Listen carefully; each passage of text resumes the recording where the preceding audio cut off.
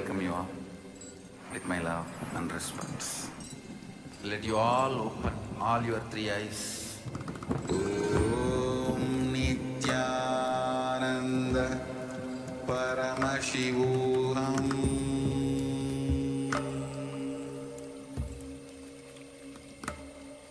Om Nithyananda Paramashivoham.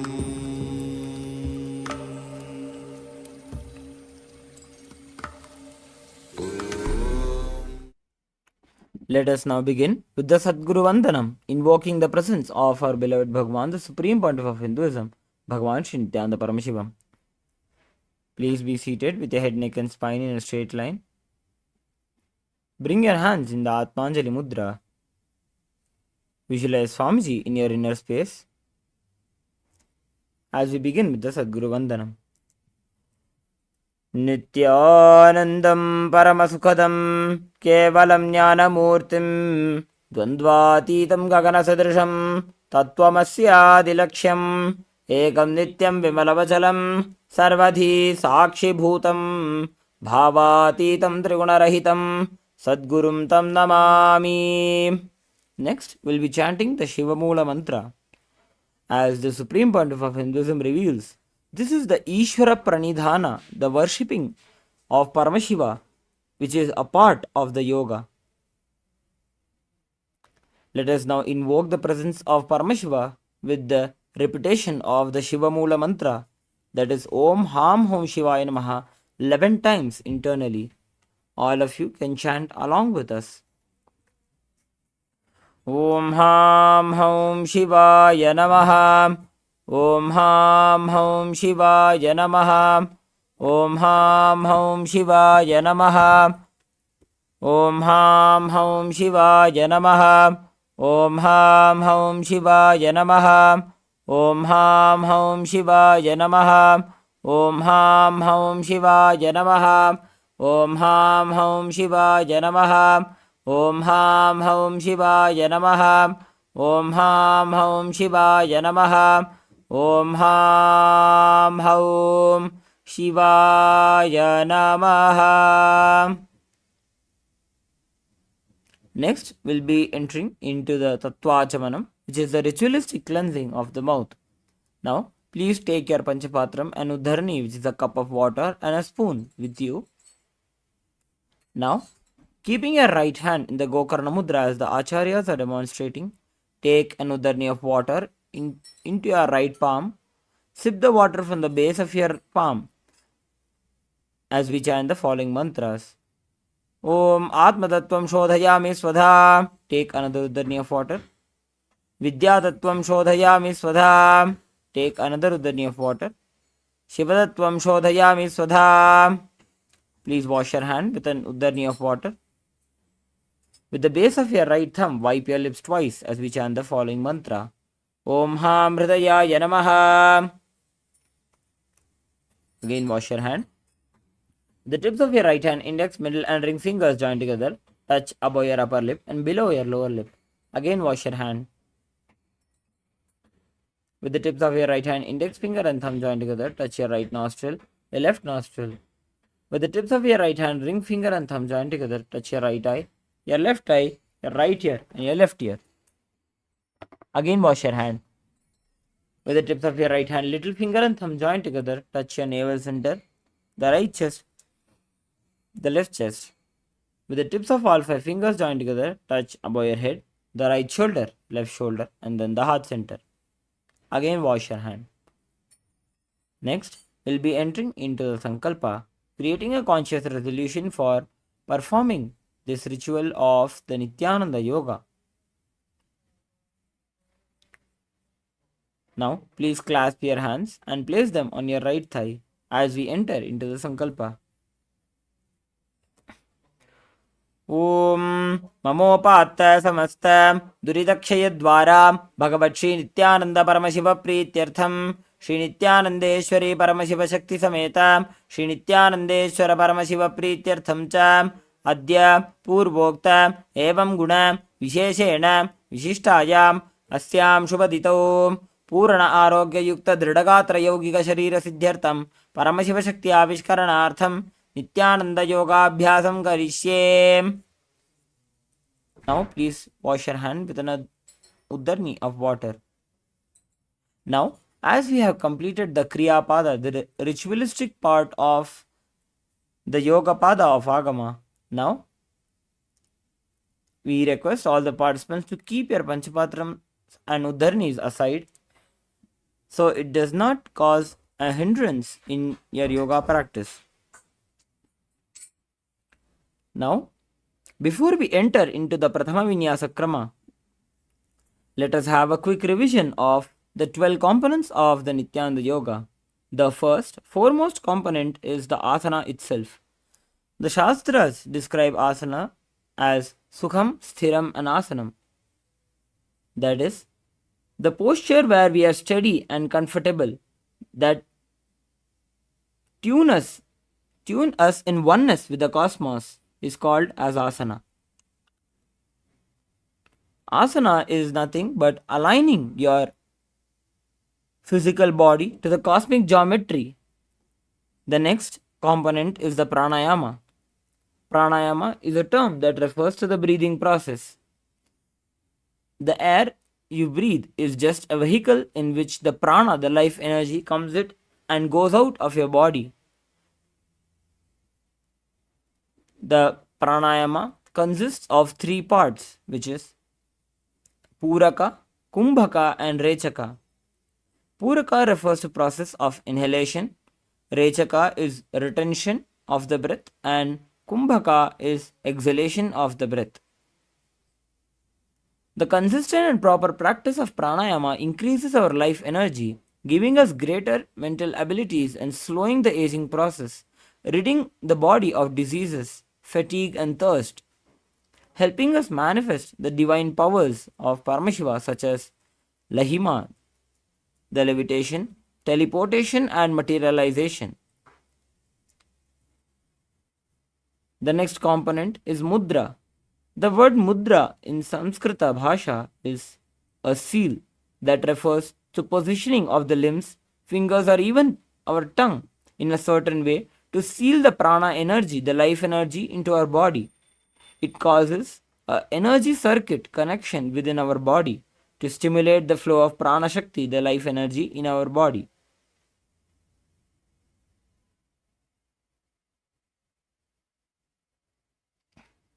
Next component is the bandha. Bandha is the internal awakening of the Kundalini Shakti that awakens the energy within our 7 chakras. All our bodies consist of 7 chakras, which are the main energy centers in our body, starting from the Mooladhara in the spinal base, Swadhisthana, which is 2 inches above the Mooladhara chakra, the Manipuraka chakra, which is the navel center, the Anahata chakra, which is the heart center, the Vishuddhi chakra, which is the throat center, and the Sahasrara chakra, which is the crown center. These are the 7 chakras in our body that get energized and awakened when we are performing the bandhas. In the Dvitiya Vinyasa Krama, we will be practicing 4 different types of bandhas, starting with the Moola Bandha, that is contraction of the perineal muscles, Uddiyana Bandha, that is the contraction of the abdominal muscles, and then the Jalandhara Bandha, which is tucking the chin to the chest. The next component is the Karana, where the Nati Shastra reveals these Karanas as a direct revelation from Paramashiva for us to engage the multiple body parts at the same time to awaken the Kundalini energy in our body.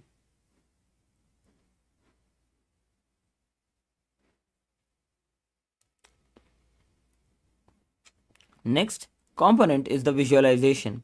The component of visualization sets the intention of our yoga practice. The Shastras declare Yad Bhavam Tad Bhavati, that when we, with intention, when we clearly visualize what we want to manifest, we become that. During the Dvitiya Vinyasa Krama, we will be visualizing many sages, deities, animals, and many other components, and will be embodying their state into our body and expressing their abilities through our body. Next component is the japa. Japa is the internal chanting of a mantra with the visualization of it rotating around the throat in a circular way, allowing us to feel the mild vibration of the mantra. During the Dvitiya Vinyasa Krama, we'll be having multiple Mahavakyas which are revealed by the Supreme Pontiff of Hinduism. Next component is the chanting of the Shastra Pramanas. The chanting of the Shastra Pramanas sets a reminder for us that the science of yoga is a direct revelation. It is a gift from Paramashiva for the whole humanity as the most powerful technique to experience Paramashivatva. Next is the component of weights. The weightlifting is a spiritual quality.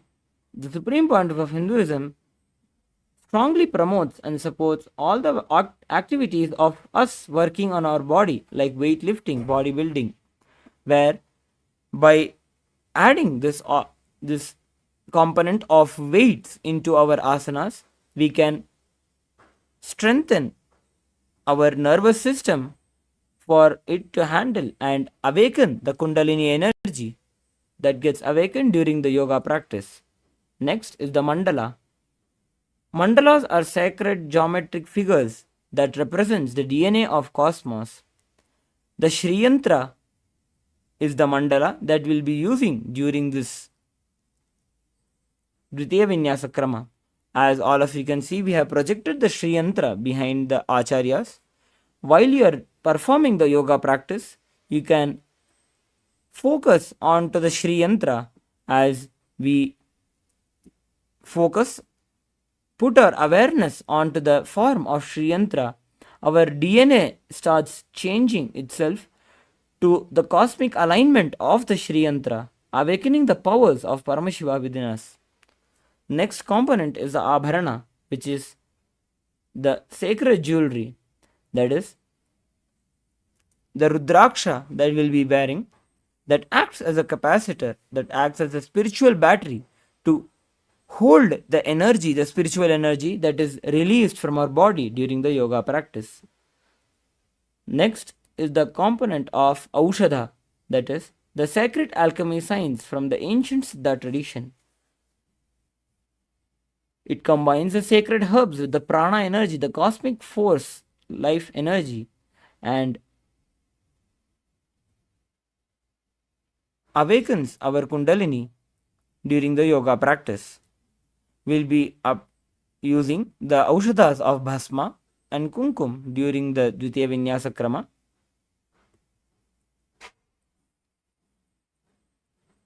Now, as we have gone through all the 12 components of the Nithyananda Yoga, let us enter into the first asana.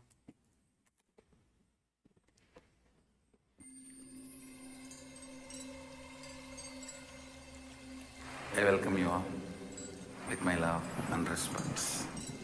Let you all open all your three eyes. Om Nithyananda. Yes. So, entering the first asana, which is the Sukhasana, be seated in a comfortable cross-leg position with your head, neck and spine in a straight line. Bring your index and thumb fingers together and place them on top of the respective knees. Engage all the three bandhas. Visualize Paramashiva in your inner space. As you perform the Samana Kumbhaka, that is inhaling, holding your breath, visualizing the flames rising from your navel center up your spine. As we perform the Sukhasana. तत्सुखासनमित्युक्तम् अशक्तस्तत्समाचरेत् आसनं विजितं येन जितं तेन जगत्त्रयम्. Next, entering into the Parvatasana. Bring your legs into the Padmasana and bring your palms together and raise them above the head. Keep the elbows straight and engage all the three bandhas. Visualize yourself as Mount Kailash. अथ पक्षे महादेव पर्वतासनमङ्गलं यत्कृत्वा स्थिररूपी स्यात् षट्चक्रादिविलोपनम्. Next, entering into the Halipavasana. Bring the soles of your feet together in the front. Hold the left hand by the right hand behind your back and place the forehead onto the ground behind the heels. Engage all the three bandhas and gaze to the tip of your nose. Perform the japa Soham internally as you visualize Swamiji in your inner space. Purava vidhiyahu me jano ubhay pakatali samputatano. Next, maintaining the same position, stretch your hands out in front of the feet and cup the palms, making a halo. Engage all the three bandhas and gaze to the tip of your nose, visualizing yourself as a snake in Nagipavasana. Urava vidhi pariyagane नीचौ हौ वीकहु निफनास्यौ लगायी. Next, entering at the Kokilasana. Hold your big toes with your index and middle fingers. Stretch the legs straight out and upwards and then cross them into Padmasana. Lean forward and down onto the elbows. Engage all the three bandhas, visualizing yourself as a bird in Kokilasana. अथान्यदासनं वक्षे येन सिद्धो भवे नरः अकस्मात् वायुसञ्चारं कोकिलाख्यासनेन च. Next, place one ankle on top of the opposite knee and hold the opposite elbows. Engage all the three bandhas and rotate the arms in a circle. Gaze to the nose. Visualize Swamiji in your inner space in Nithyananda. Goda bhava padiki ashamahili soja dachacharnako varalota parigulbha samoja. Next, entering into Gajasana, coming into a plank position, press the hands onto the ground, lifting the hips high. Lower the head and then the chest, scooping the body forward and down again and again. Visualize yourself as an elephant. Nyubjam padagre bhumau krutva lambi bhuja mastakagre nidhaya. Next, entering into the Rikshasana, from the same position as Gajasana, alternate pressing the heel of one foot into the ground while lifting the other heel up. Repeat the same again and again as you engage the Uddiyana Bandha, that is, engaging the abdominal muscles. Visualize yourself as a bear. Ekaikam padama kuncha gajasanam kuryat trikshasanam bhavati. Next, coming into a tall standing position, stand on the tips of your big toes. Keep your head, neck and spine in a straight line and bring the hands to the heart center in the Hridaya Mudra. Visualize Swamiji in your inner space. Keshe napada yugalam badhvadishte dadhomukaha athava ishyavakshe yatkritva satyavan bhavet. Next, entering into the Urdhva Janukarna, the first karna of the Dvitiya Vinyasa Krama. Coming into the Arimandi position, that is, standing with the heels touching and the toes facing outwards at a 45-degree angle and keeping the knees bent. This posture is called as the Arimandi. Now, bring both your hands at the chest with the elbows parallel. Twist one knee towards the center and then raise it up and back across the body to the original position. Repeat the same the other side.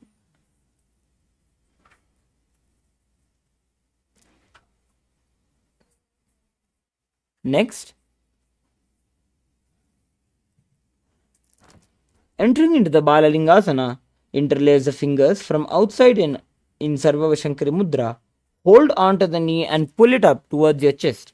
Keep the spine straight and engage all the three bandhas. Visualize yourself caressing a baby. Ekam janu rasiyalingya sthatavyam balalinganam bhavati. Next, take one foot and pull it behind towards the buttocks, holding it with both the hands. Keep your head, neck and spine in a straight line and engage all the three bandhas. Visualize Swamiji in your inner space in Padapidanasana. Sthitvaikasmin padatale karabhyam veshtayetanum. Next, with the respective hand, hold of the sole of the foot from inside Extend the opposite hand forward with the index and thumb joined together in Bindu Mudra. Simultaneously, kick and pull the foot back and up while leaning forward, visualizing yourself as Lord Nataraja. Uttanapadam Krauncham cha Marichim Veerabhadrakam. Now, we'll be repeating the Balalingasana on the opposite side. Interlacing your hands, your fingers in Sarvavashankari Mudra. Hold on to your knee and pull it towards your chest. Keep the spine straight. Engage all the three bandhas, visualize a baby. Ekam Januvarsialingya Statavyam Balalinganam Bhavati. Next, pull the foot behind towards the buttocks. Hold it with both the hands. Keep your spine straight. Engage all the three bandhas. Visualize Swamiji in your inner space. स्थित्वैकस्मिन् पादतले कराभ्यां वेष्टयेत्तनुं पृष्ठे संस्थाप्य यत्नेन पादपीडनमासनम्. Next, entering into the Natarajasana on the opposite side. With the respective hand, hold on to the sole of the foot from the inside. Extend the opposite hand forward with the hands in the Bindu Mudra. Kick and pull the foot back and up while leaning forward. Visualize yourself as Lord Nataraja. Uttanapadam Krauncham cha Marichim Veerabhadrakam Natarajam Trikonam cha Suptangushta Prasarane. Next, we'll be entering into the Ardharechida Karna. Now, from the Arimandi position, that is, keeping your heels together, toes pointing outwards and the knees bent. Bring the right foot behind the other with the toes down and heel up. Keep the left hand at the chest and extend the opposite arm out and wide like a pendulum. Bring it back towards the chest. Repeat the same on the other side.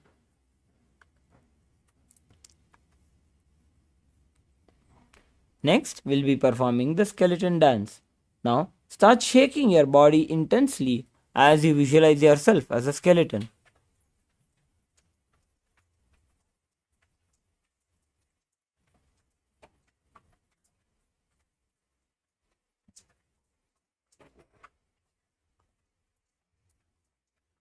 Next, coming into the Katichinna Karana.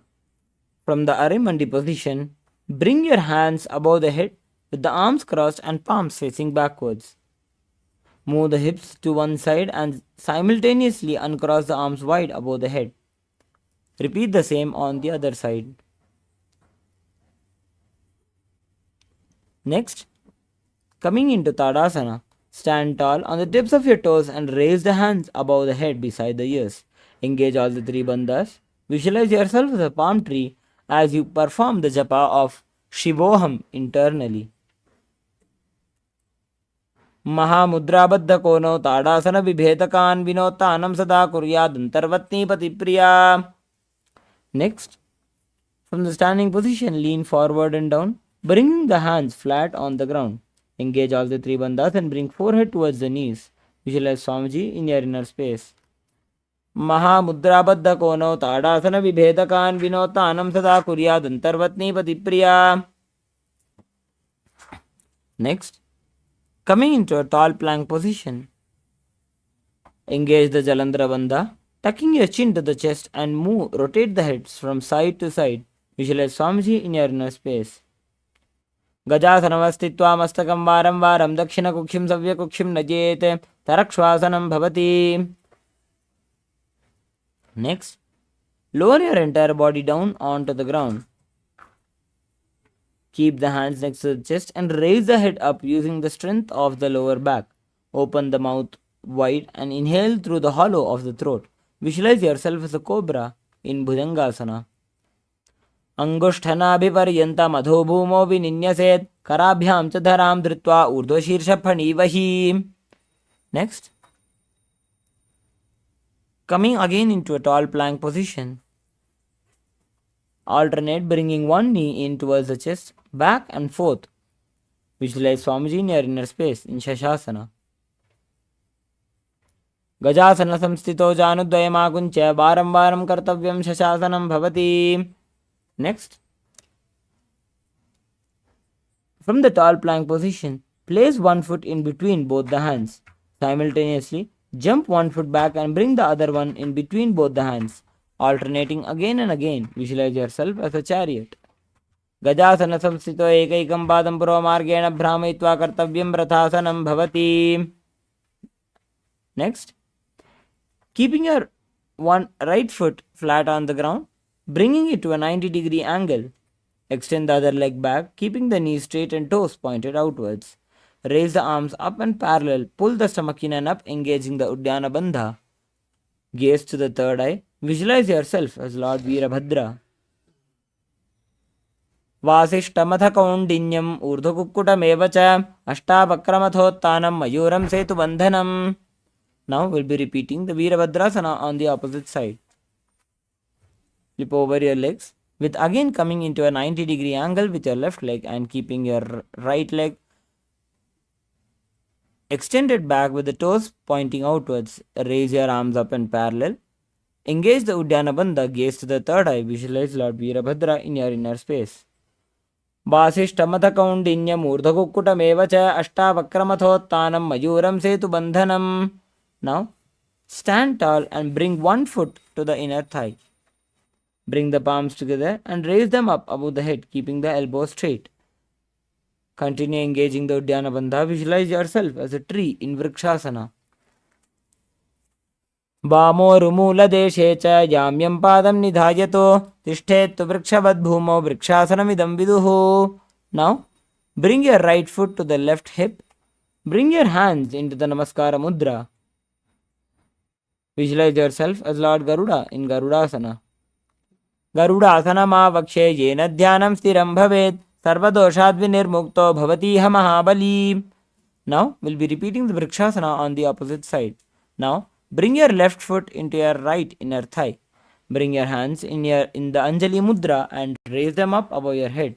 Visualize yourself as a tree.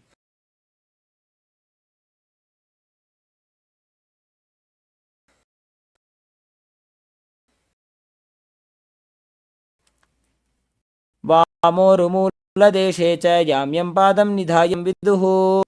Your hands in. Visualize yourself as Lord Garuda in Garudasana.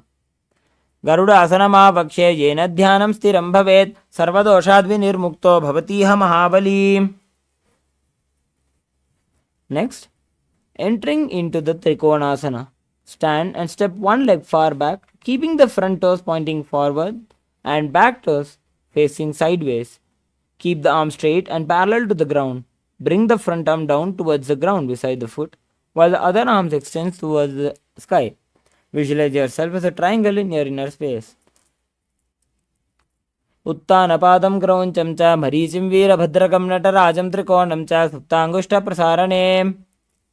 Next, we'll be repeating the Trikonasana on the other side. Flip over your legs as you again bring your hands parallel to the ground and bring your left hand to the ground, right hand towards the sky. Visualize yourself as a triangle. उत्तानपादं क्रौञ्चं च मरीचिं वीरभद्रकं नटराजं त्रिकोणं च सुप्ताङ्गुष्ठप्रसारणे.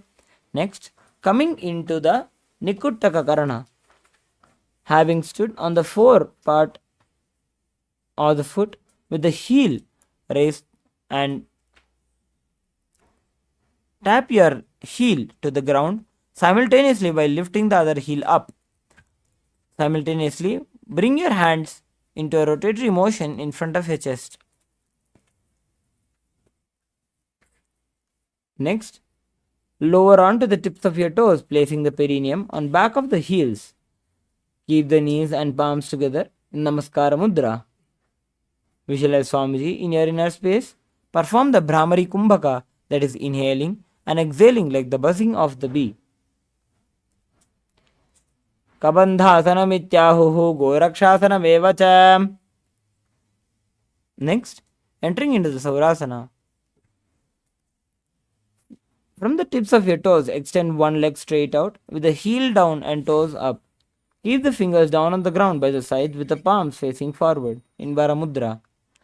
Perform the japa of Sadashivoham internally as you visualize Swamiji in your inner space. Prasarya ikam padatalam samsthapya tveka padakam. From the Saurasana, with the respective hand, reach forward and hold on to the big toes with the index and middle fingers together. Keep the opposite hand back on the heel. Visualize Swamiji in your inner space. गुल्फस्थितो पादमेकं प्रसार्य तत्पादाग्रं संस्पृश्य तत्करेण. Next,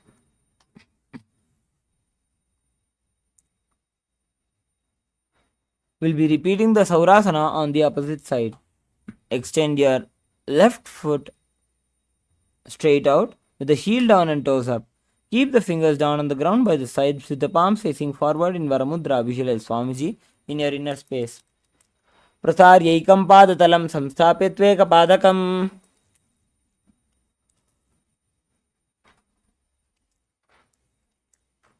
Next, entering into the Vidhunanasana. Extend your legs straight out with the heel down and toes up. With the respective hand reached forward and hold the big toes. Keep the opposite hand on the back of the heel. Visualize Swamiji in your inner space. गुल्फस्थितो पादमेकं प्रसार्य तत्पादाग्रं संस्पृश्य तत्करेण. Coming back to a position, being seated on your heels with the knees raised off the ground.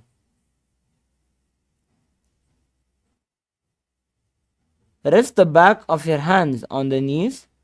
Tilt the head down. Engage the Jalandhara Bandha, tucking your chin to the chest. Gaze between the palms. Visualize Swamiji in your inner space. In Brahmajurankushasana. दोवु फणा पानी होए वैसे एड़ी दो गुदानी वैसे. Now drop down your knees and rest your hands on top of the thighs. Engage the Uddiyana Bandha, that is, engaging the perineal muscles. Visualize yourself as Sage Kapila Muni as you gaze to the tip of your nose. उभय पगतली समट हरावे तिनको माहिली core मिलावे. Next, maintaining the same posture as Kapilasana, shift the gaze to the third eye. Visualize Swamiji in your inner space in Bhadra Gorakhasana. दोवु पगदली संपुट करे कोरवारली भूपरि धरे.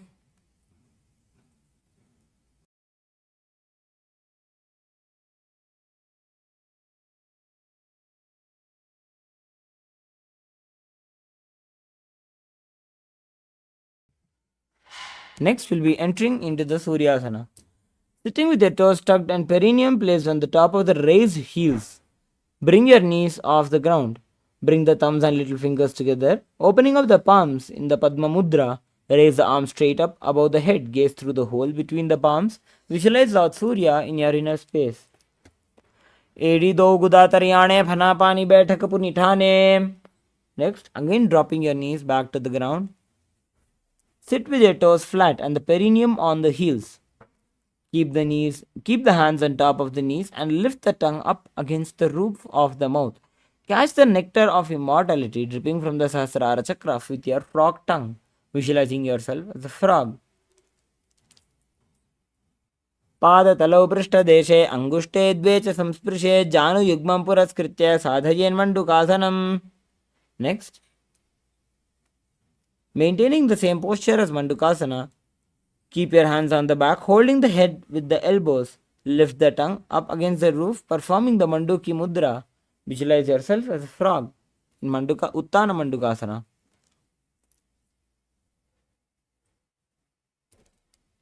Mandukasana madhyastam kurparabhyam dhritam shiraha etadhekavaduttanam etaduttana mandukam. Next, cross your ankles and sit on your feet. Keep the knees wide and fingers spread on the top. Open your mouth wide and stick out the tongue and exhale forcefully. Gaze at the tip of your nose and visualize yourself as a lion. दक्षिणं सव्यगुल्फेन दक्षिणेन ततेतरं हस्तौ सजान्वो संस्थाप्य स्वाङ्गुलीश्च प्रसार्य च.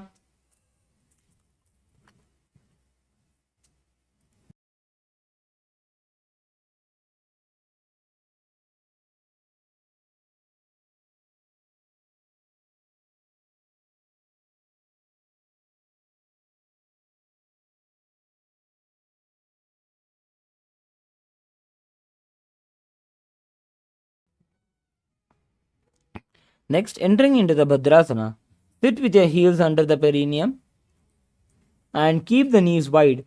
Cross the hands behind the back and hold the big toes.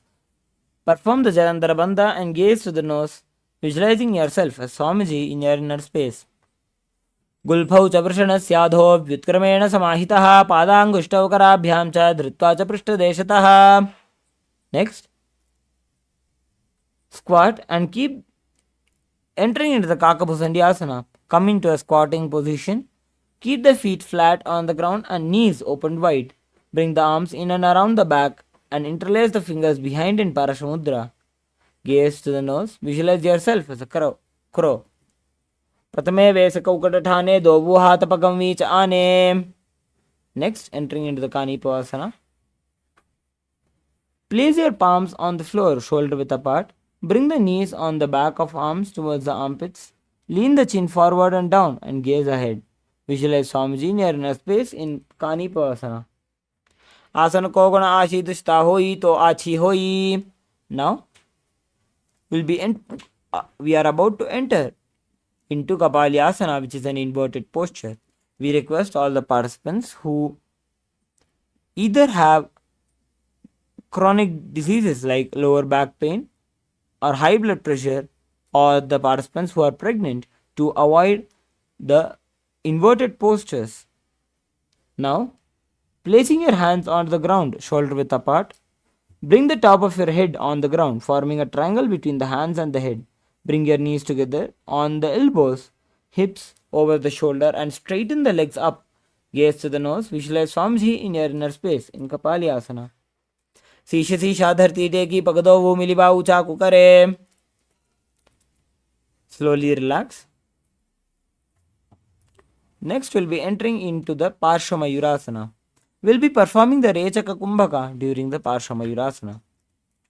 Rechaka Kumbhaka is performed by inhaling, holding your breath and slowly exhaling. Now, squat on your toes with the legs together. Twist the body and place both the hands to one side. Align the elbows with the knee and the hip. Lean on to the arms and balance. Extend the legs to the side and gaze to the third eye, visualizing yourself as a peacock. Mayuram dandavat kuryan mayuram dandanamakam. Next, repeating the Parshamayurasana on the opposite side. Leaning onto the arms and balancing, extending the legs to the side and gaze to the third eye. Visualize yourself as a peacock. Mayuram dandavat kuryan mayuram dandanamakam.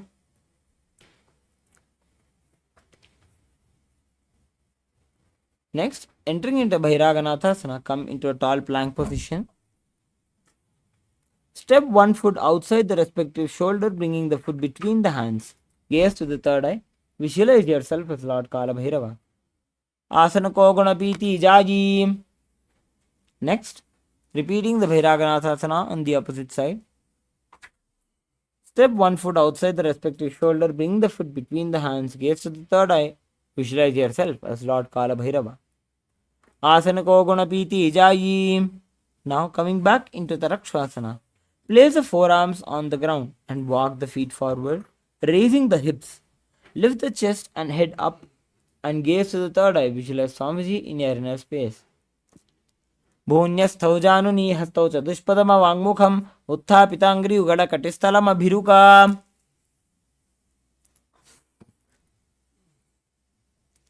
Now, again from the Tarakshasana, that is a plank position. Rotate the body onto your right hand. Raise the left hand up. Keep the balancing hand directly beneath the shoulder. Raise the hips and gaze towards the sky. Visualize yourself as Sage Vashishta. Urdhva Kukkuta Vasishta Marichahala Matsyagambari Vettim Chodrasya Vividham Dhanurasanam. Repeat the Vasishtasana on the opposite side. Urdhva Kukkuta Vasishta Marichahala Matsyagambari Vettim Chodrasya Vividham Dhanurasanam. Next, coming into a seated position with your legs stretched and toes pointed up. Bring the hands under the buttocks, the palms facing up. Keep the spine straight and elbows close to the body. Tuck the chin to the chest and gaze to the nose. Visualize yourself as Lord Hanuman as you perform the japa of Paramashivoham. Dobu karki ubay hateli koravarli maile bheli. Now, bend from the waist and hold the big toes with the index and middle fingers. Bring the chest to the thighs, head to the knees, and engage all the three bandhas. In Paschimottanasana, visualize Swamiji in your inner space. Jano parilalatanto paschimam muchyate. Now, clasp your hands behind the head in Parsha Mudra. Lean the chest forward and down, bringing the head to the knees. Engage all the three bandhas. Visualize Kali in your inner space. Swapanibhyam dradam dritva jhano parishironyaset. Next, we'll be performing the Marichi Asana. Now, bring one heel to the ground with the knees raised. Reach the arm in and around the raised knee and clasp the hands behind the back. Bring the chest to the thigh and head to the knee. Bending down, visualize yourself as Sage Marichi. उत्तानपादं क्रौञ्चं च मरीचिं वीरभद्रकं नटराजं त्रिकोणं च सुप्ताङ्गुष्ठप्रसारणे. Now, drop your knees to the ground and reach and hold the front foot, keeping the leg straight. Bring the chest forward and down. Engage all the three bandhas and gaze to the nose. Visualize Swamiji in your inner space. Mahamudram pravakshami tantresmin mama vallabhe. Next, entering into the Marichi Asana on the opposite side. Bring one heel to the groin with the knees raised. Reach the arm in and around the raised knee and clasp the hands behind the back. Bring the chest to the thigh and head to the knee. Visualize yourself as Sage Marichi. Uttanapadam krauncham cha marichim veerabhadrakam natarajam trikonam cha suptangushta prasarane. Now, dropping a knee to the side, reach and hold the front foot, keeping the leg straight.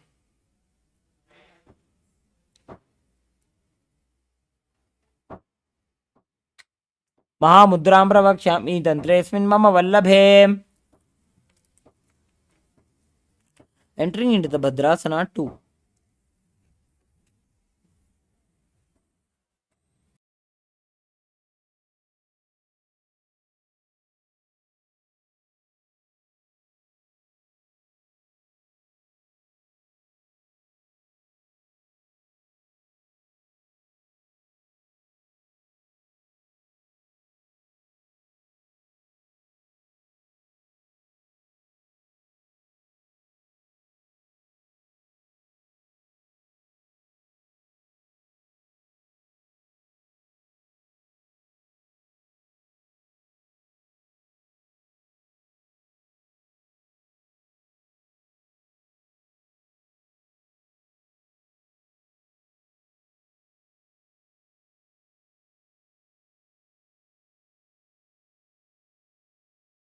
The next asana is Bhadrasana 2.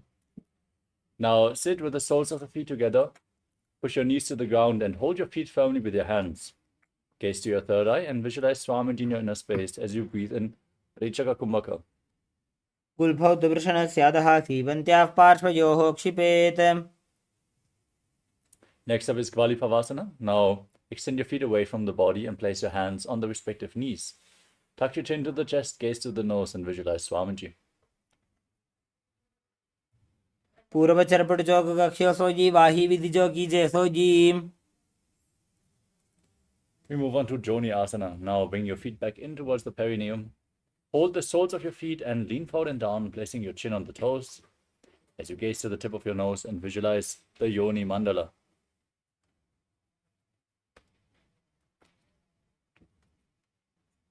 एड़ी दो गुदातरी आने फना पानी बैठक बुनिठाने. Next up is Midaki Pavasana. Now extend your feet away from the body. Keep the heels together and the toes separated. Extend your arms out to the side. As you lean forward and down and place your forehead on the ground behind the heels. Gaze to your nose and visualize Swamiji in your inner space. पूर्व विधि परिपकधली संपूर्ण शौल एड़ी मिली राशे. We move on to Siddha Samadhi Asana. Now bring the feet back in towards the body. Keep the toes together and the heels apart. Bring your arms underneath the shins with the palms facing down, facing up, elbows on the ground, and place your Chin on the ground in front of the toes, so your toes touch your throat. Gaze to the tip of the nose and visualize Lord Surya in your inner space in Siddha Samadhi Asana. पूरब विधि परिपकथली संपूर्ण शोले एडी मिली राशे. Next up is Chinaki Pavasana. Now rise up and bring the heels together and the toes apart. Hold onto the soles of the feet and open them up like a book. As you press your elbows down on your thighs, gaze to your nose and visualize Swamiji in your inner space. दोबू पकथली संपूर्ण करे सोले मेड आगा मेधरे. Next up is Charapada Chokasana. Bring the soles of the feet together, heels against the perineum. Place your hands on the respective knees and gently push them down to the ground as you pull your stomach in and up. Gaze to your third eye and visualize Swamiji in your inner space. दोबू पकथली संपूर्ण धारे आगा ने करे जारे पसारे. Next up is Bhaidavasana. Now twist your feet so the heels are off the ground and the toes are down on the mat. Push your knees to the ground and place your hands on the knees in Bindu Mudra. As you pull your stomach in and up, gaze to your third eye and visualize yourself as Lord Kala Bhairava. गुल्फौ संपीड्य चान्योन्यं व्युत्क्रमेणोत्थितं शनैः जान्वोः पार्श्वगतौ हस्तौ दण्डवद्भैरवासनम्. Next up is Samanasana. Now keep one heel against the perineum and lift the other foot up towards your chest, holding it with both hands. Gaze to your third eye and visualize Swamiji in your inner space. समानासनमावक्षे सिद्धमन्त्रादि साधनात्. Now lift the foot over top of your shoulder and extend the opposite leg forward. Gaze to your third eye and visualize Swamiji in Apanasana. केवलं पादमेकं च स्कन्धे चारोपि यत्ततः. Now repeat Samanasana on the other side. Bring the other foot towards the perineum and lift the sole of the opposite foot against your chest. Gaze up, visualize Swamiji. Breathe in Rechaka Kumbhaka, exhale all the way and hold your breath and internally chant Mahasadashivoham. समानासनमावक्षे सिद्धमन्त्रादि साधनात्. Repeat Apanasana on the other side. Lift the leg over top of your shoulder. Keep your hands by the side and extend the opposite leg forward and up. As you visualize Swamiji and gaze to your third eye. केवलं पादमेकं च स्कन्धे चारोपि यत्ततः. Next up is Gomukhasana. Now stack your knees and bring the heels close to the opposite hips. Place your interlocked fingers on top of the top knee. Gaze to your nose. Visualize the face of a cow in your inner space. As you breathe and sit Kari Kumbhaka, press your tongue up against the palate of your mouth without touching the teeth and hiss through the teeth while inhaling as you internally chant Om Nithyananda. सव्ये दक्षिणगुल्फं तु पृष्ठपार्श्वे नियोजये दक्षिणेऽपि तथा सव्यं गोमुखं गोमुखं यथा. Next up is Anasuyasana. Now hold onto the big toes in Prana Mudra with index and middle fingers. Pull your stomach in and up and gaze to your nose as you visualize yourself as Rishika Anasuya.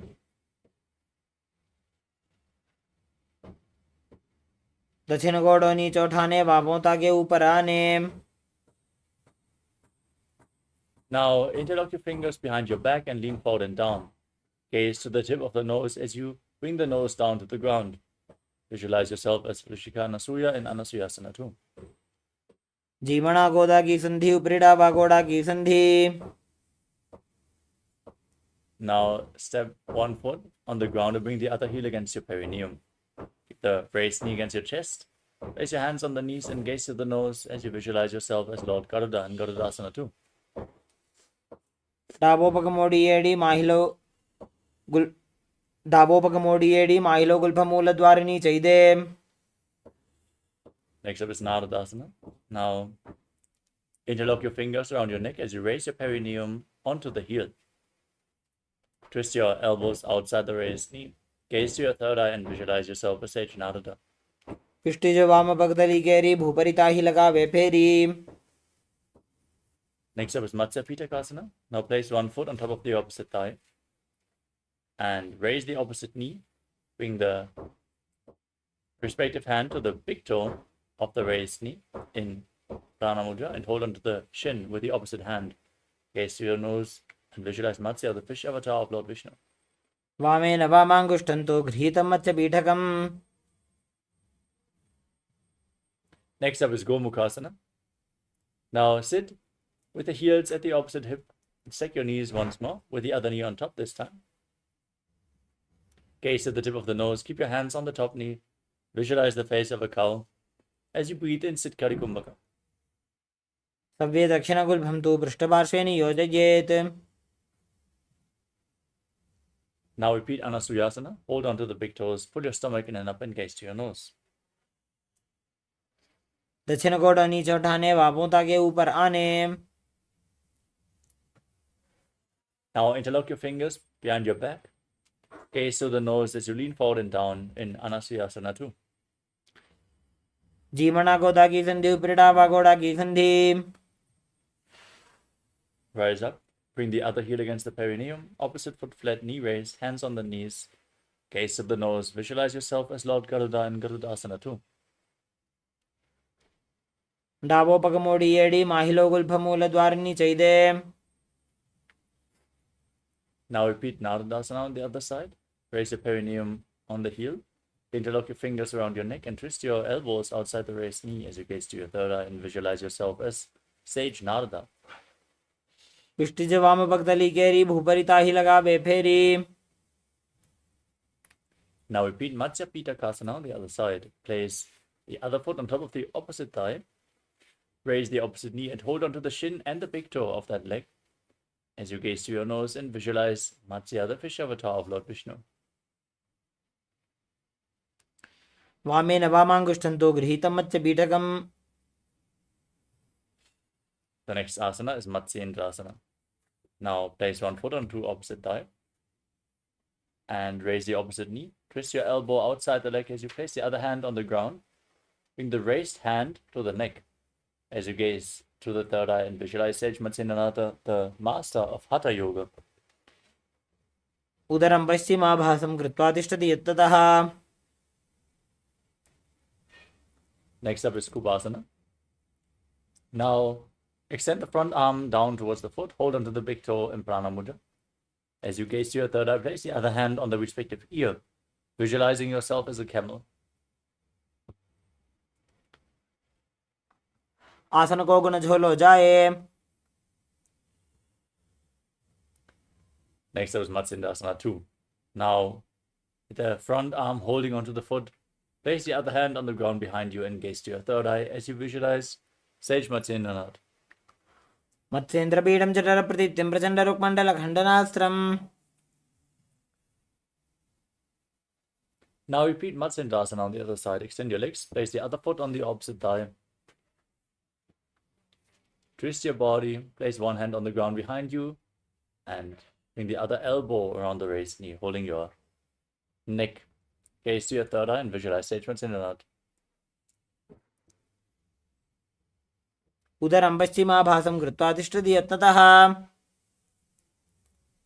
Now extend your front arm down towards the foot and place the other hand on your ear as you visualize yourself as a camel in Kubasana. मत्स्येन्द्रपीडं जठरप्रतीत्यं प्रचण्डरुक्मण्डलखण्डनास्त्रम्. Next up is Matsyendrasana 2. Now place your back hand on the ground behind you and gaze to your third eye as you visualize Sage Matsyendrasana. मत्स्येन्द्रपीडं जठरप्रतीत्यं प्रचण्डरुक्मण्डलखण्डनास्त्रम्. Now bring your feet onto opposite thighs. Sit in Padmasana. Place your hands on the knees and gaze to your nose as you visualize yourself as Lord Shiva. Breathe in Sitali Kumbhaka. Press your tongue against the back of the teeth and hiss through the teeth as you inhale. Then exhale through your nose.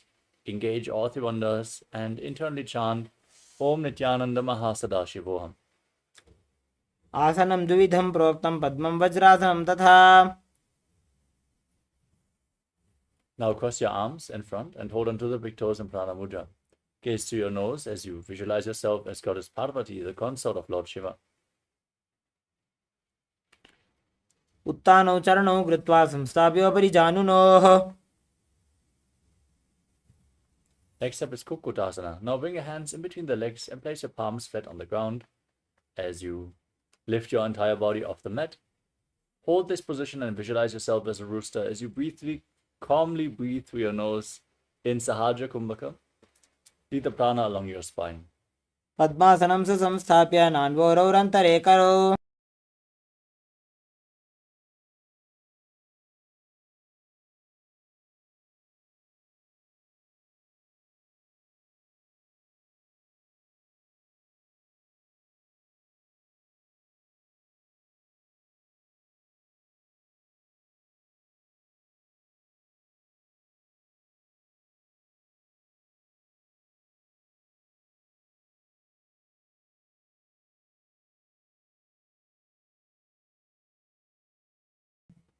The next asana is Baddha Kiki asana. Now, from Padmasana, rise up onto your knees and place your hands on the ground with the fingers pointing towards your body. Rest your navel onto your elbows, extend your legs back, and balance on your arms as you visualize Swamiji in your inner space.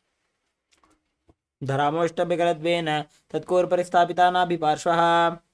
Now, extend your legs back into Mayurasana as you rest your navel on your elbows with your legs straight, balance on the mat, lift your body off the ground. Visualize yourself as a peacock. अथ वक्षे Mahadev मयूरासनमुत्तमम्. Next up is Makarasana. As you lay on the ground, place your forehead on the mat and interlock your fingers behind your neck as you turn your feet outwards. Bring the soles on the mat as you visualize yourself as a crocodile. अध्यासशेते हृदयं निधाय भूमौ च पादौ च प्रसार्यमानो. Next up is Shalabhasana. Now place your hands on the ground next to your shoulders and lift your legs off the mat as you visualize yourself as a locust. अध्यासशेते करयुग्मवक्षो भूमिमौष्टभिकरयोस्तलाभ्याम्. Next up is Ushtrasana. Now hold onto the feet and pull them down towards the ground outside of your hips. Try to touch the ground with your heels as you visualize yourself as a camel.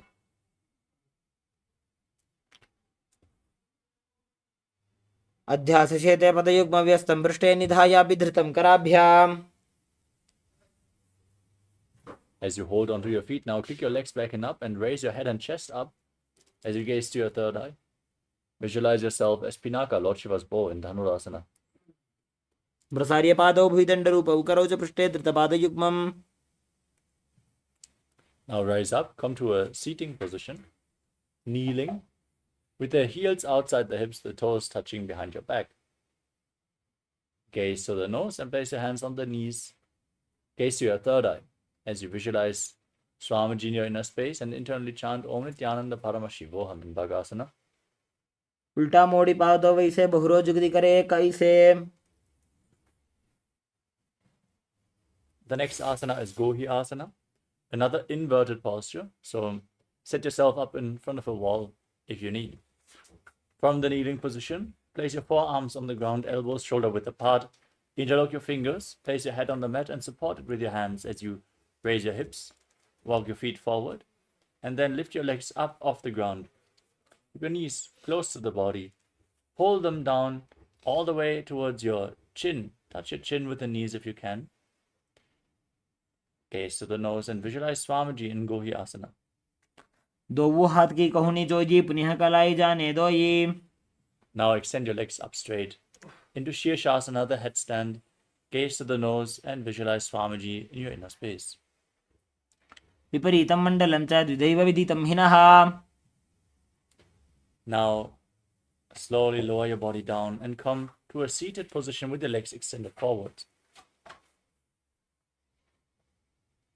We are now going to enter a sequence of rapid exhalation and ab contraction as we are going to breathe in Bhastrika Kumbhaka, pushing the air out from the abdomen again and again like the bellows of a blacksmith without inhaling. Breathe rapidly, just push the air out again and again. Hold onto your calves and raise your legs up vertically in front of your face as you visualize Swamiji in your inner space in Podhi asana. दो हाथ पग बाहर आने घोड़ा तरे काकसी ठाने. Now hold opposite shoulders behind your back as you keep your legs extended forward. Gaze to your third eye. Breathe rapidly. Visualize yourself as a mace in Parihasana. उत्तानशयनं कृत्वा पादौ मिलित्वा प्रसार्य.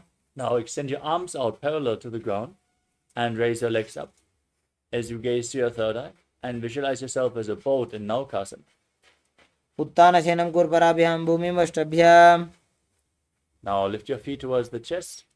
Bring the soles together, scoop your hands below the feet, and gaze to your nose as you visualize yourself as Lord Rudra in Rudrasana.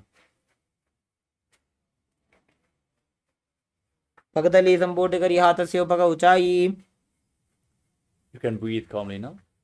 Lay down on your back and place your feet flat. Raise your knees off the ground. Place your palms down on the ground behind the heels and push your hips up high.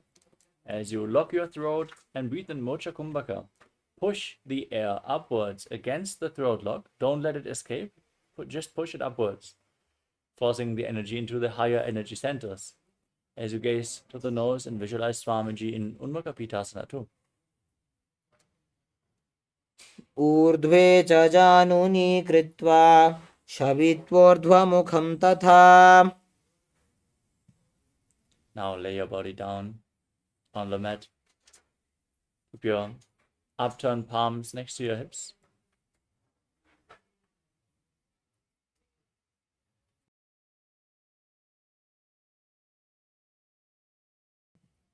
And completely unclutch from your body. Feel how the Kundalini Shakti is rising upwards along your spine in Shakti Chalan Mudra. Forcefully pull it up all the way to the Brahmaranda, the crown of the head, as you visualize your body is dead and Swamiji, the Supreme Pontiff of Hinduism, is liberating you. Internally, chant Om Nithyananda Paramashivoham.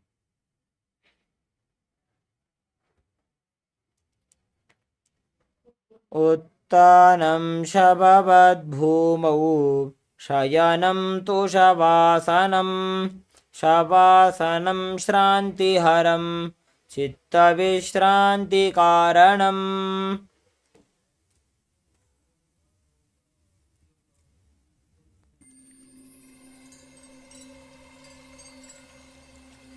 I welcome you all with my love and respect.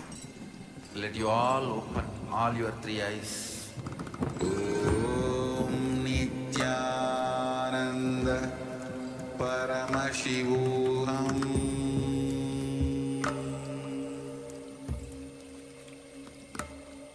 Om Nithyananda Paramashivoham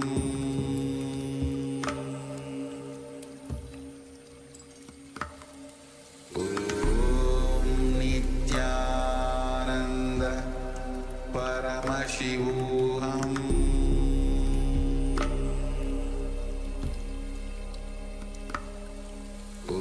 Om Nithyananda Paramashivoham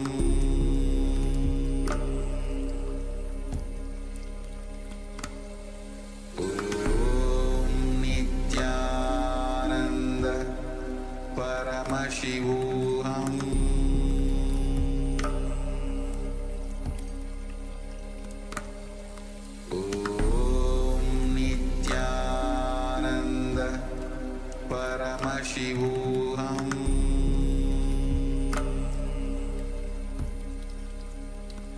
Paramashivoham Om Nithyananda Paramashivoham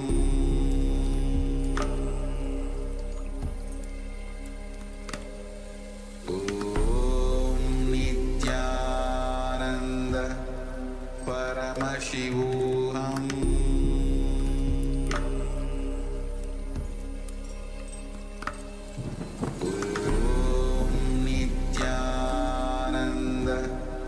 Paramashivoham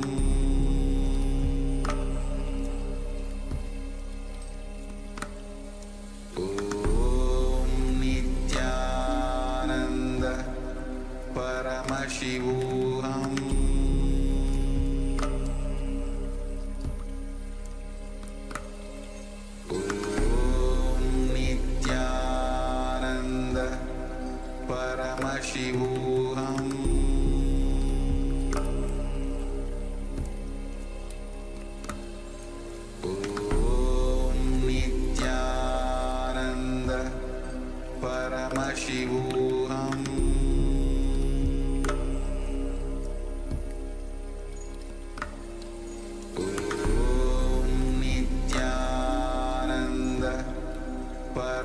Paramashivoham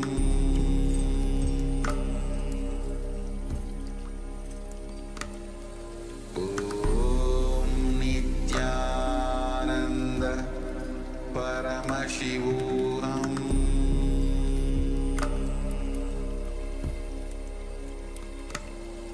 Om Nithyananda Paramashivoham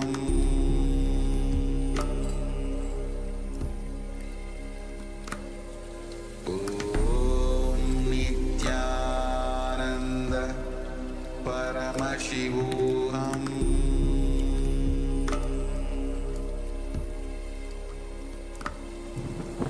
Om Nithyananda Paramashivoham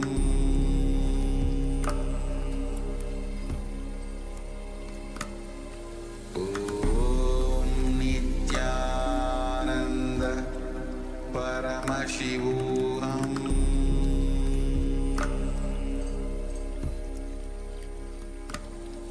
Om Nithyananda Paramashivoham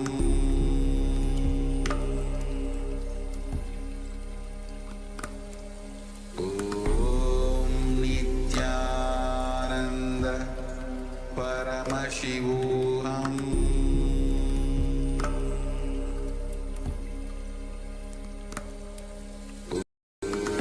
Om Nithyananda Paramashivoham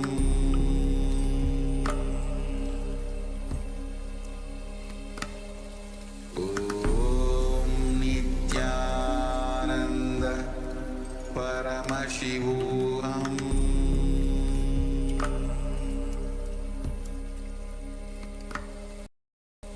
Om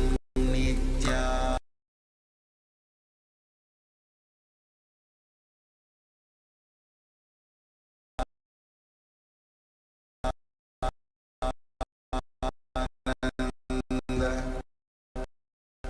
Paramashivoham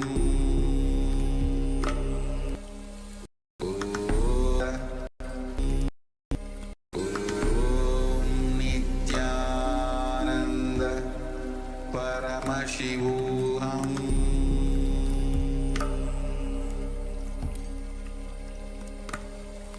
Om Nithyananda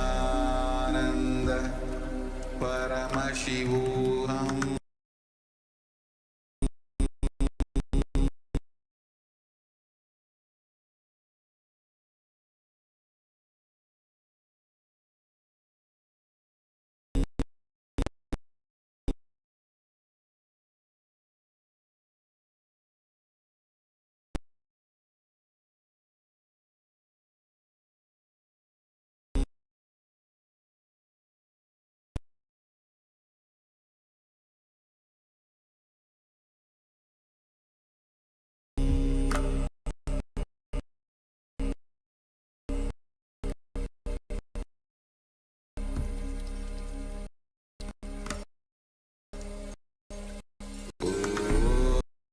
Om Nithyananda Paramashivoham Nithyananda Ananda Nithyamashivoham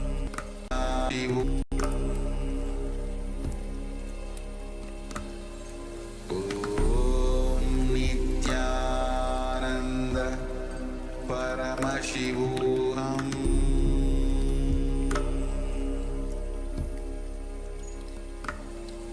Om Nithyananda Paramashivoham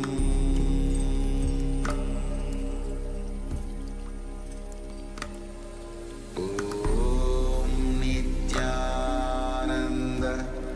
Paramashivoham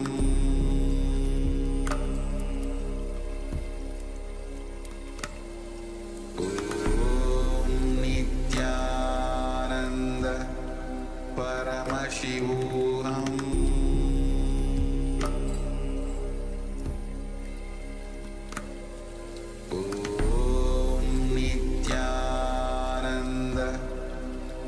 Paramashivoham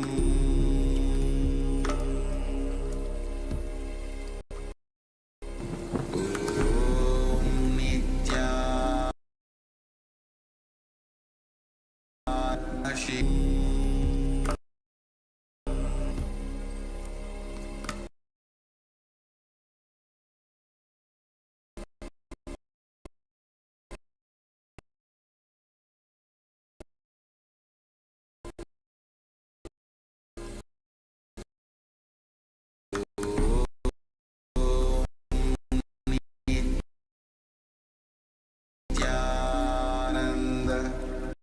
Paramashivoham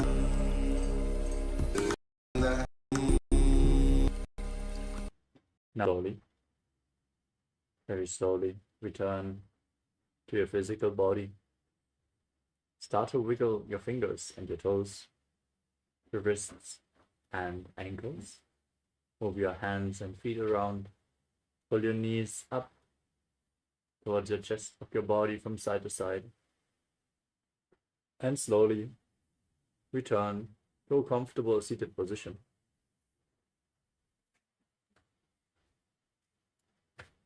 Congratulations, you completed the first 108 asanas of this sequence, which is the Pratama Vinyasa Krama.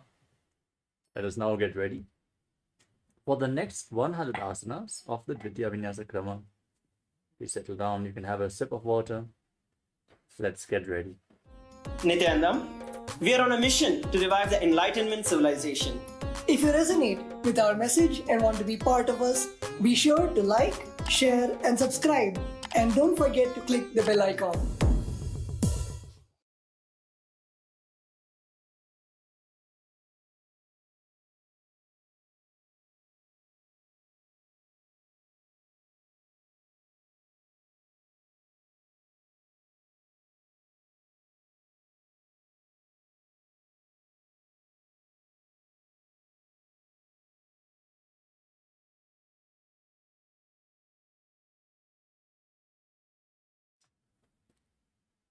Yes, now let us move into the next asana of the sequence, which is Yathasana Nishthasana. Sit in a posture that brings ease to your physical and mental space. Any posture is fine, as long as it's comfortable for you. Place your hands on the knees in Bindu Mudra. And visualize Swamiji in your inner space as you breathe in Samana Kumbhaka. Inhale deeply into your stomach and hold your breath, visualizing the Jataragni, the fire in your stomach being kindled, as you internally chant Om Nithyananda Paramashivoham. Paryankam tatsamakyatam yata samstam yata stitihi. Next up is Samasana. From a cross-legged position with your hands on the knees in Bindu Mudra. Inhale and exhale as deep as possible. And visualize Swamiji in your inner space. Idanim garbhininaam yogabhyaso yata lago sukha prasavalabhaya prochate praktane pati. Next up is Muktasana. Now place your left heel against the perineum and the right foot on top of the left foot. Keep your hands flat on your knees, gaze to your nose, and visualize yourself as a sage liberated by the Supreme Pontiff of Hinduism. Nipedya sevinim sukshmam dakshinetara gulpataha vamam yamyena gulpena muktasanamidam bhavet. Next up is Siddhasana. Maintain the position but shift your gaze up towards your third eye. Visualize Swamiji in your inner space. Stanu samyamitendriyo chaladrsha pashyan bravorantaram chaitan mokshakapata veda janakam siddhasanam prochyate. Next up is Siddhasana. Now shift your gaze down towards the ground in front of you. Hold your stomach in and up. Contract the perineal floor and tuck your chin to the chest in Mahamudra Bandha as you visualize Swamiji in your inner space. Vamapadike jano shivani madtasako thano dachapadake edi joyi medumadilaga soye. Next up is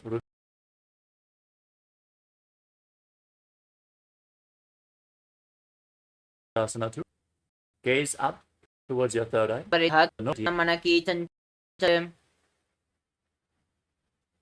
We move on to Siddhasana.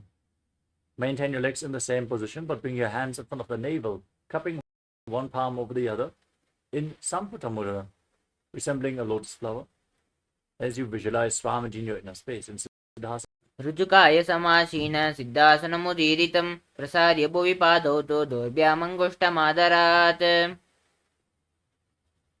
next up is Bandha Yoni Asana. Now, maintain your legs in the same position. Set the Sankalpa to manifest through the womb of creation. As you get ready to enter Shanmukhi Mudra, inhale deeply, hold your breath, and then close your mouth with your little fingers, your nose, eyes,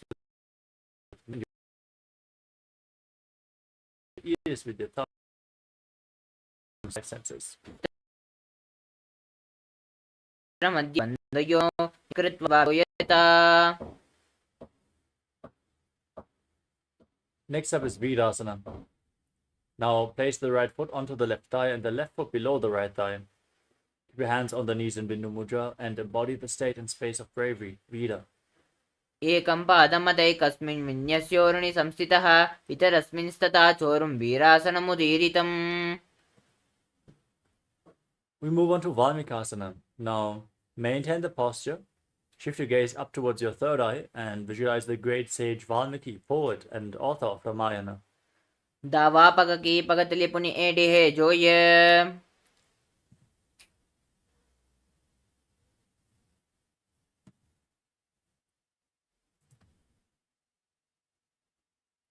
The next asana is Joni Mudrasana.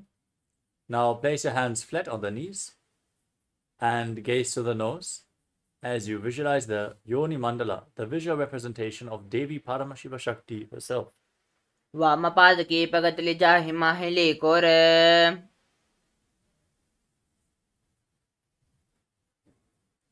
Next up is Yoni Asana. Maintain the same posture, but shift your gaze up towards your third eye as you keep visualizing the Yoni Mandala. योन्यासनं पर्वतेन योगं योगफलेनिलं तत्कालपललं तावत् केचरो यावदेव हि पादयोगेन चक्रस्य लिङ्गाग्रं योनि योजयेत्.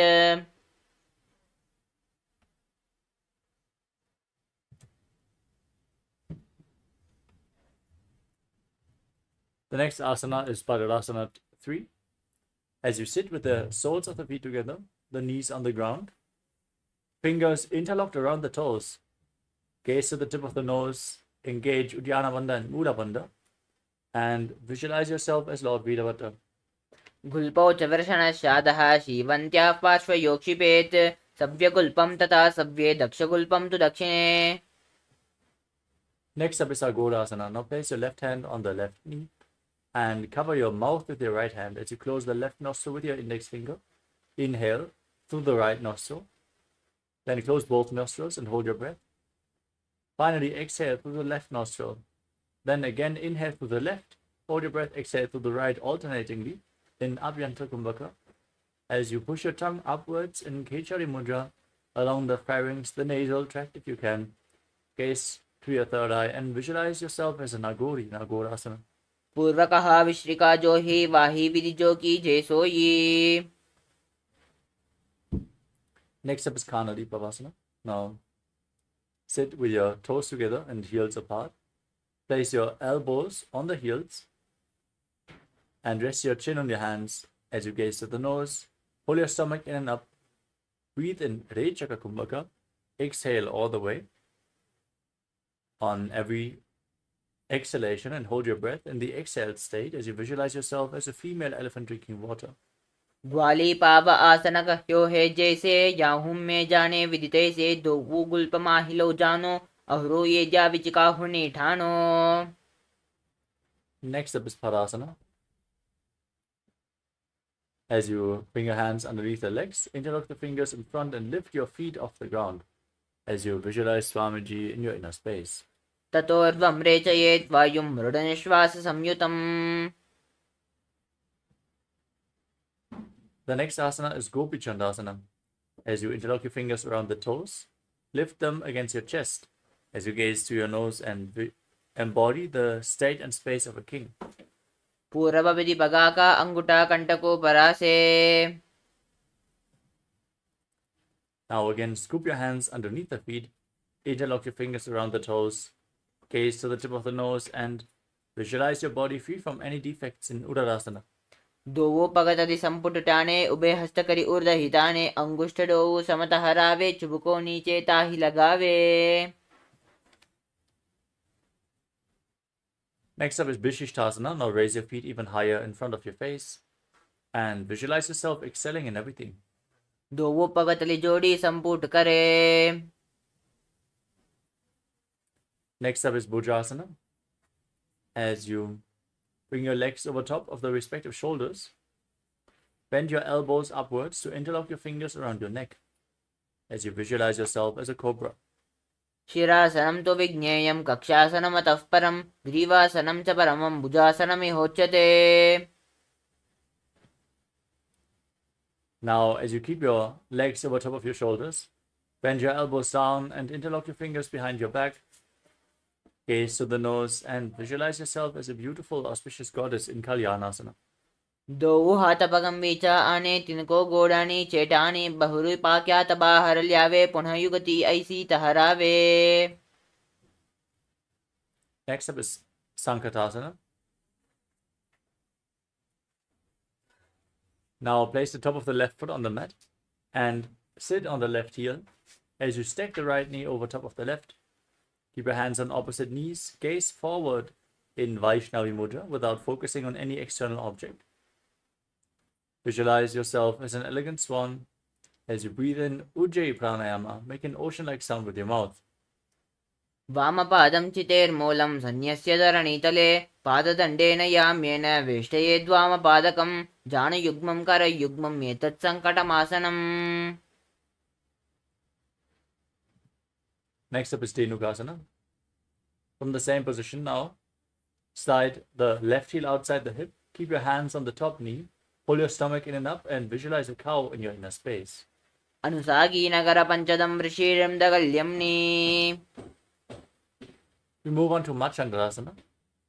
As you place the right foot on the left thigh and the left foot on the right knee, bring the left hand behind your back and twist your spine, holding onto opposite thighs. Gaze up and visualize Swamiji in your inner space. वामजङ्गपरिदचनटाने वामहस्तपिष्टे दिश आने बहुरोदचनपादके हे जोयि ताकी नाली जूपा करे सोयि. Next up is Machandasana 2. Now hold onto the feet and lean forward and down, placing your forehead on the ground. Visualize Swamiji in your inner space. प्रथमजी मनोचरण सुजोयि वामजङ्गपरिराके सोयि ताकी येडी कडिसोल्यावे बहुरी जुगति यह और करावे. Now rise up, interlock your fingers and place them on the top knee. As you engage Oti Bandhas, Mahamudra Bandha, and visualize Swamiji, your Guru, in Guru Asana. ऊर्मूलेतरपादस्य कनिष्ठिका प्रदेशगुल्पं संस्थाप्य. Next up is Sankatasana. As you sit on the right heel this time, keep the top of the right foot flat and stack the left knee over top of the right knee. Bring the left heel outside the right hip. Keep your hands on the knees as you gaze forward in Vaishnavi Mudra. Visualize yourself as an elegant swan. वामपादं चितेर्मूलं सन्न्यस्य धरणीतले पाददण्डेन याम्येन वेष्टयेद्वामपादकम्. Next up is Dhenukasana. Now, slide the right heel outside the hip. Keep your hands on the top knee. Engage Uddiyana Bandha and visualize a cow in your inner space. अनुसागी Nagar पंचदं वृषीरं दगल्यम्नि. Next up is Machandasana on the other side. Slide the left foot onto the right thigh and keep the right foot on the left knee. Bring your right arm behind your back. Twist your spine to hold onto opposite thighs as you gaze up and visualize Swamiji. वामजङ्गपरिदचनटाने वामहस्तपिष्टे दिश आने बहुरोदचनपादके हे जोयि ताकी नाली जूपा करे सोयि. Now untwist your spine, hold onto the feet, and place your forehead on the mat in front of you as you lean down. Visualize Swamiji in your inner space.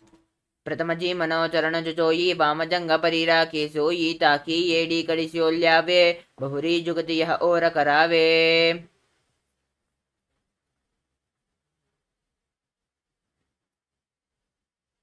Now interlock your fingers And place your hands on the top knee as you engage all the bandhas. And visualize Swamiji in Guru Asana on the other side. ऊर्मूले इतरपादस्य कनिष्ठिका प्रदेशगुल्पं संस्थाप्य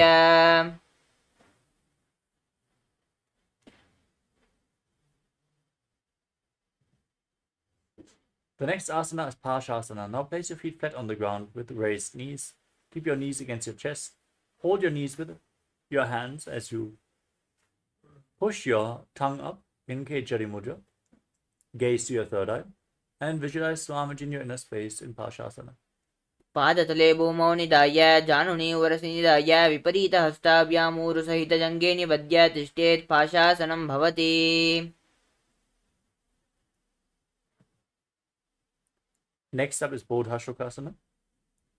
As you hold onto opposite wrists and gaze to your nose, keep your tongue up and visualize yourself residing in an abode of bliss. दो पगतली भूपरिधरे कोरुमाहिली ऐसे करे कोरुमिलाई उकड़ बेसे जंगा चाटी अग्रनिवेशे. Next up is Kurakatasana. Now bring your hands underneath the knees and hold on to opposite elbows. Gaze to your nose and visualize Swamiji in your inner space. दो हाथ पग बाहर लियावे गोड़ा नीचे लेता हरावे आम हम साम हम ऐसे करे आपस में को हानि पकड़े.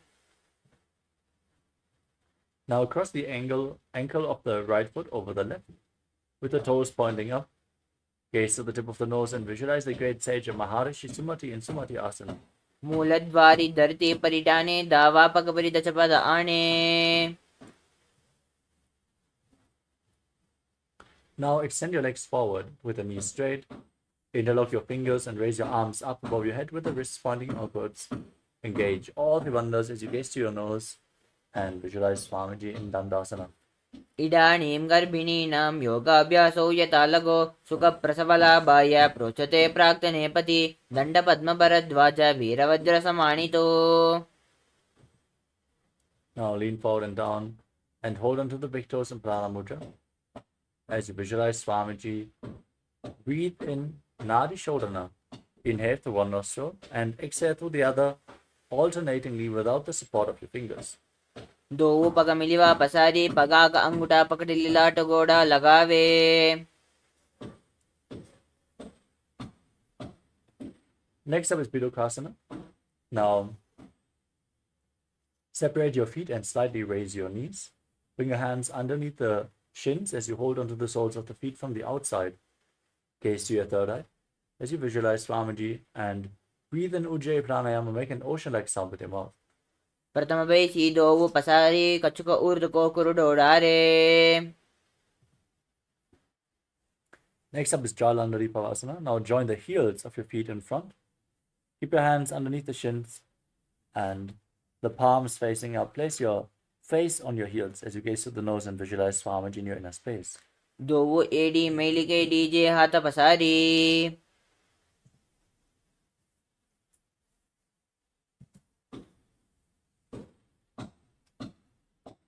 Next up is Urdhva Paschimottanasana. As you sit with the legs extended, lift one leg behind your neck and lean forward and down as you hold onto the front foot with both hands. Visualize Swamiji and breathe in Pratyahara Pranayama. Visualize the prana flowing upwards within your body through the 9 points as revealed by Mahadeva, which are the soles of the feet, the regenerative organs, the navel, the heart, the center of the eyebrows, the top of the forehead, and the Brahmananda, the crown of your head. पश्चिमतानवस्थितं कृतं एकं पादं ग्रीवायां धृत्वा तिष्ठेत्. Now lean back with your legs still behind your neck. Hold onto the foot behind your head as you extend the opposite leg forward. Gaze to your nose and visualize you are infinite, endless, eternal, Ananta in Anantasana. उत्तानशयिनी एकैकं पायी ग्रीवायां विन्यस्य.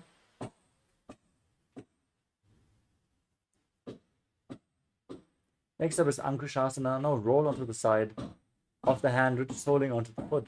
Gaze to your nose and feel in complete control. उत्तानसहित एकैकं पादं ग्रीवायां कुर्वन्. Next up is Purushasana. As you lay on your back Lift your legs up against your knees, up, and drop your body from side. Roll Paramashivoham in your space. उत्थानशयनं जानुने हृदये वष्टम्ब जङ्घासनद्वये बद्ध्वा सव्ययेत्. Take Uttanasana on the other side. Now again, extend the other leg and lift the opposite leg behind your neck. As you lean forward and down, holding onto the front foot, visualizing Swamiti. पश्चिमतानवत्स्थितं कृतम् एकं पादं ग्रीवायां धृत्वा तिष्ठेत्. Now lean back with the leg behind your neck.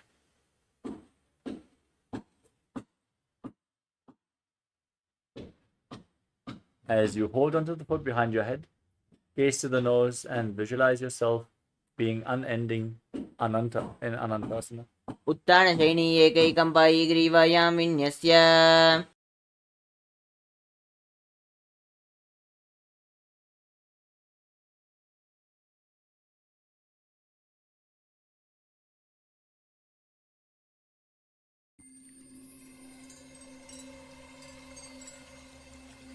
I welcome you all with my love and respect. Let you all open all your three eyes. Om Nithyananda Paramashivoham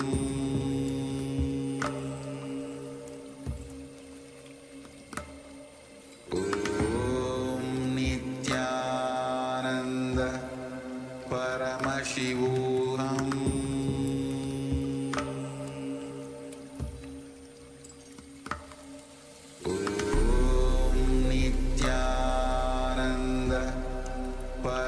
Paramashivoham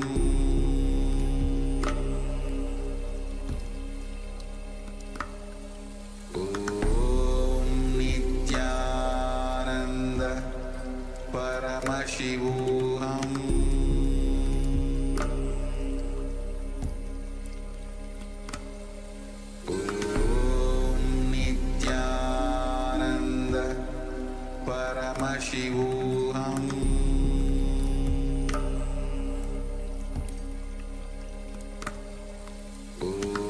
Om Nithyananda Paramashivoham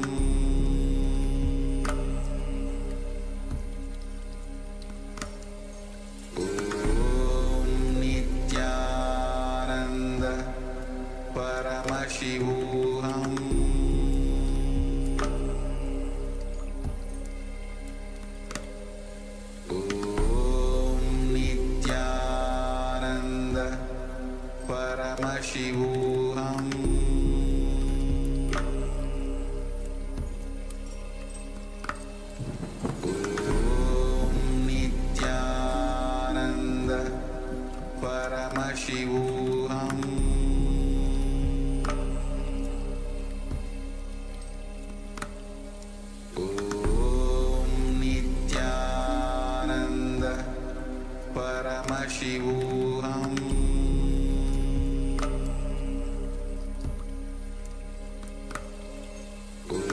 Om Nithyananda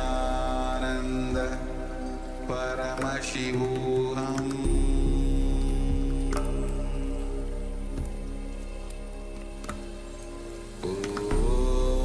Nithyananda Paramashivoham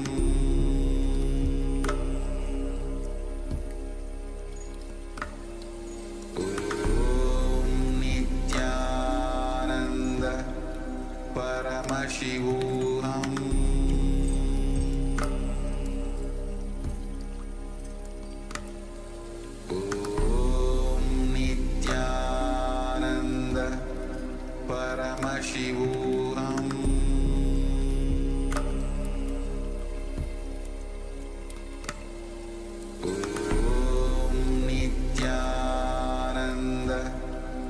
Paramashivoham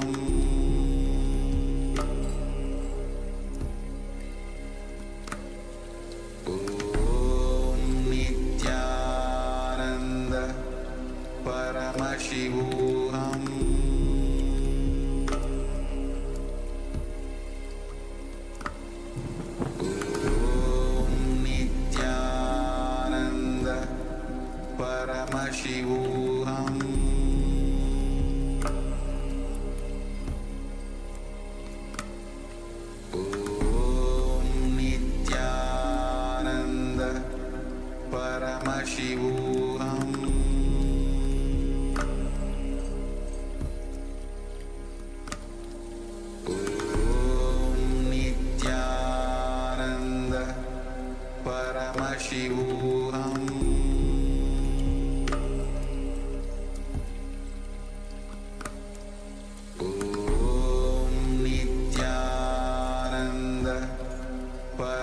Paramashivoham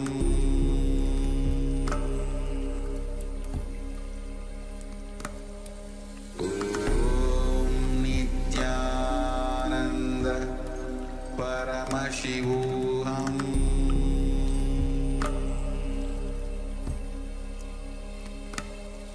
Om Nithyananda Paramashivoham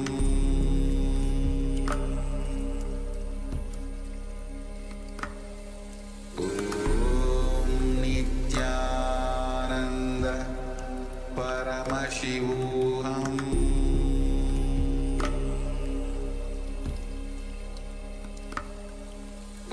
Om Nithyananda Paramashivoham Om Nithyananda Paramashivoham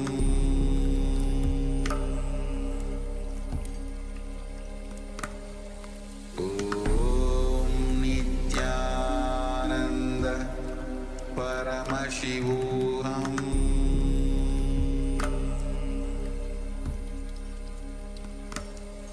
Om Nithyananda Paramashivoham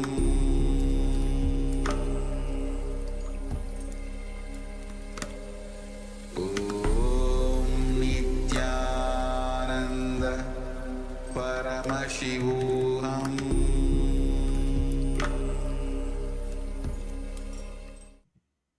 Nithyananda. Sorry for the technical glitch. Let us now move on to the next asana of the sequence, which is Ankushasana. Now lift one leg behind your neck and lay back as you hold onto the foot behind your neck, and then roll onto the side of the hand which is holding onto the foot. Rest on your side and gaze to your nose as you feel in complete control. Breathe and visualize the prana flowing upwards within your body. उत्थानसहित एकैकं पादं ग्रीवायां कुर्वन्. The next asana is Yoga Nidra. As you lay on your back, lift your legs up towards your head and bring the feet behind the neck. You cannot bring the feet behind your head. You can bring them over your shoulder or cross them in front of your body. Gaze to your nose and visualize Swamiji in your inner space as you interlock your fingers around your back. पादाभ्यां वेष्टयेत् कण्ठं हस्ताभ्यां पृष्ठबन्धनं तन्मध्ये शयनं कुर्याद् योगनिद्रा सुखप्रदा. The next asana is Atmaramasana. As you lay on your back with your legs over top of your shoulders, bend your elbows up and interlock them around your neck as you gaze to the nose and visualize Lord Vishnu blessing you from within. आत्मा राम आसन प्रथम सूदो सोवे. Next up is Kochikasana. As you lay on your back, bend your knees up towards your chest and extend your arms out to the side at shoulder level. Gaze to your third eye as you keep the soles of the feet facing up towards the sky, visualizing Swamiji, the Supreme Pontiff of Hinduism, in your inner space. दो हाथ चीदा सा करे तिनसो उभय सभा करे.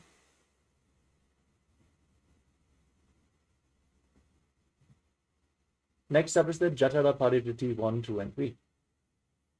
We're going to perform the 3 asanas on one side and then on the other.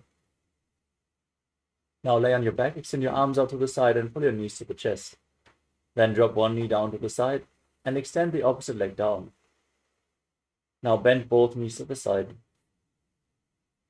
Extend your legs to the side, hold onto the feet and gaze in the opposite direction as you visualize Swamiji and perform the Mula Bandha. Then comes back to the center position. Drop the other knee down and extend the opposite leg. Bend both knees to the side and extend your legs, hold onto the feet and gaze away from the feet as you visualize Swamiji in your inner space. परिवृत्ति कुक्षि भागे त्रिदाहि परिकीर्तितः बद्धकोणं सुप्तकोणं ऊर्ध्वकोणमतापि च. Next up is the Dviparapitam. Place your feet flat on the ground and hold onto your heels. as you push your hips up off the ground and tuck your chin to the chest. Lock your throat in Jalandhara Bandha. As you breathe in Mocha Kumbhaka, push the air up against the throat lock, gaze at the tip of your nose, and visualize yourself as sturdy as a bridge. प्रतिक्रियायुतं द्वन्द्वपीठः सर्वबलप्रदं गर्भिणीनां दुर्बलानाम् इति गार्गीजगादनो. Next up is Paryankasana. Now bring your hands over top of your shoulders. Place your palms on the ground with the fingers pointing towards your feet. As you raise your entire body off the mat, push your hips up high and breathe calmly through your nose in Sahadra Kumbhaka as you visualize yourself as sturdy as stone furniture. उत्तानशयनं हस्ततलाभ्यां भूमिं वष्टभ्य. Next up is Shvotanasana. Lay down on your back and pull your knees up towards your chest. Place your hands on the respective shoulders and move your hips in a circular motion as you visualize yourself as a dog playfully rolling around on its back. शववच्चरीरं संस्थाप्य जानुनी सम्मील्य नाभो आनीय. Next up is the Viparita Karani. As you lay supine, place your hands flat on the mat and raise your legs up high. Point your toes to the sky. As you visualize Swamiji in your inner space, move your legs in a circular motion. Draw circles into the air with your feet in Viparita Karani. भूतलेष्वशिरो दत्त्वा केन ये चरणद्वयं विपरीतकृतैस्तैसा सर्वतन्त्रेषु गोपिता. Now stop the movement of your legs. Be completely stable, sturdy, and straight in this position as you visualize Swamiji in Viparita Karani too. Karni विपरीताख्या सर्वादिव्याधिनाशिनी नित्यमभ्यासयुक्तस्य जाठराग्निनिवर्धनी. Now drop your toes down over top of your head with the toes touching the mat. Now interlock your fingers behind your back and push your hands into the mat in Parasha Mudra as you visualize yourself as a plow in Langalasana. ग्रीवाखण्डेन भूमिं विष्टम्ब पादाग्रद्वयमूर्धमुन्नयेत्.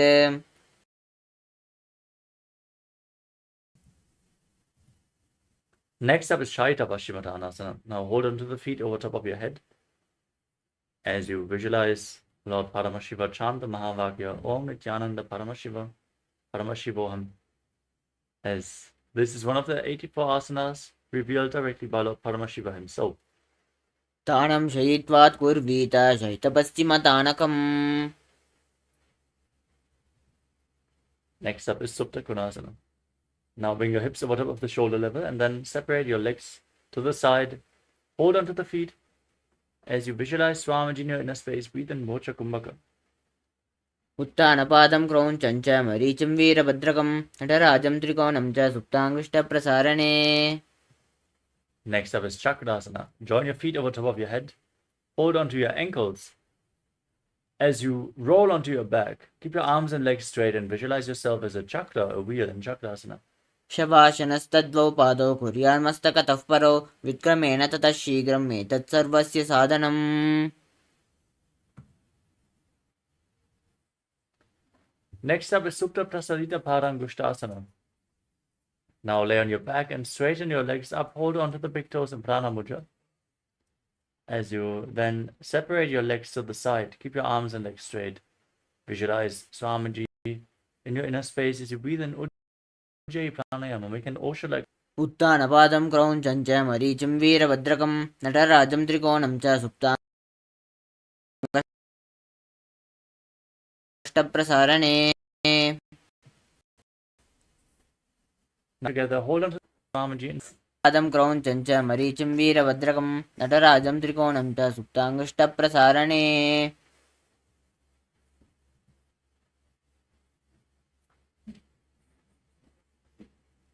Next up is Matsyasana. Now cross your legs into Padmasana and lay flat on your back as you place your knees on the mat and hold on to opposite elbows above your head. Gaze at the nose and visualize Matsya, the fish avatar of Lord Vishnu in Matsyasana. मुक्तपद्मासनं कृत्वा उत्तानशयनं चरेत् कूर्पराभ्यां शिरो वेष्ट्या मत्स्यासनस्तु रोगः.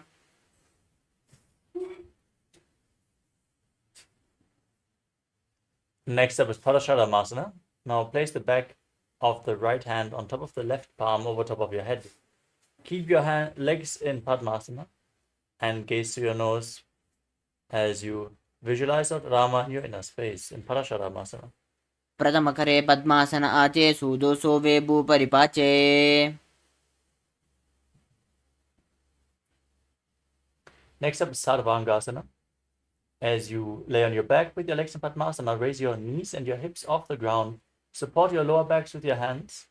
As you rest your elbows on the mat, support your body weight with your elbows, gaze at the nose, and visualize Swamiji in your inner space. As you breathe in Mocha Kumbhaka, lock your throat. अथवा क्षेत्र संक्षेपात् सर्वांगासनमुत्तमं यत्कृत्वा योगनिपुनो विद्याभिः पण्डितो यथा.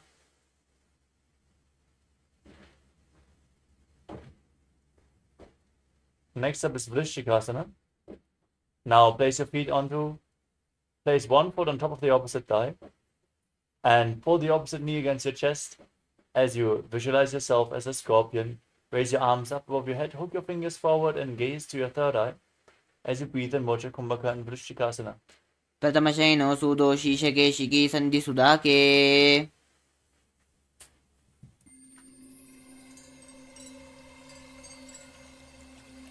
I welcome you all with my love and respect.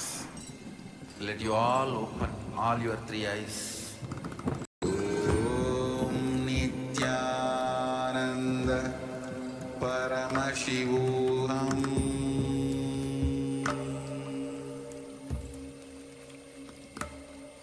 Om Nithyananda Paramashivoham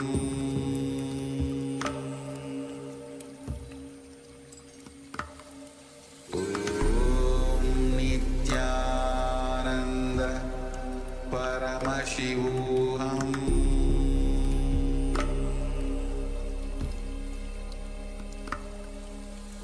Om Nithyananda Paramashivoham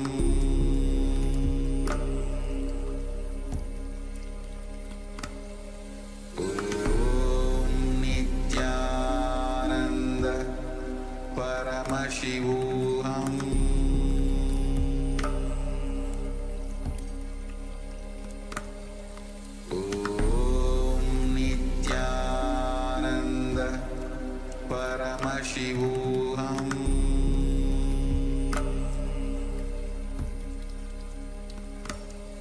Om Nithyananda Paramashivoham. Yes, sorry for the technical glitch. Let us now move on to Vrishikasana on the other side. Now lift the other foot on top of the opposite thigh. Lift your knees up, raise your arms above your head, gaze to the third eye, and visualize yourself as a scorpion in Vrishikasana. प्रथमशयनो सूदो शीशके शिखी सन्धि सुधाके. Next up is Vrishabhara Tripasana. Interlock your fingers around your neck and raise your legs off the ground as you alternate pulling your knee in towards your chest, back and forth, visualizing Swamiji and calmly breathing through your nose in Sahadra Kumbhaka. उत्थानशयनं कृत्वा अङ्गुलिभिः कन्दरां बद्ध्वा. In Marottanasana, place your hands next to your hips and alternate touching your knees to the respective ears as you visualize Swamiji in your inner space. श्रोतानवस्थितिं कृत्वा जानद्वयं पर्यायेन कर्णयोः संस्पृशेत्. Next up is Vrikasana. Place your feet flat, stand up and lay back down again and again as you visualize yourself as a wolf. उत्थानशयनं कृत्वा पादतलाभ्यां भूमिं धृत्वा. Next up is Lutasana. As you lay down on your back, kick your legs over and roll over completely again and again as you visualize Swamiji and finally end in a prone position on your stomach. उत्थानशयनं पादौ शिरलुङ्ग्य. Laying on your stomach, keep your hands at the side of your shoulders, contract your lips and make a whistling sound like a flute on the inhalation in Sarathasana Kumbhaka as you visualize yourself as a chariot carrying warriors into a battle for Dharma on your chariot back in Sarathasana. निब्जशयनं कृत्वा नाभिं भूमौ निधाय. Next up is Dehalyulanganasana. Now push your body up into a plank position, jump your feet in between the hands back and forth, and visualize yourself transcend body and mind. हस्तद्वयं बद्ध्वा तन्मध्यचरणद्वयम् उड्डानेव बहिरानीय. Next up is Jatyasana. From a standing position, lean forward and down, place your hands on the mat and walk around on hands and feet.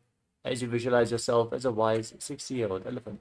अथ जाट्यासनं वक्ष्ये येन जाट्यस्मरो भवेत्. Next up is Lolitika Karna. Now stand in Adimandi, heels together, toes pointing outwards and knees bent. Raise your arms up and rotate your arms around your body as you move your head in all directions. Open up your chest.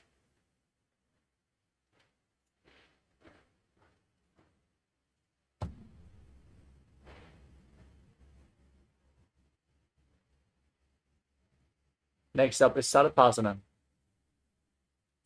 From a standing position. Now tie your feet with a rope. If you have a rope available, then stand erect on the mat like a rod. Keep your hands at the side of your body, elbows close to your waist and the hands on the respective thighs as you visualize your Kundalini Devi rising and curling upwards around your body in Sarapasana. अथ सर्पासनं वक्ष्ये वायुपानाय केवलं शरीरं दण्डवत् तिष्ठेत् रज्जुबन्धस्तु पादयोः. Next up is Ushtra Sadhanasana. As you lean forward and down, place your hands on the mat and hold onto the toes with your hands in the fist. Walk around on the mat, visualizing yourself as a camel. मुष्टिकनिष्ठिकाप्रदेशेन भूमौ निधाय उपरि पादतले संस्थाप्य. Next up is Ashvasana. From the same position, hold the toes from the outside. Keep your hands and fists and walk around as a horse as you visualize yourself as a horse. मुष्टिकनिष्ठिकाप्रदेशेन भूमौ निधाय उपरि पादतले संस्थाप्य अश्वावच्छरीयं चलनीयम् अश्वासनं भवति. Next up is Kapota Nitakasana.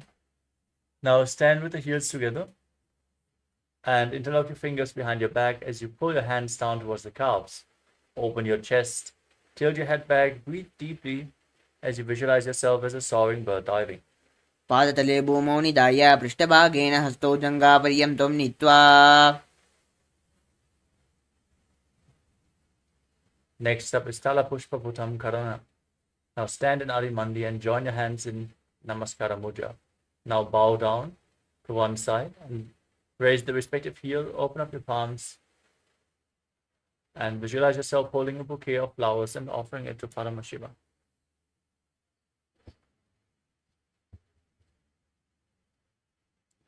The next asana is Khadgasana. Now stand on the mat, gaze to your nose and visualize yourself as a rhinoceros as you lay down on your stomach and jump your feet back up towards your hands and stand. Join your hands in Namaskara Mudra, extended away from the body, resembling the horn of the rhinoceros. नुजसरतमासनं कृत्वा पादतलाभ्यां भूमिं वष्टभ्य. Next up is the Uttanattanam. Now hold on to weights and sit down on the ground and stand back up again and again, or go as low as you can as you gaze to your nose and visualize Swamiji in your inner space. पुनः पुनः उत्थातव्यमसितव्यमिति. Next up is Musalasana. Now raise your arms up above your head and jump repeatedly as you visualize yourself as a mace. सरलं स्थित्वा ऊर्ध्वं बाहुन्नयेत्. The next asana is Uchirshakasana. Now raise one foot against your chest with both hands. Sit down and stand back up on the other leg, alternating on both sides again and again as you gaze to your nose and visualize Swamiji in your inner space. हस्तद्वयेन धृत्वा तिष्ठेत्. Next up is the Parshvajanukarana. Now stand with the toes of one foot pointing to the side and raise the other foot against the other knee against your chest. Encircle the leg with your arm. Keep the hand in the fist and place the other hand on the thigh.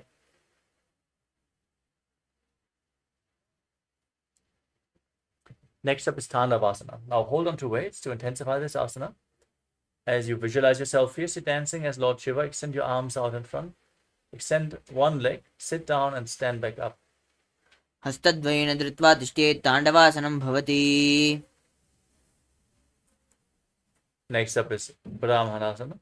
Now raise the left foot towards the inner right thigh. Keep your hands by the side and visualize Lord Brahma blessing you from within. ब्राह्मणासनमावक्ष्ये यत्कृत्वा ब्राह्मणो भवेत्. Next up is Garudasana 3.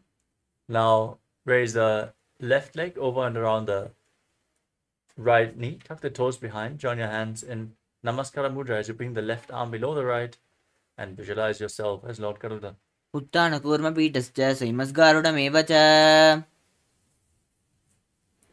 Next up is Ekapadasana. Now place the left foot on the right thigh. Your hands relaxed by the side as you visualize yourself being blessed by Swamiji. दक्षाङ्घ्रिम्बामपादस्य जङ्घोपरिणिधाय च. Next up is Dhruvasana, the poster posture. As you hold on to the left big toe in Prana Mudra, extend the leg out of the side and rotate quickly on the standing leg, visualizing yourself as the North Pole star. एकेन हस्तेन दण्डरूपस्य एकस्य पादस्य अग्रं धृत्वा. Next up is Trivikramasana. As you stand on the mat, lift one leg behind your neck and stand tall, sit down, stand back up, perform the 3 steps of Lord Vishnu as you visualize Lord Vishnu blessing you from within. ग्रीवायं पादं संस्थाप्य स्थातव्यमुत्थातव्यं त्रिविक्रमासनं भवति.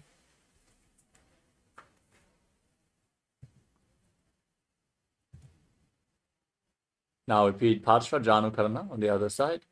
Lift the other knee towards your chest and circle it with your hands in a fist. Keep your other hand on the respective thigh.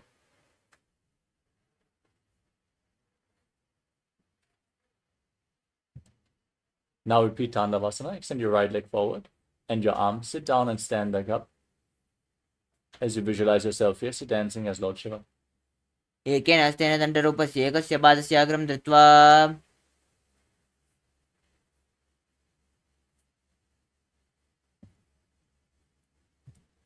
Next up is Brahmanasana on the other side.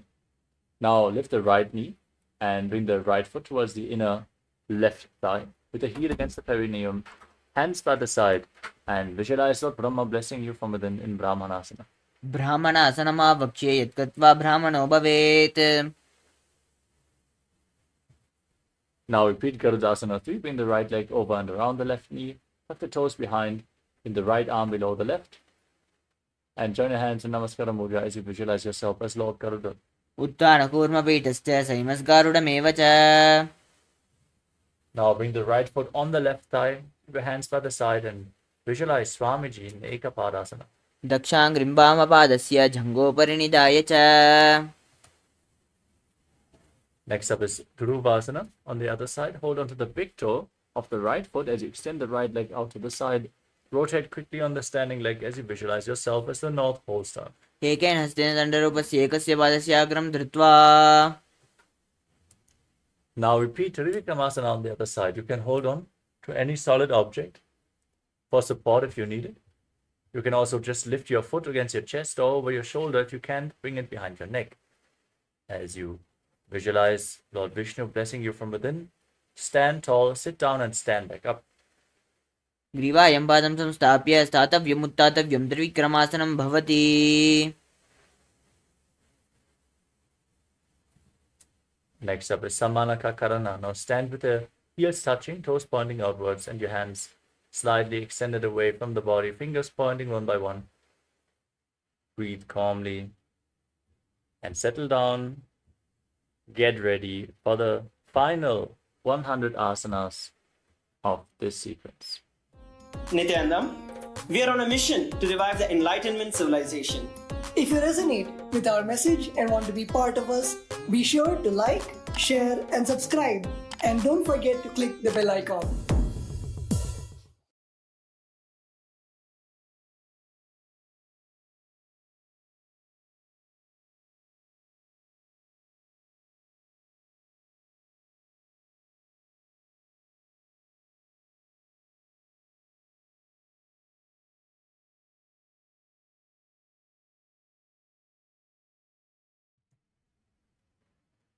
Yes, now let us move into the next asana of the sequence, which is Gorak Anjali Asana.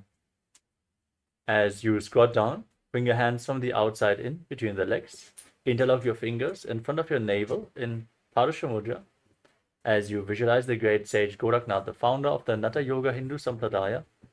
Breathe in Jivachala Kumbhaka. Inhale deeply, hold your breath, and freely move the prana within your body upwards, downwards, and through the limbs by the force of your will in Gorak Anjali Asana. प्रथम ही उबो होए बाहुरे नीचे पुनि होवे. Next up is Kanji Asana. As you squat, interlock your fingers behind your back and visualize Swamiji. ऊरुमध्यातस्थो निवेश्य नितम्बं धृत्वा पादतलाभ्यां भूमिं वष्टभ्य तिष्ठेत् काञ्चासनं भवति. Next up is Bhaidu Asana. As you squat with the heels together against the perineum, interlock your fingers around your neck and around your back and gaze to the navel. As you visualize Bhagavan Kala Bhairava, the Lord of Time.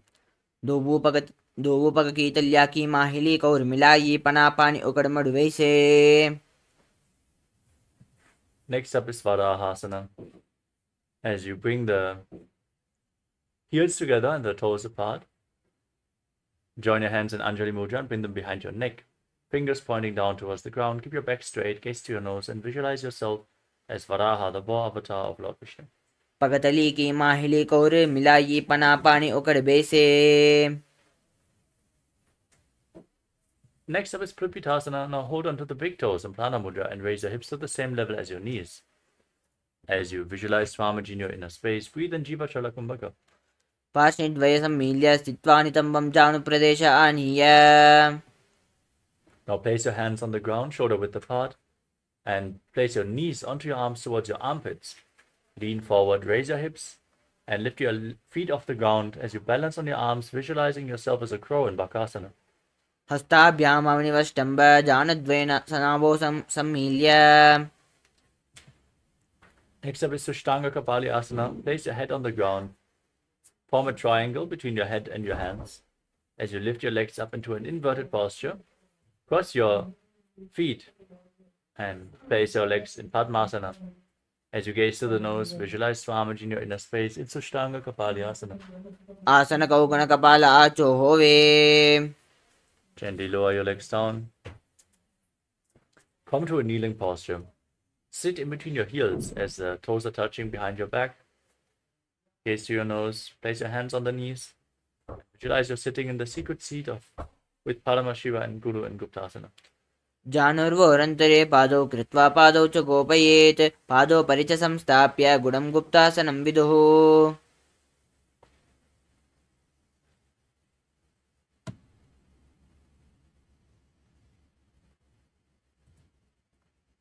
Next up is Vrikshasana 2. As you place your hands on the ground, lift your legs up high into a handstand. You can lean against the wall for support if needed. Everyone should perform this asana to purify the 7 chakras.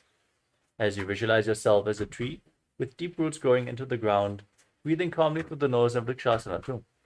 सप्तचक्रक्षालनाय वृक्षासनविशेषकान्.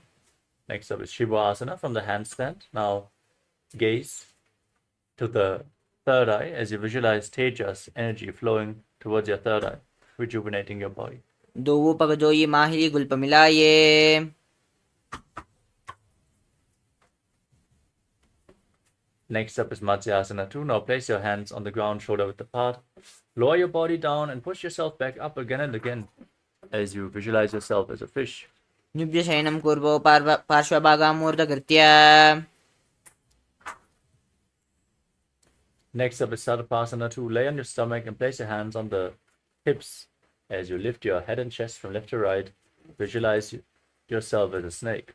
निव्यशयनं कृत्वा हस्तौ नितम्बं संस्थाप्य पादौ दीर्घीकृत्य. Next up is Niralambanasana. Place your elbows on the ground in front of you. Join your hands in Padma Mudra, the Lotus Mudra. As you place your chin on your hands, feel self-supported and completely independent in Niralambanasana. कराभ्यां पङ्कजां कृत्वा तिष्ठेत् कूर्परया शुदि मुखमुन्नमुनुच्चाये निरालम्बनमासनम्. Next up is Chakrasana. Now bend your knees, place your hands flat, and raise your chest as you straighten your arms.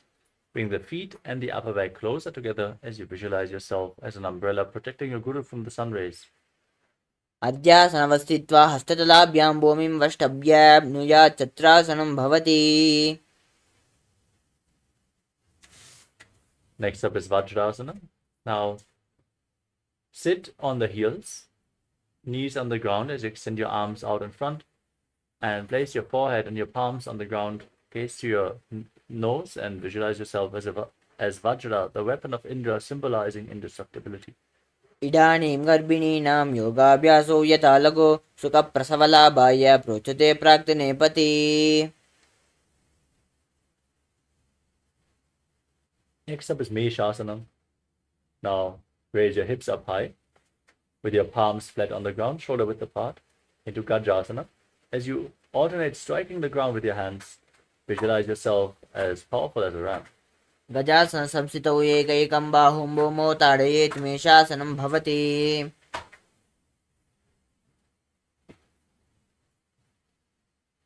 Next up is Ajasana. As you raise yourself up into a handstand,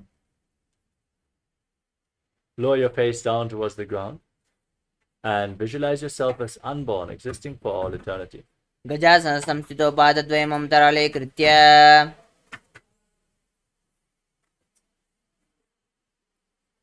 Next up is Dhanantarasana.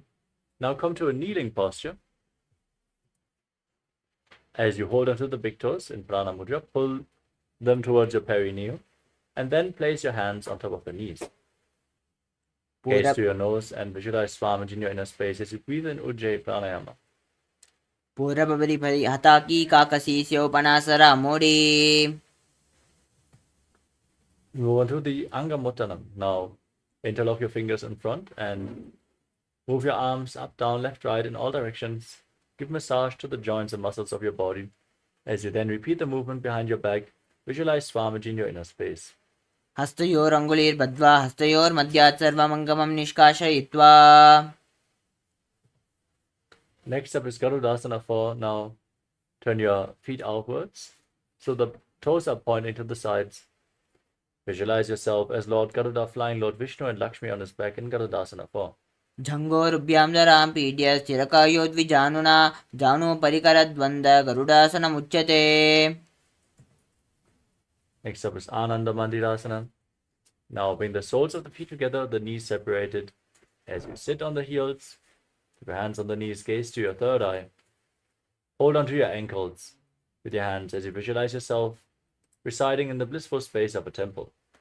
अथ वक्षे वीरनाथ आनन्दमन्दिरासनं यत्कृत्वा अमरो धीरो भवत्येवेह साधकः हस्तयुग्मं पाददेशे पादयुग्मं प्रदापयेत्. Next up is Mandukasana 2. Now, cross your feet and sit on the heels as you press your tongue up against the palate of your mouth in Manduki Mudra. Pull your stomach in and up in Uddiyana Bandha and visualize yourself as a frog. पृष्ठं सम्पीड्य गुल्पाभ्यां जाह्नग्मे सवलयाकृतिः हस्तो पादतले क्षिप्तो मण्डूकं पाददोषहृत्. Next up is Narasimhasana. Now tuck the toes, sit on the raised heel. As you place your hands on the ground, fingers touching, gaze to the nose and stick your tongue out, exhaling forcefully again and again as you visualize yourself as Lord Narasimha, the lion-man avatar of Mahavishnu. दोवु पना पानी होई वैसे एडीम लरिगुडा निवैसे. Next up is Vrishtakasana. Now sit on raised heels and cover your mouth with your hands as you bring your thumbs underneath the upper teeth. Close your mouth, inhale through the right nostril and exhale through your mouth as you gaze to your nose and visualize yourself as Devi, victorious over all your fears in Vrishtakasana. दोवु पगां की येडी जोई गोडां पानो वानोपनि होये. Next up is Makadasana. Now bring the feet flat with the soles together as you sit on the heels. Separate your knees and raise your elbows. Bring your fingers towards your armpits and imitate as if you are a monkey stretching itself as you gaze to your third eye and visualize yourself as a playful monkey in Makadasana. धोवोपकतलि संपुट आने तिनकी पिष्टि भूमि पर जाने मूलद्वार एड्याम बरिल्यावे मूढ़ा हाथा ऊंचाता हरावे.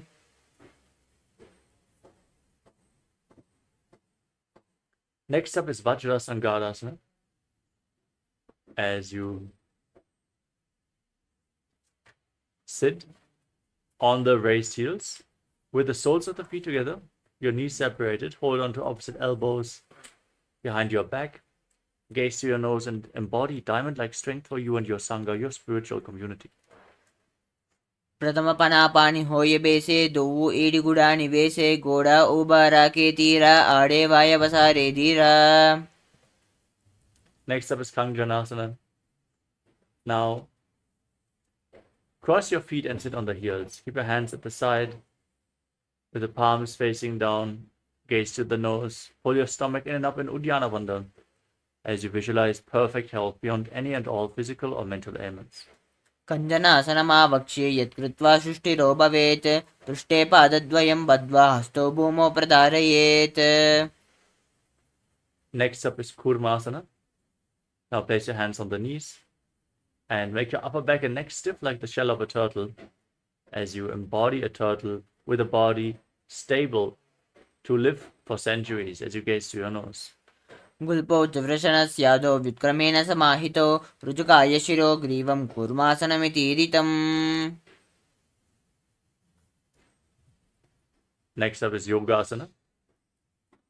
As you maintain the same posture, relax your upper back and neck, gaze to the nose and visualize Swamiji in your inner space. गुडं नियम्य गुल्पाभ्यां व्युत्क्रमेण समाहितः योगासनं भवेत् एतद्दिति योगविदो विदुः.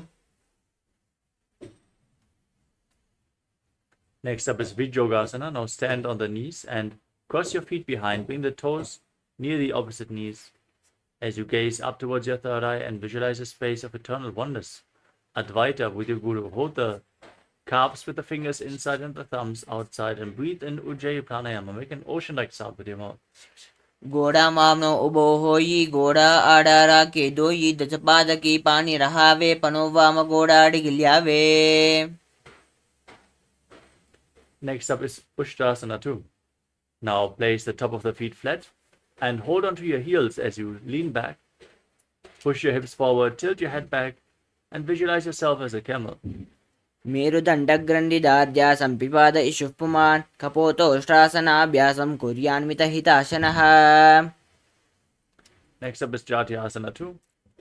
Now lean back even further. Place your elbows and your forearms on the ground as you rest your head on the mat. Gaze through the nose and visualize yourself as a lotus blooming. दोवु एडी संपुट करे सोले मूलद्वारि तदिदेरे पनापानि उकड़ होय बेसे बहुरी पिष्टि दिशि करे जो ऐसे. Now lay back completely. Lay your back on the ground and raise up again and again. You can use the support of your hands if needed as you gaze to your nose and visualize the healing and liberation of your causal body in Viratasana. जंगा प्रतिभूमौ निधाय जंगोदरयोः ऊर्णि संस्थाप्य.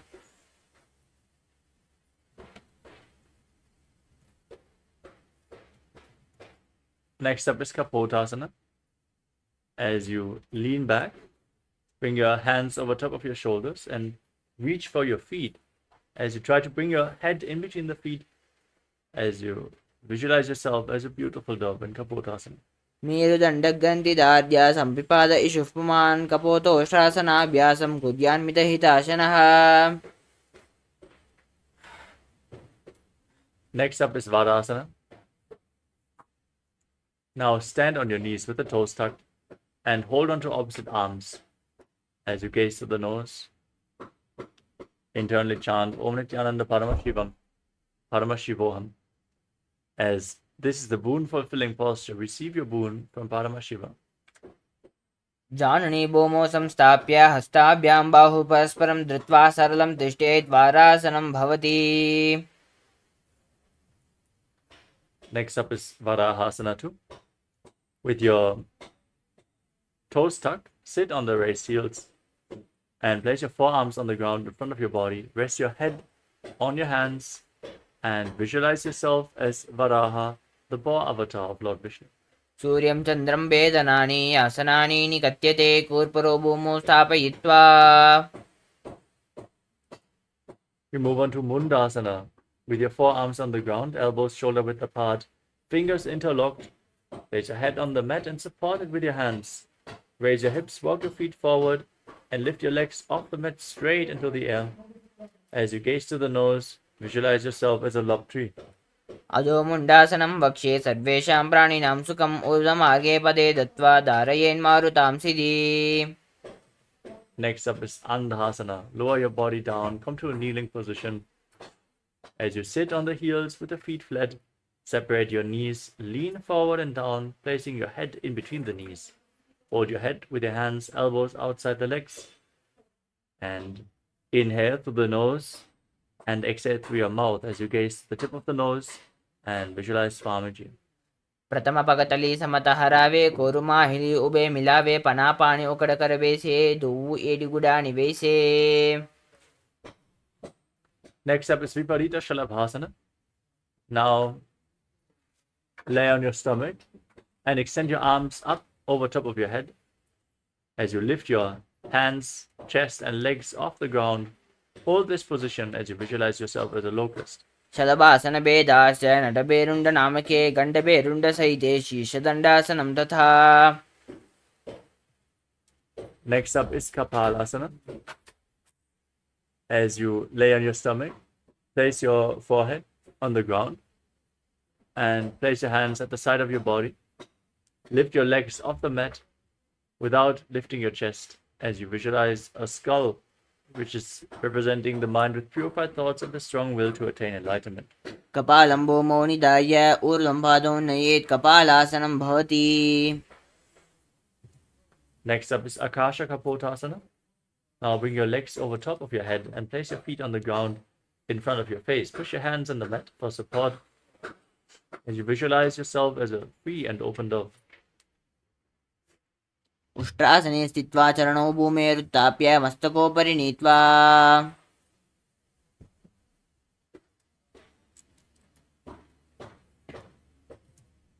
Next up is Chatakasana. Now from a kneeling position, lean forward and down. Place your forearms on the mat. Bring your navel to the knees. As you visualize yourself as a sparrow, breathe calmly through your nose in Sahadra Kumbhaka. कूर्परपर्यन्तं मस्तौ धरावष्टम्ब जानुनी नाभो सङ्कुच्य तिष्ठे चटकासनं भवति. Next up is Vrishikasana too. Now, with your forearms on the ground, raise your hips up high. Lift your legs up and then bend your knees to try to touch the back of your head with your toes, visualizing yourself as a scorpion. वृश्चिवपुश्च प्रतिमाङ्गि पार्श्वे दत्त्वा शुशीरे चिपकं विदारिको. Next up is Vrishasana. As you sit on the right heel, keep the left foot outside of the hip with the toes pointing to the side. Keep your hands on the ground in front of the knees and visualize yourself as a bull as you forcefully inhale through your nose. Hold your breath for a short while and then again slowly exhale through the nose in Antarangaka Kumbhaka. Gaze forward in Vaishnavi Mudra. Don't focus on anything externally in Vrishasana. याम्यगुल्पे पादमूले वामभागे पदेतरं विपरीतं स्पृशेत् भूमिं वृषासनमिदं भवेत्. Next up is Lolasana. With your hands on the ground, now lift your body off the mat and cross the toes of the left foot over the right as you visualize Swamiji in your inner space. लोलासनं सदा कुर्याद् वायुलोलापघातनात्. Now repeat Vrishasana on the other side. Sit on the left heel and keep the toes of the right foot outside as you visualize yourself as a bull. Keep your hands on the ground in front of your knees. याम्यगुल्पे पादमूले वामभागे पदेतरम्. Next up is Balagunasana. Now step the right foot on the mat and sit on the left heel as you keep the toes of the left foot tucked. Now keep your hands on the knees and visualize Balagunahai, one of the 84 siddhas in your inner space. आसन गौगुण जल विकार जायी. Next up is Grahasana. Now stand up and squat down. Bring your hands in and around the legs, holding onto the ankles of your feet from the outside as you visualize yourself as the entire planet. पादतले भूमौ संस्थाप्य जानमध्ये कूर्परौ संस्थाप्य हस्ताभ्यां गुल्पप्रदेशो धृत्वा तिष्ठेत् ग्रहासनं भवति. Next up is Balagunasana on the other side. Now sit on the right heel as you keep the left knee raised against your chest, hands on the knees, visualizing Balagunahai. आसन कौगुणजलभिकारजायी. Next up is Utkatasana. Now step both your feet in and sit on raised heels. Keep your knees off the ground, hands on the knees. Hold on to weights if you want to intensify this asana as you visualize Swamiji in your inner space. युजास्पिजोऽसि यत ऊर्वजान यत्राशिने पादतलद्वयोपरि.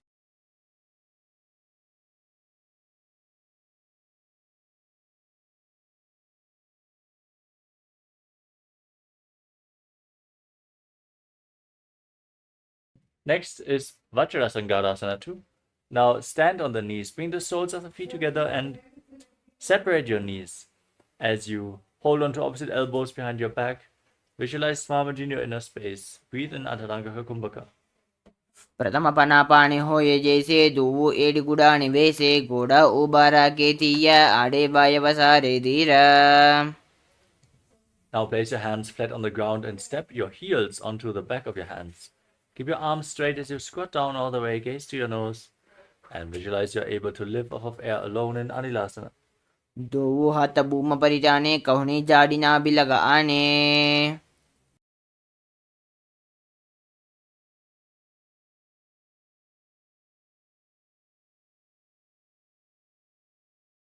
Next up is Padukasana. Now bring the back of your hands on the mat and step your feet onto your hands.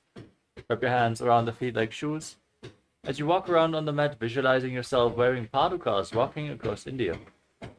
पादतले भूमौ निधाय हस्ततलयोः पादतले कृत्वा तिष्ठेत् गच्छेत् पादुकासनं भवति. Next up is Kukkutodhanasana.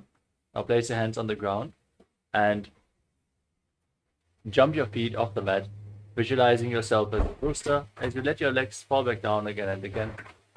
हस्ततले भूमौ कृत्वा पादतले च ऊर्ध्वमुड्डानं कृत्वा. Next up is Viparita Nidasana. As you place your hands on the mat and lift yourself up into a handstand position. Move your legs around. Dance on two hands as you feel yourself become free of all inhibition. हस्ततलाभ्यां भूमिं वष्टभ्य ऊर्ध्वं पादाग्रे कुर्वन्. Next up is Kunjarasana. Separate your feet and place one hand on the mat with the arm straight, the other hand by the neck. As you visualize Swamiji in your inner space, breathe calmly through your nose. अथ वक्षे महादेव कुञ्जरासनमुत्तमं करेण एकेन पादाभ्यां भूमौ तिष्ठेत् शिरःकरः. Now place the other hand on the mat and repeat Kunjarasana on the other side as you visualize Swamiji in your inner space. अथ वक्षे महादेव कुञ्जरासनमुत्तमं करेण एकेन पादाभ्यां भूमौ तिष्ठेत् शिरःकरः. Next up is Kadambasana. Now squat down and hold onto your ankles as you raise your feet off the ground. Visualize yourself as a Kadamba tree, a pious tree that promotes a long life.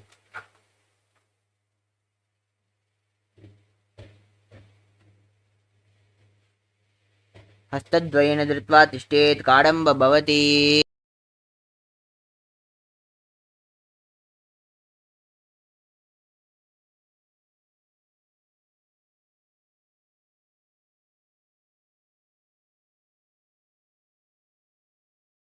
The next asana is Pavana Muktasana.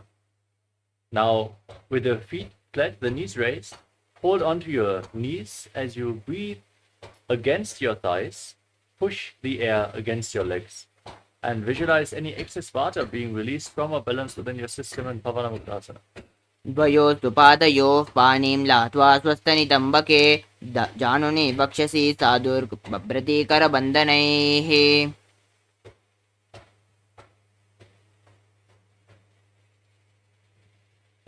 Next up is Chakrasana. Now lift one leg behind your neck and extend the opposite leg forward. Keep your hands at the side and then lift your entire body off the ground as you gaze to your third eye and visualize yourself as a powerful source of energy. पूर्वतानं चतुष्पादं पीठं वज्रासनं तथा. Next up is Dhanurasana 2. Now, hold onto the big toes of the feet, keep one leg straight and pull the right foot against your ear as if you're pulling a bowstring. Now visualize yourself as a bow in Dhanurasana 2. पादाङ्गुष्टौ तु पाणिभ्यां गृहीत्वा श्रवणावधि धनुराकर्षकाकृष्टं धनुरासनमीरितम्. Next up is Ashtavaktasana. Now lift the right leg over top of your shoulder and hook the left foot over top of the right foot. Extend your legs out to the side, lean forward and balance on your arms as you visualize yourself as a flying crane. वासिष्ठमतकौण्डिन्यं मुरुकुक्कुटमेव च अष्टावक्त्रमतो तानं मयूरं सेतुबन्धनम्.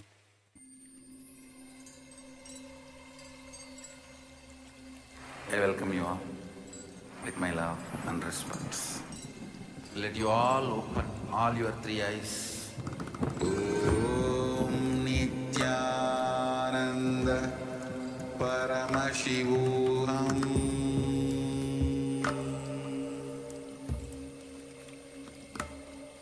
Om Nithyananda Paramashivoham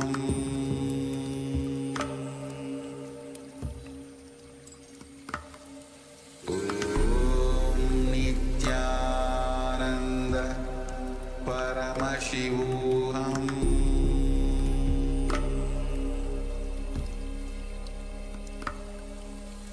Om Nithyananda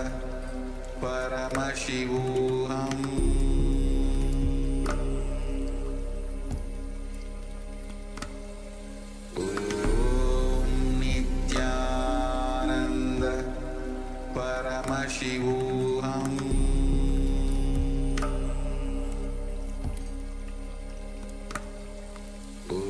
Om Nithyananda Paramashivoham Paramashivoham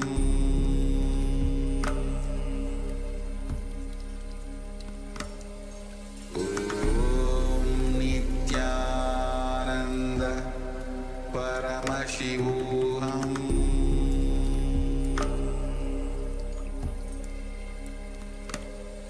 Om Nithyananda Paramashivoham. Yes. Let us now begin with Pranasana. Now please place your left leg on the right thigh and keep the right knee raised. Place the right knee over the right shoulder and the right hand palm by the right foot. Place the left hand by the left knee. Visualize Swamiji and visualize having the ability to exist by breathing prana alone. Gaze to the third eye. Hold the Mula Bandha and the Sahaja Kumbhaka. एतत् प्रभेदं वक्ष्यामि करोति यस्य चामरः एकपादमुरो बद्ध्वा स्कन्धेऽन्यत्पादरक्षणम् एतत् प्राणासनं नाम सर्वसिद्धिप्रदायकम्. The next asana is Parshamatsendrasana. Now, keeping the left leg on the right, keeping the left foot by the by the base of the right leg. Keep the right foot by the left knee. Then turn outside of the right knee and place the left hand through the gap of the thighs and calves of the left leg, and with the right hand wrap the body from behind and interlace the fingers of both the hands behind the back. Visualize Lord Matsyendranatha and gaze at the third eye. Hold the Sahaja Kumbhaka. मत्स्येन्द्रपीठं जठरप्रदीप्तिं प्रचण्डलुग्मण्डलखण्डनास्त्रम् अभ्यासतः kundalini प्रबोधं दन्दस्थितत्वं हि ददाति पुंसां पार्श्वाभ्यां द्रियते यस्तु पार्श्वमत्स्येन्द्रमुत्तमम्. The next asana is Chakorasana. Now place one foot behind your head and then keep the hands by the side of the body. Keep the opposite leg stretched and lift the body off the mat, visualizing that you are a powerful source of energy and gazing at the third eye. पार्श्वाभ्यां द्रियते यस्तु पार्श्वमत्स्येन्द्रमुत्तमम्. The next asana is Dhanurasana. Now keep the left foot by the perineum and the right foot stretched. Then hold the right foot and the left foot with the respective toes and pull the left foot towards the left ear. Visualize holding a bow. पादाङ्गुष्ठौ तु पाणिभ्यां गृहीत्वा श्रवणावधि धनुराकर्षकाकृष्टं धनुरासनमीरितम्. The next asana is Ashtavakrasana on the opposite side. Now place the left leg on the left shoulder and the right foot on the left leg. Then stretch the legs to the left side and lift the body off the mat, leaning forward, visualizing a flying crane. वासिष्ठमतकौण्डिन्यं मूर्धकुक्कुटमेव च अष्टावक्त्रमतोत्थानं मयूरं सेतुबन्धनम्. Next asana is Pranasana. Now sit with the right leg on the left thigh and bend the left thigh. Place the left hand underneath the left leg with the knee above the shoulder and the left hand by the left foot. Place the right hand on the right knee and visualize the ability to breathe. Exist by breathing prana alone and gaze at the third eye. एतत् प्रभेदं वक्ष्यामि करोति यः चामरः एकपादमुरो बद्ध्वा स्कन्धेऽन्यत्प्राणरक्षणम् एतत् प्राणासनं नाम सर्वसिद्धिप्रदायकम्. The next asana is Parshamatsendrasana on the opposite side. Now place the right foot by the base of the left leg and place the left foot by the right knee. Then take the right hand and place it through the gaps of the thighs and shins of the left leg, and with the left hand wrap the body and hold the fingers behind the back, visualizing Matsendranatha and gazing at the third eye. मत्स्येन्द्रपीठं जलप्रदीप्तं प्रचण्डरुग्मण्डलखण्डनास्त्रम् अभ्यासतः kundalini प्रबोधं दन्दसि तत्त्वं हि ददाति पुंसां पार्श्वाभ्यां द्रियते यस्तु पार्श्वमत्स्येन्द्रमुत्तमम्. Next is Ardha Paschimottanasana. Now sit with both the legs stretched and pull the left leg towards the perineum. Then hold the right leg with both the hands and lean the forehead to the right knee. Visualize Swamiji and start performing the Jiva Chalakumbhaka. एकं पादं प्रसार्य एकं पादस्य पार्श्वनाशीवनी सम्पीड्य. The next asana is Kraunchasana. Now take the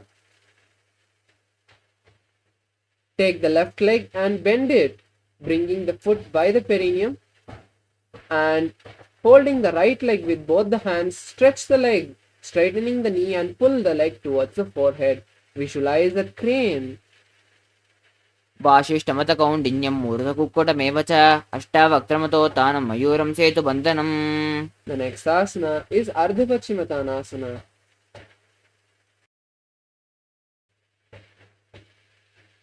On the opposite side. Now stretch the left leg and keep the right leg bent to the perineum, and then hold the left leg with both the hands and lean the forehead to the left knee. Visualize Swamiji in your inner space.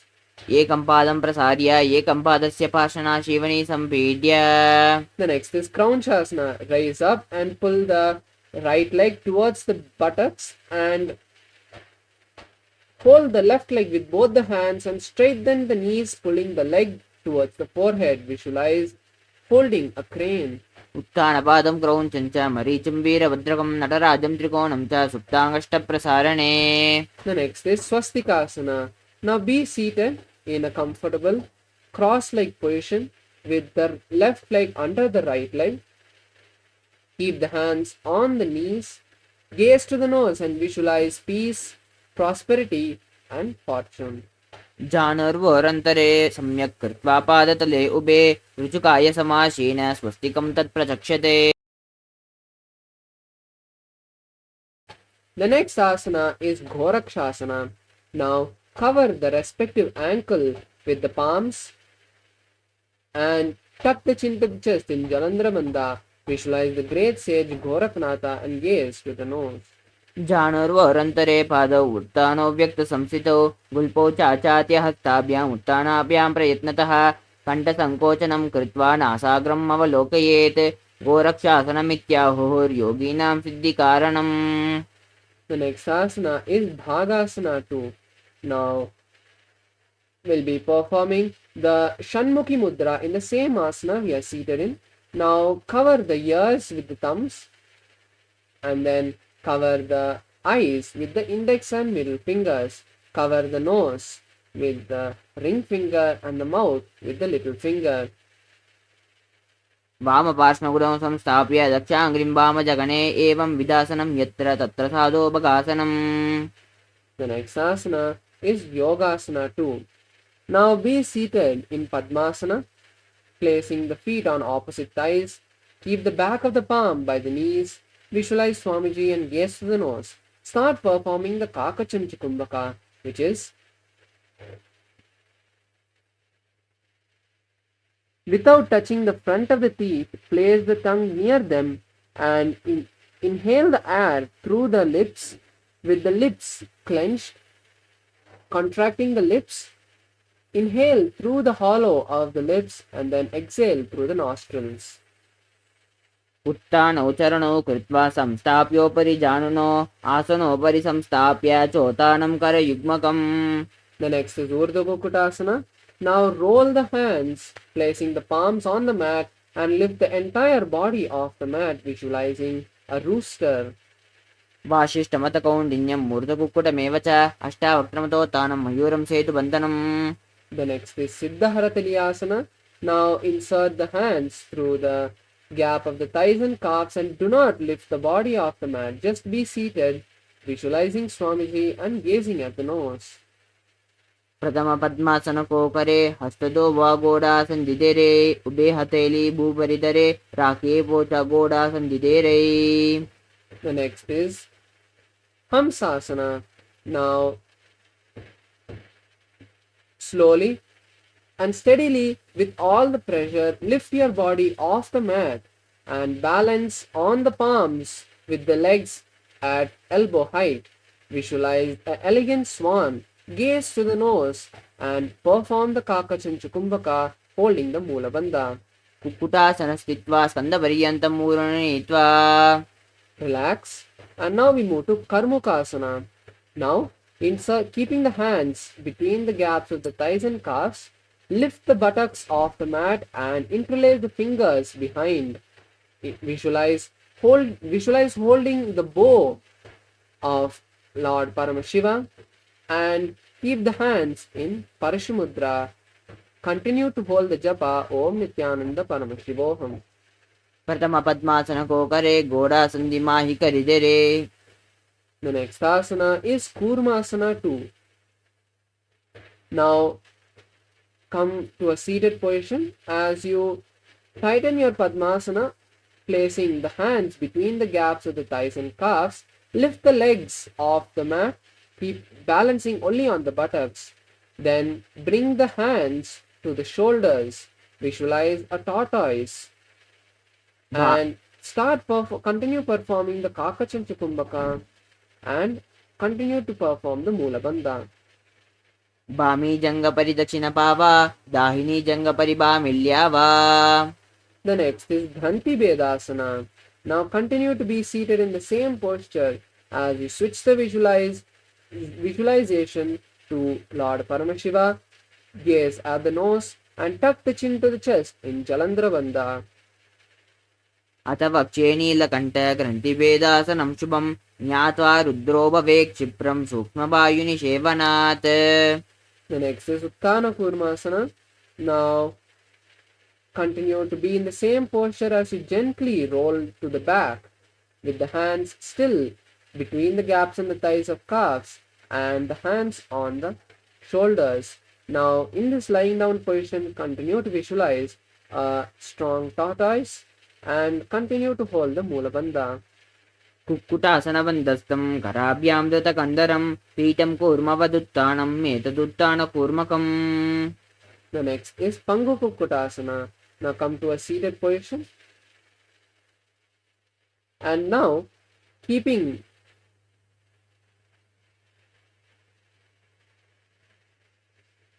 both the hands once again through the gaps of the thighs and calves, hold the right wrist with the left hand, and then with all the strength lift your body off the mat on the left hand. visualizing a rooster in Pangu Puttasana. कुक्कुटासनं स्थित्वा एकेन हस्तेन अन्यस्य मणिबन्धं धृत्वा Relax. And now switch the hands. Now hold the right hand with the left hand around the wrist. And once again lift the body, visualizing a rooster. कुक्कुटासनवस्थित्वा एकेन हस्तेन अन्यस्य मणिबन्धं धृत्वा. The next asana is Gridrasana. Now keeping the elbows on the ankles, interlace the fingers and rest the chin on the knuckles. Visualize you have gone beyond greed and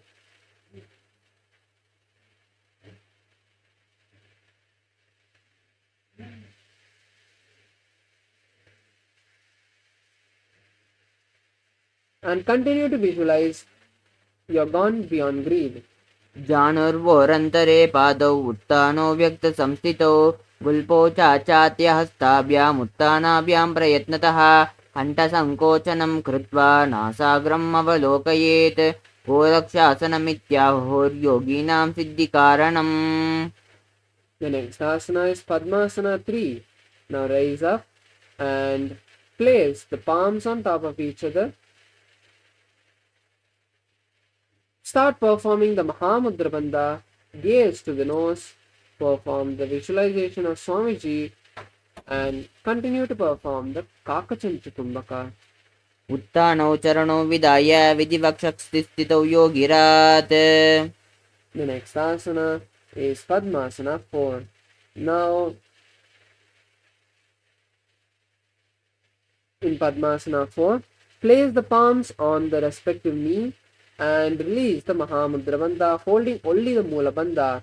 Visualize Paramashiva and gaze through the nose.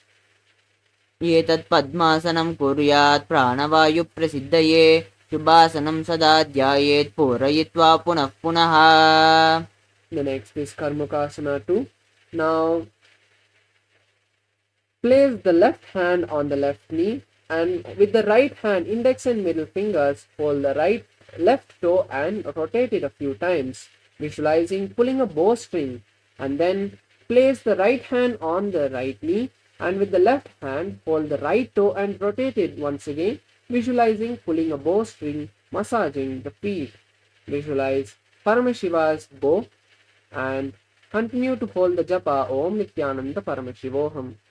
अतान्यासनमावक्ष्ये योगपूरकरक्षणात् कृत्वा पद्मासनं पाद अङ्गुष्ठजङ्घयोस्थितं हस्तमेकं तु जङ्घाय कार्मुकं कूर्परोदकं पद्मासने समादाय अङ्गुष्ठं परिधावयेत्.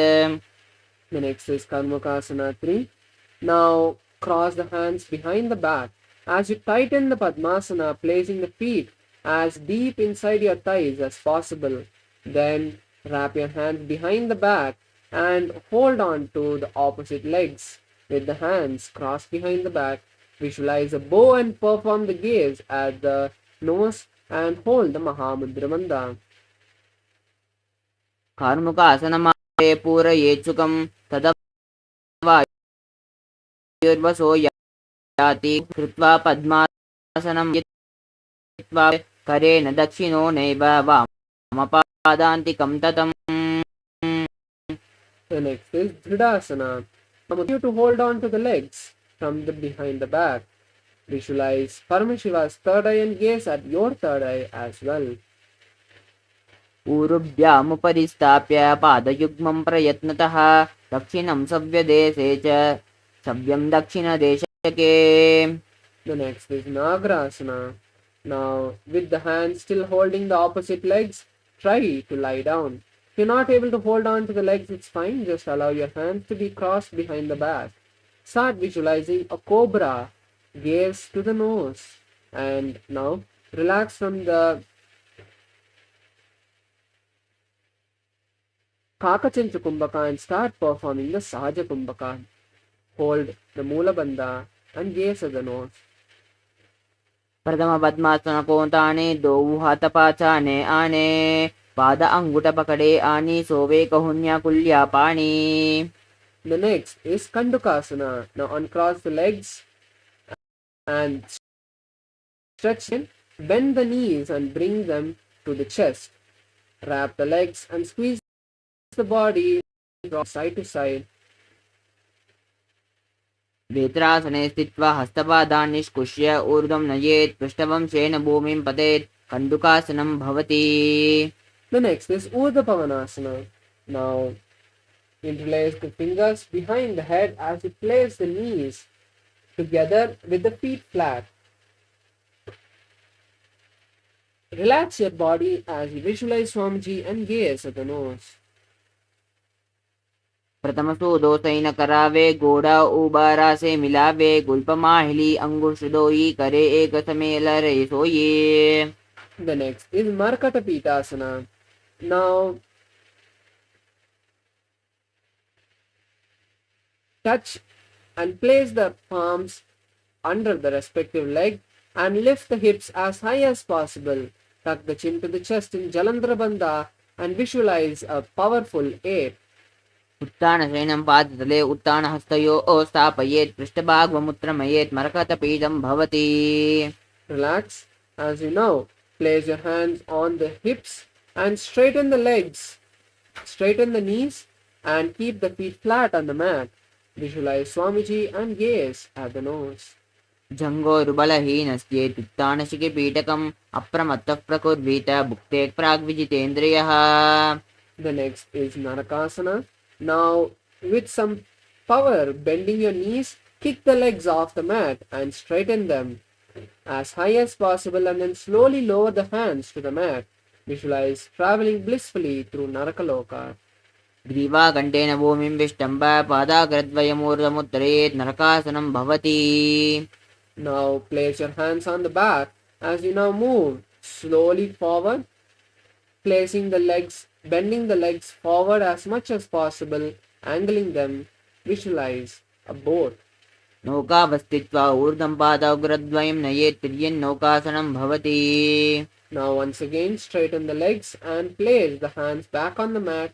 Start visualizing the KAILASA flag, a maroon flag with a powerful Nandi bull on it, and continue to keep the japa Om Nithyananda Paramashivoham. तिर्यान्नौकावद्ग्रीवा पृष्ठकोत्परैः भूमिं वष्टभ्य. The next is Mritasana. Slowly lower the body onto the mat. Stretch the legs and hands to the side. Unclutch from all the movements, micro movements of your body. Then unclutch from each muscle, the toes, the soles, the calves, the thighs, the abdomen, the stomach, the fingers, the arms, the shoulders, the chest, the neck, and finally the face and the head. Allow all the muscles to completely relax. And now start visualizing Swamiji alone, blessing you inside, completely healing you, and completely relax into the chanting of the Mahavakya. उत्तानं शववद्भूमौ शयनं तु शवासनं शवासनं श्रमहरं चित्तविश्रान्तिकारणम्.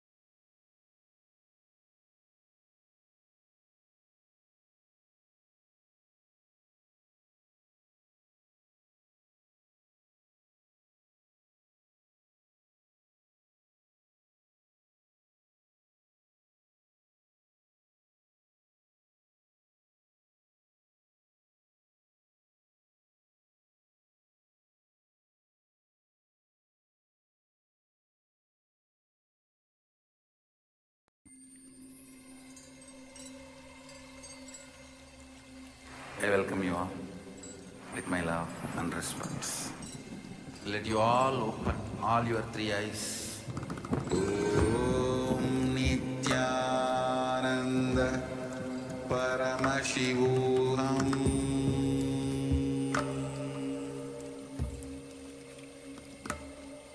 Om Nithyananda Paramashivoham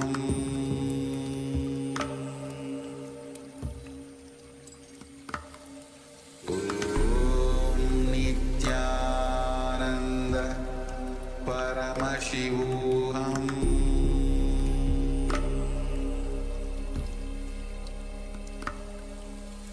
Om Nithyananda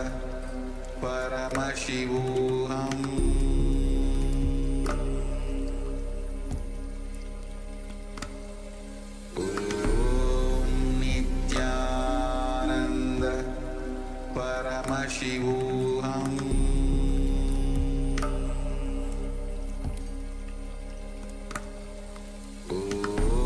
Om Nithyananda Paramashivoham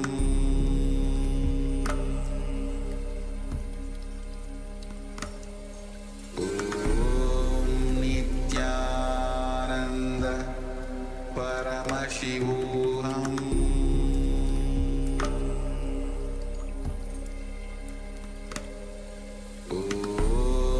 Nithyananda Paramashivoham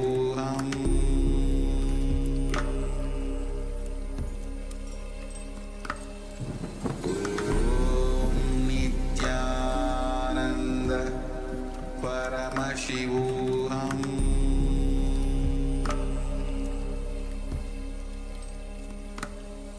Om Nithyananda.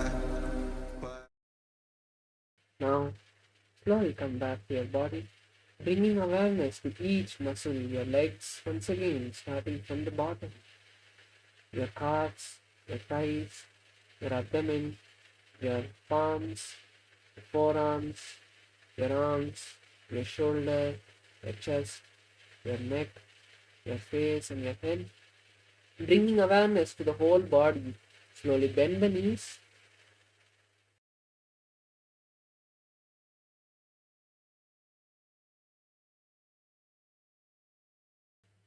Wrap the knees and rock from side to side. And slowly rock yourself in a comfortable seated position. You have beautifully completed the 308 asanas of the Ditya Vinyasa Krama, revealed and revived by the Supreme Pontiff of Hinduism. This most intense asana sequence has now awakened your Kundalini to the highest point, and now the best thing you can do is manifest the powers of Paramashiva.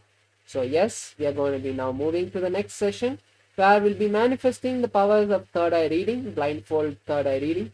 So you can bring a pair of eye bands. A comfortable cloth will also work. A notebook and pen if you want, or another device to type in so that you're on camera. Unless you're watching on YouTube, you can use the same device to chat on the YouTube chat. But I encourage all the participants watching us on YouTube to also join us physically on the Zoom program. So there's a more interactive session between you and the Acharya. There's more entanglement, and the Acharya can guide you more. And finally, bring any deities you have, or also you can be seated in your puja room if you have, or in front of any deities. That's beautiful, and that intensely keeps the energy of your body high. Make sure you have a tumbler of water and refresh yourself for the power manifestation. As we now come to the end of this session, now please bring your hands together, close your eyes, and take a deep breath. Visualize Swamiji, offer your gratitude to him, and let's chant the Purna Mantra. Om Purnamadaః Purnamidam Purnat Purnamudachyate Purnasya Purnamadaya Purnamevavashishyate. Om Shanti Shanti Shanti. Hari Om Tat Sat. Sarvam Bhagavate Nithyananda Paramashiva Padukarpanamastu. Om Nithyanandam. Thank you all.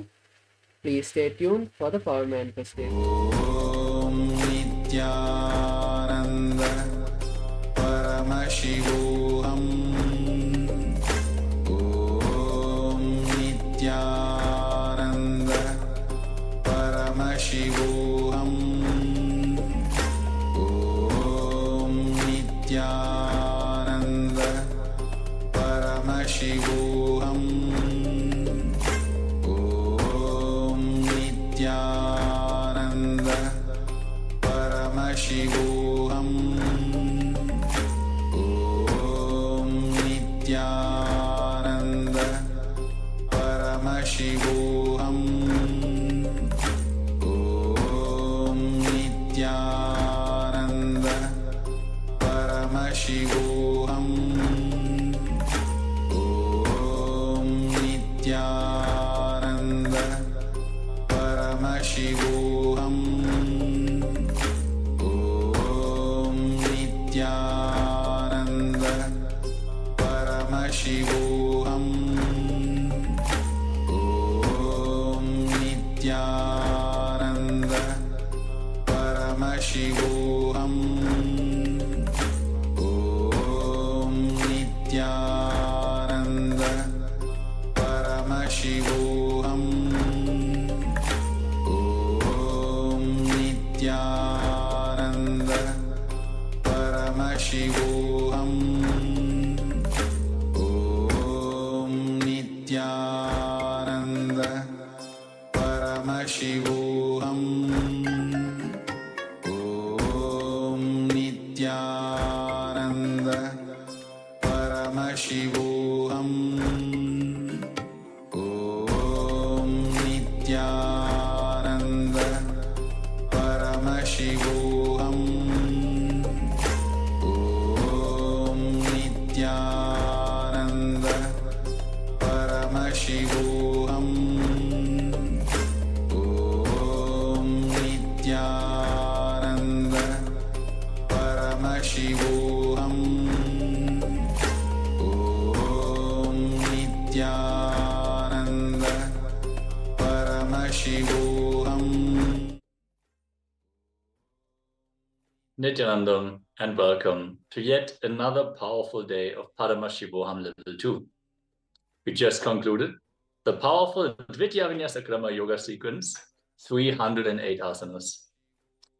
With this, let us now get ready for the day, as today's topic is leadership consciousness and how to manifest it. What does it mean to be an authentic leader? What does it take to lead people? Without further ado, let us open this day of insights from the Supreme Pontiff of Hinduism, starting by invoking his presence with a Sadguru Vandanam. Sit straight with your head, neck, and spine in a straight line, your hands in Namaskara Mudra in front of your chest as we invoke his presence with the Sadguru Vandanam.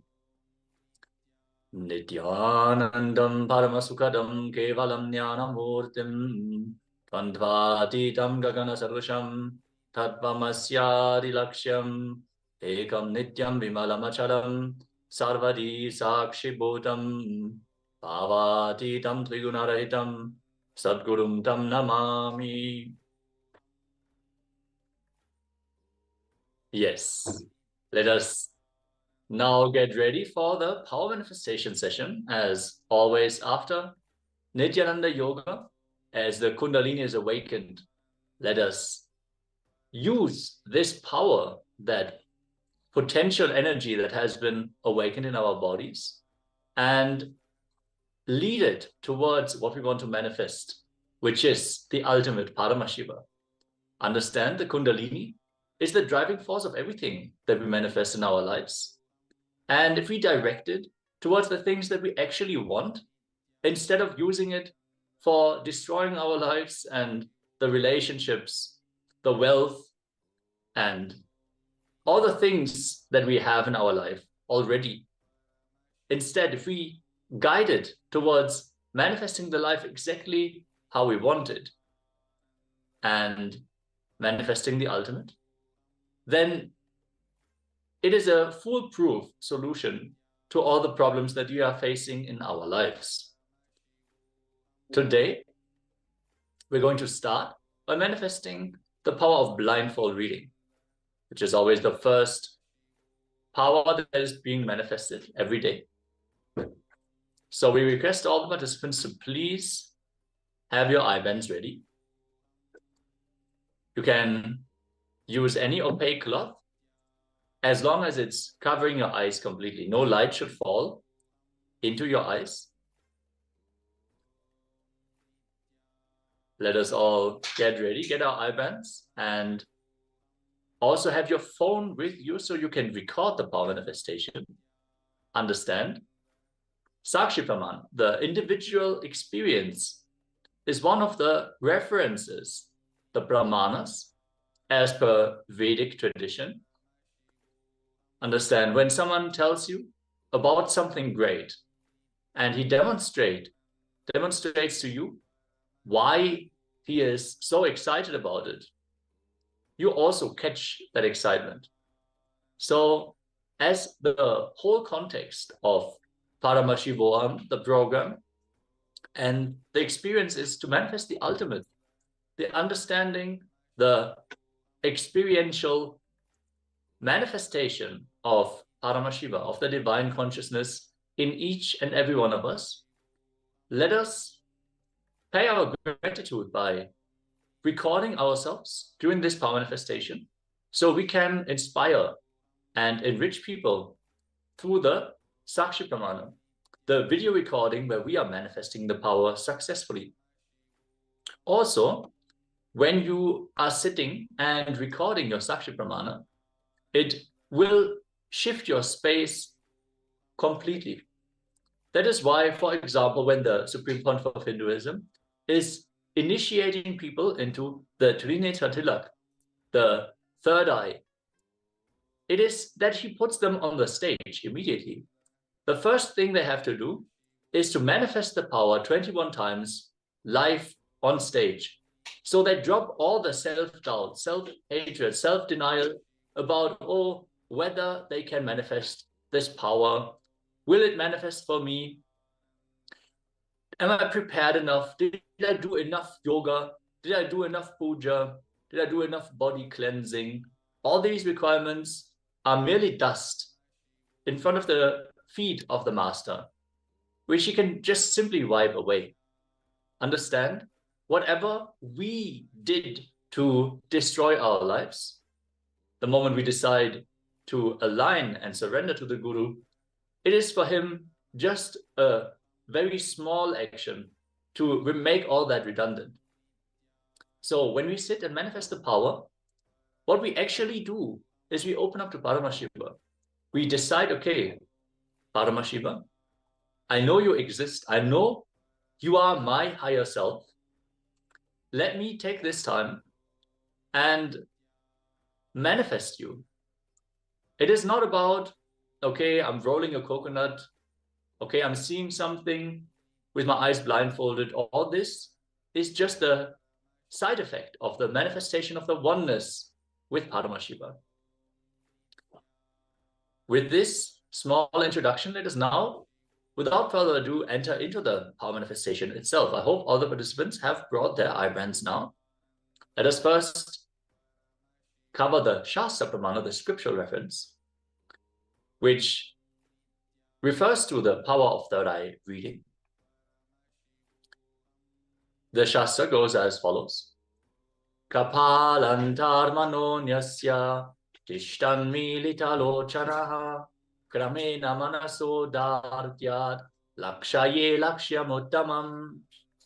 By fixing the mind on the inner space within the crown center and sitting stably without any movement, having the eyes closed, in succession by that stability of the mind and inner space through the power of the third eye, one directly sees the ultimate goal, Lakshyam, by having the vision beyond the sight that reveals any object or place attaining the space of oneness with the source, Paramashiva.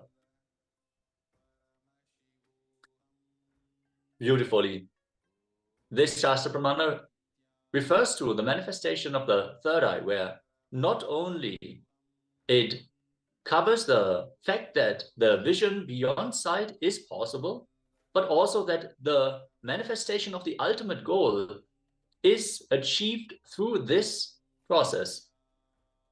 Understand, there is a confusion about Siddhi and Shakti. What is the difference between Siddhi and Shakti? If you are from India or you are aware of the manifestation of the spiritual powers as per Patanjali, the manifestation of Siddhi is a side effect of great effort and immense tapas, where through your own merit, you start manifesting certain spiritual powers. For example, you've been cleansing your body for 20 years, and you've been intensely doing yoga every day, bringing mastery over your physical body, allowing you to control certain aspects of your non-mechanical parts of the brain through intense focus and visualization.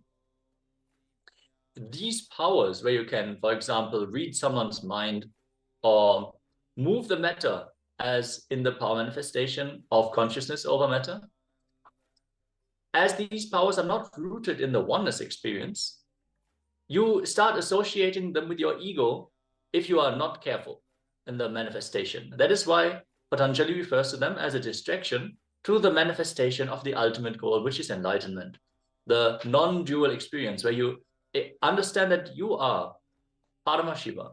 You experientially realize this underlying truth of the cosmos. The big difference with the manifestation of Shakti is that these powers are initiated. It is not your hard effort that makes you manifest these powers.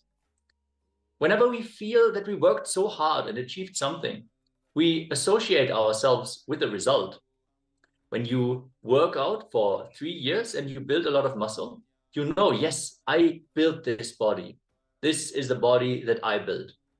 Same way, when you manifest Siddhi, through the immense tapas you would have done, you start associating yourself with these powers that you are manifesting, which can be a distraction to the spiritual path and might deviate you from the goal. For the Shakti, it is not that you have to do the work. Swamiji has done all the work. He has done all the tapas. And simply through Diksha, through initiation, he initiates us into manifesting these powers casually, as we just make ourselves available to him. It is not us manifesting the powers. It is us opening ourselves for the divine to flow through us, manifesting these powers. So understand the context of manifesting Shaktis is always to connect to the divine and to get into that frequency, stabilize ourselves in the state of Nirvikalpa Samadhi and the space of Paramashivatva, the space of absolute possibility, the understanding that there is nothing called impossible in our life, that manifestation happens because we are Paramashiva. We can consciously create the life. So, without further ado, let us now settle down. Request all the participants to please be on camera as well. If you have any questions about any of the processes, the power manifestation science, or any general questions or doubts, please let us know in the chats. That can be either in Zoom, in Facebook, or on YouTube. Please let us know what you think, and especially we would like to hear your power manifestation experience. Make sure you turn on your camera recording with your phone camera, for example. Any other device that you can make a recording with is fine. Let us now tie our eye bands. Make sure no light is falling into your eyes. And in this power manifestation session, we're going to project letters on screen. And we request all the participants to just sit in a comfortable cross-legged position on the floor or on a chair, whatever is possible for you. Optimally, you would sit in Padmasana or Vajrasana on the floor with your head, neck, and spine in a straight line. Close your eyes and visualize Swamiji in your third eye. Visualize that sweet smile of Swamiji and receive his darshan, and then request him, Swamiji, show me through my third eye the letter that is being projected on the screen by the Acharya. And wait until you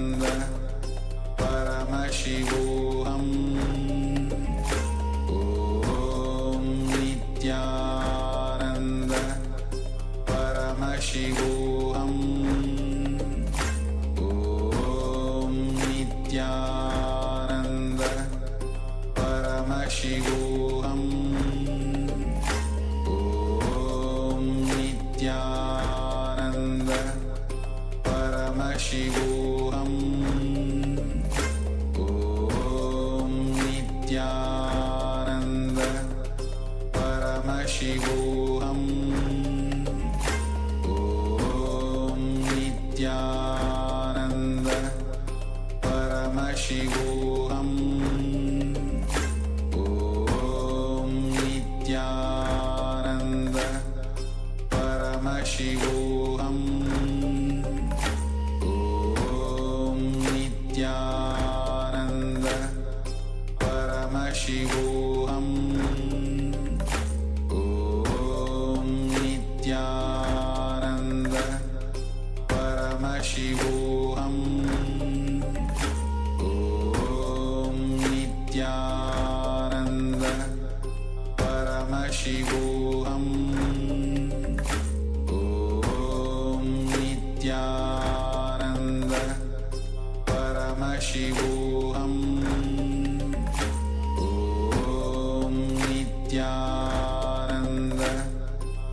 Paramashivoham Om Nithyananda Paramashivoham Om Nithyananda Paramashivoham Om Nithyananda Paramashivoham Om Nithyananda Paramashivoham Om Nithyananda Paramashivoham Om Nithyananda Paramashivoham Om Nithyananda Paramashivoham Om Nithyananda Paramashivoham Om Nithyananda Paramashivoham. Now, slowly, you can remove your eye bands. And let us know in the chat what was revealed in your third eye. What did you see? Which letter did you project throughout this process? Let's take a few moments and verify the power manifestation. Everyone, please pen your results down, send them in the chat so we can verify the manifestation. Om Nithyananda Paramashivoham Om Nithyananda Paramashivoham Om Nithyananda Paramashivoham Om Nithyananda Paramashivoham Om Nithyananda Paramashivoham Om Nithyananda Paramashivoham. Yes, now let us reveal what we had projected on screen.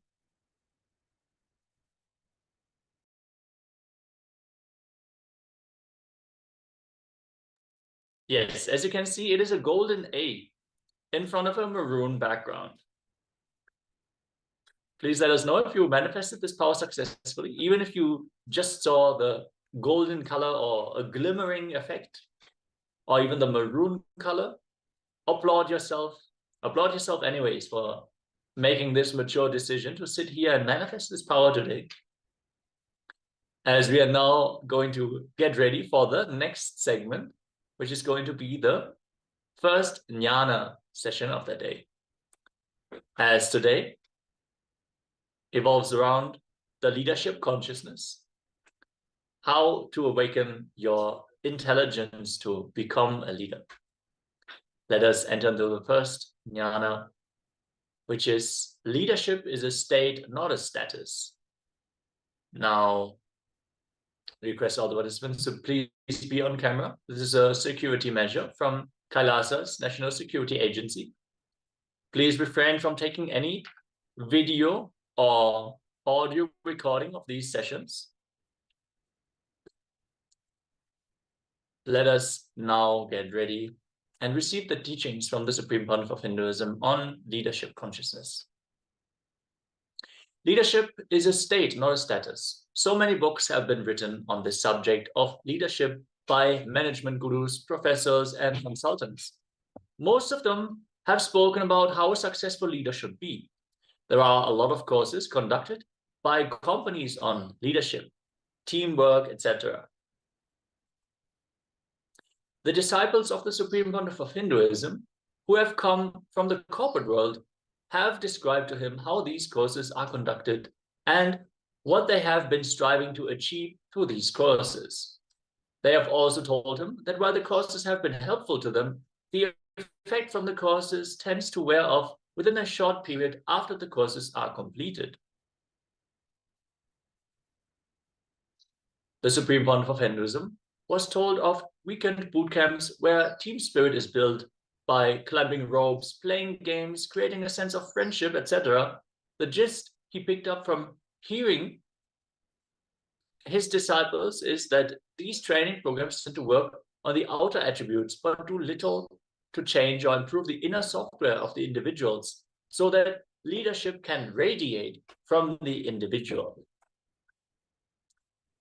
Leadership is not a quality, but an experience that we can radiate from an individual who has experienced personal growth and transformation. Now let us look at some explanations of how leadership is described traditionally. If you search the internet under the terms leadership and leader, you will be amazed at the millions of hits that come up. So whatever needs to be written or said on these topics has been said. So the Supreme Pontiff of Hinduism is here to mainly give us a few examples from the leading management gurus and their concepts of a leader, and more importantly, to give you the real understanding, tools and techniques on how to become a leader and how anyone can radiate leadership as a result of personal transformation. Understand, every human being is a potential leader. Leadership is not a quality only some people have been born with, as is viewed and understood currently. Everyone can become a leader, and the quality of leadership arises of one's ability to take responsibility for a particular organization, a situation, or a particular group. Here are some definitions of leadership you can get from an internet search. Peter Drucker defines a leader as someone who has followers. John C. Maxwell says leadership is influence, nothing more, nothing less. Warren Bennis says leadership is a function of knowing yourself, having a vision that is well communicated, building trust among colleagues, and taking effective action to realize your own leadership potential. There are thousands of such definitions on what a leader should be and what leadership is. We are not going to go into too much of detail into this, but wanted to point out some of the quotes from leading management gurus and leaders and leadership. All of these experts tell us what a leader should be and the traits that define a successful leader. Yet there is very little on how one can attain this state of a leader. Are leadership traits inborn, or can a leader be created? There is an area where the Eastern mystics have spent thousands of years exploring and discovering the inner world. They have created tools and techniques to create the right inner software to cultivate leadership skills. Is leadership some quality you have to be born with, or can it be cultivated? How can one develop leadership skills? Can a person truly lead an organization if he or she is caught up in personal struggles and confusions? Before we get into these details, let me first say that leadership skills can be cultivated. It is all about achieving the state of consciousness of a leader and not the status that is achieved by becoming a leader. The process that the Supreme Pontiff of Hinduism is going to take us through is a time-tested, proven science of personal transformation. It is a product of 10,000 years of research and development from the Eastern system of inner science. What does this mean? Firstly, understand that every civilization has focused its energy in certain fields. In the West, they focus their efforts on the outer world science, innovation, discovery, and creation of products and services to improve the quality of life and comforts. These outer world scientists have discovered so many products and services which have greatly benefited humanity and improved the quality of life of humans all over the world. Most of our discussion on leadership will be focused on giving an understanding of human emotions, the mind, and how we can use these simple understandings from the inner scientists to help us lead a successful and fulfilling life. In most organizations, those who have become leaders have achieved the status of the leader. They may not have necessarily achieved the state of a leader.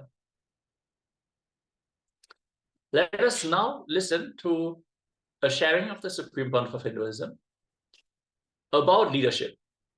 Is it for everyone, or are only some chosen few able to manifest the leadership consciousness?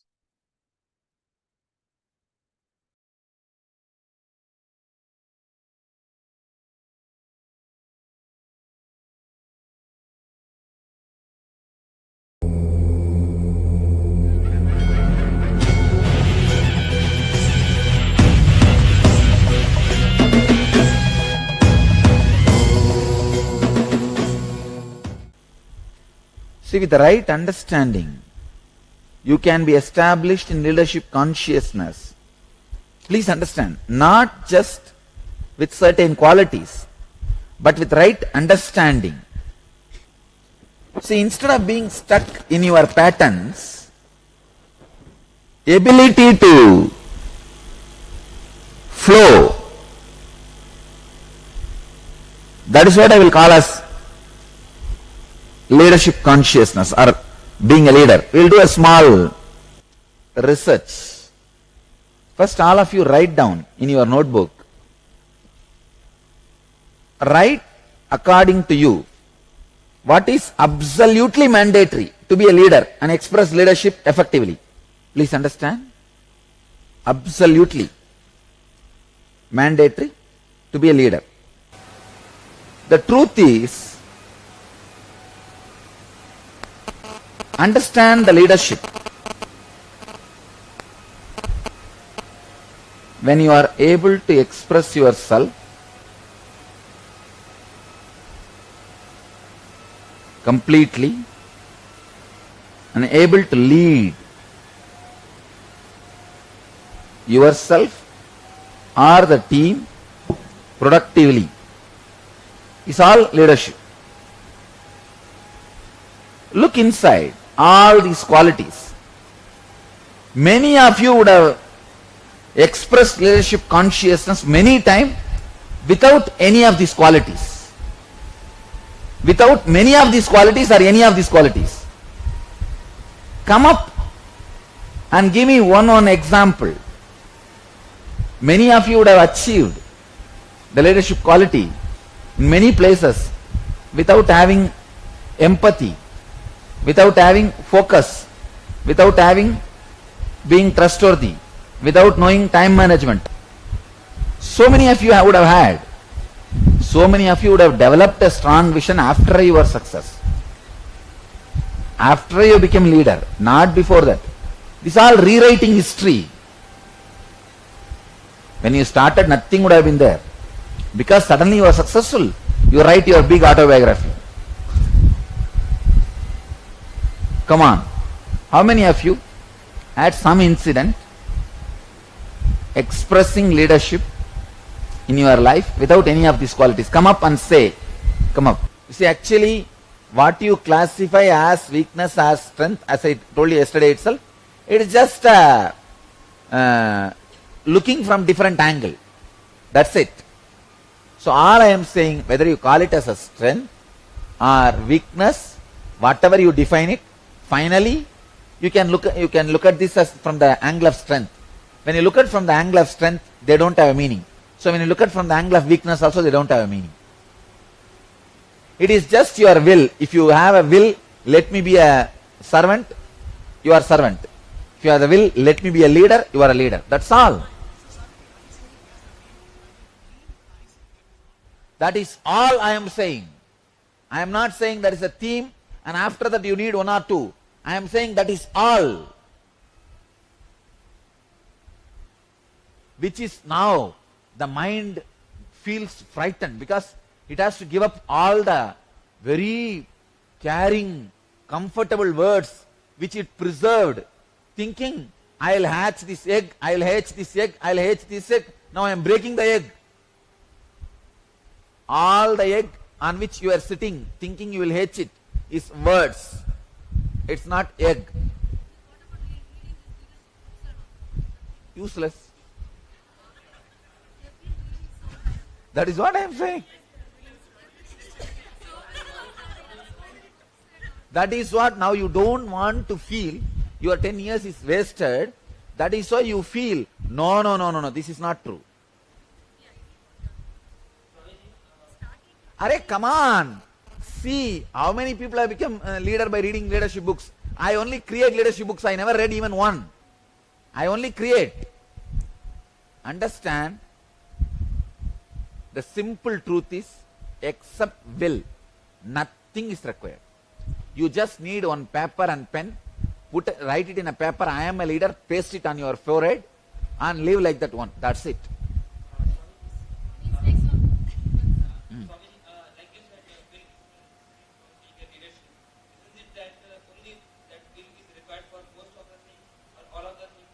Everything, simple decision is, that's all, nothing else.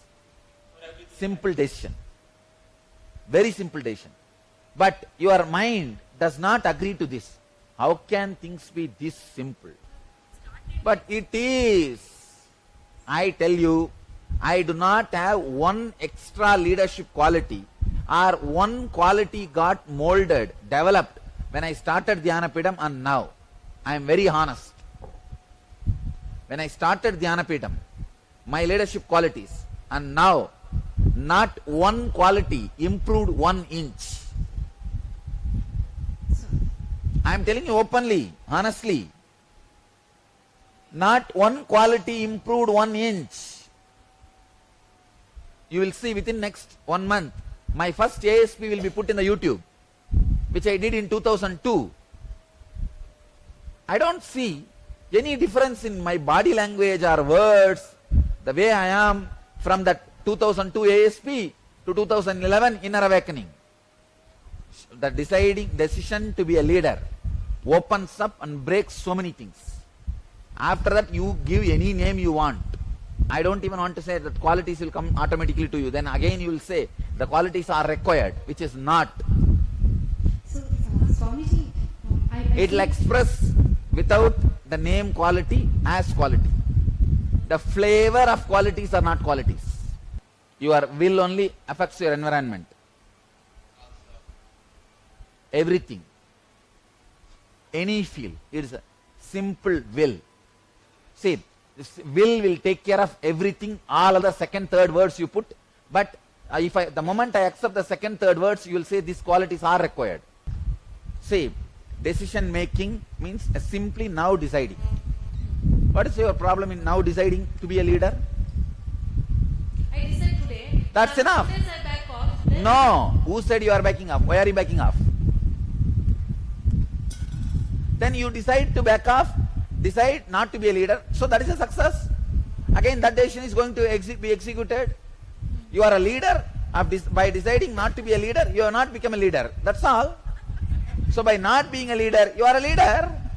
Okay, Swamiji, I'll ask one question, Swamiji. Suppose I See, said I'm you a- decided not to be a leader and you are not a leader. So you are a successful leader. Yes, no. Because your decision is executed, you are successful. Now I've decided that I want to be. I'm a leader, Uh. and then I have set the goal. Like this in this many months, I'm going to do all these things. By the end of that many months, I wouldn't have done. No, if you are planning now itself, naturally you wouldn't have done. You are a leader.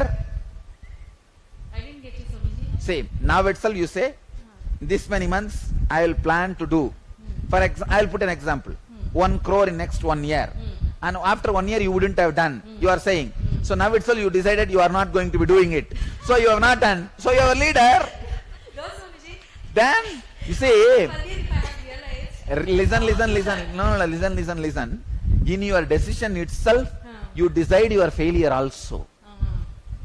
There's a lingering thing. Yes. Back. The Then how linger. to come out of that? No, there is no question of how do we come out. Simply come out. Now, I have decided I am not going to have any more lingering.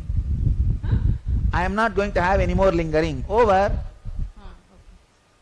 Leadership can happen with and without confusion.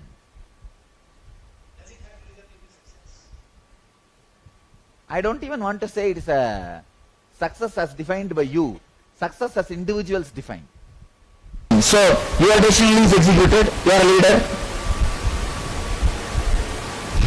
I can't think of any situation where anybody won't be. That is what I am saying. Always, all of you are leaders. You got the point. Why should some of you have to be a slave, not be a leader at any moment? Leadership is consciousness. Already you are all conscious. But you don't want to look into it. You always feel there is something hanging over. There is something missing. Problem is, always if you look, the other person will be successful than you. See, going to restaurant is like marriage. Going to, you order what you want, but after it is delivered, you always feel your friend has a better. Going to restaurant is like a marriage. You order what you want, but after it is delivered, you always feel your friend has a better. Your mind, whether it's like positive or negative, that Simply will lives.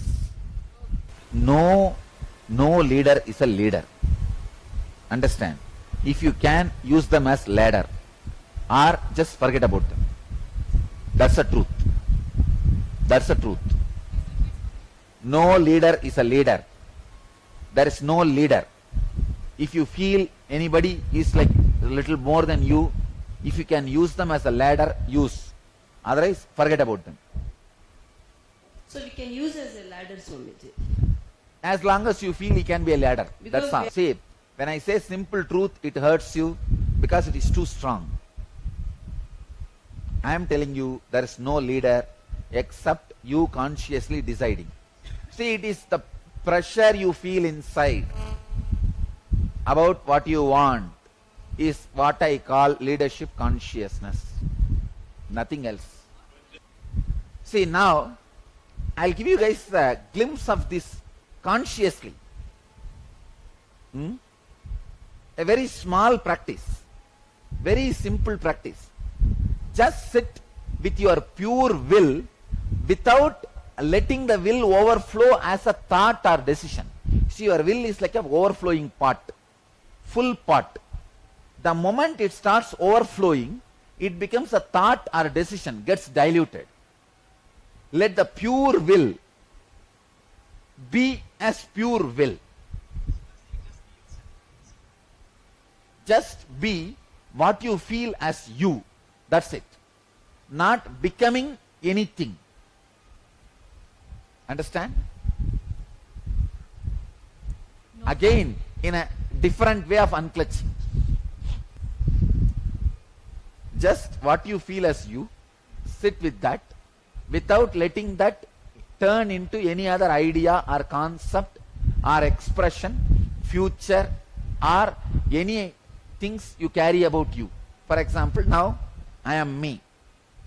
I may have a goal by 2012, I should do this. Let me not allow that me to take a turn or a different form, the 2012 me. Me this moment, me at 2012. The me at 2012 is what you think as leader. For you, I am giving you example. You at this moment, you at 2012. You think you at 2012 is a leader. So you always try to take the form of that in the mind. Now, sit you as you now. This is what I call will without overflowing or without getting turned into anything. Like a milk becomes a buttermilk without that getting churned, without milk becoming buttermilk, without 2011 leader becoming 2012 leader. Sit as a 2011.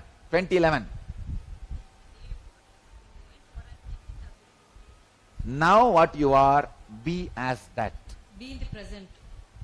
Don't bring that word. That's too loaded. Just be. Be with your will now. Will means you think and 2012 you will be healthy. Now what you think as you think you are sick. Relax from that idea and just be.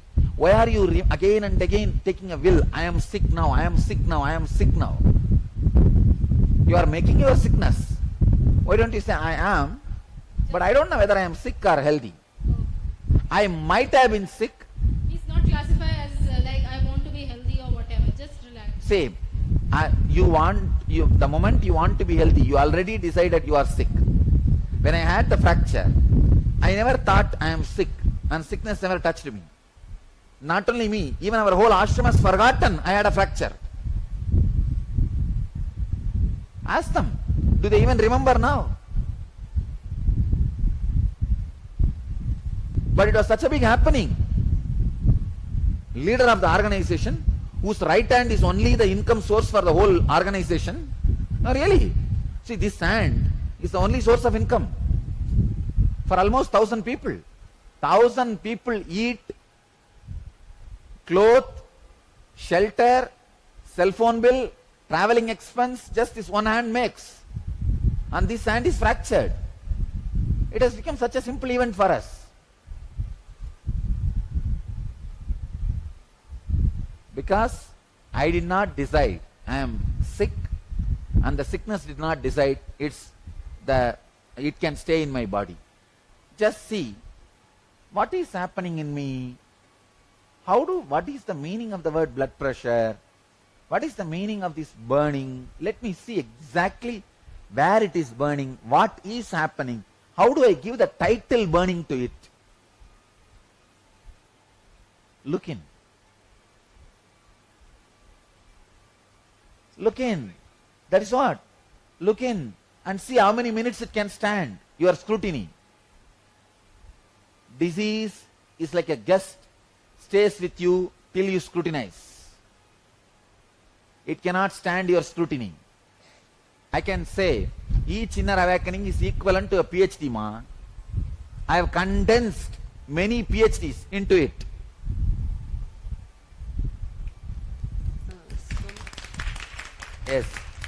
Yes. Look into the pain. What do you call as pain? What do you label as pain? Look in. Which is not there at all. I tell you, pain is a myth. Yesterday, because you did not look into now, you had pain. Now you are looking into now, it is not there. When tomorrow comes, look in as a now, it will not be there. Understand? Volunteering does not mean you can't be creative.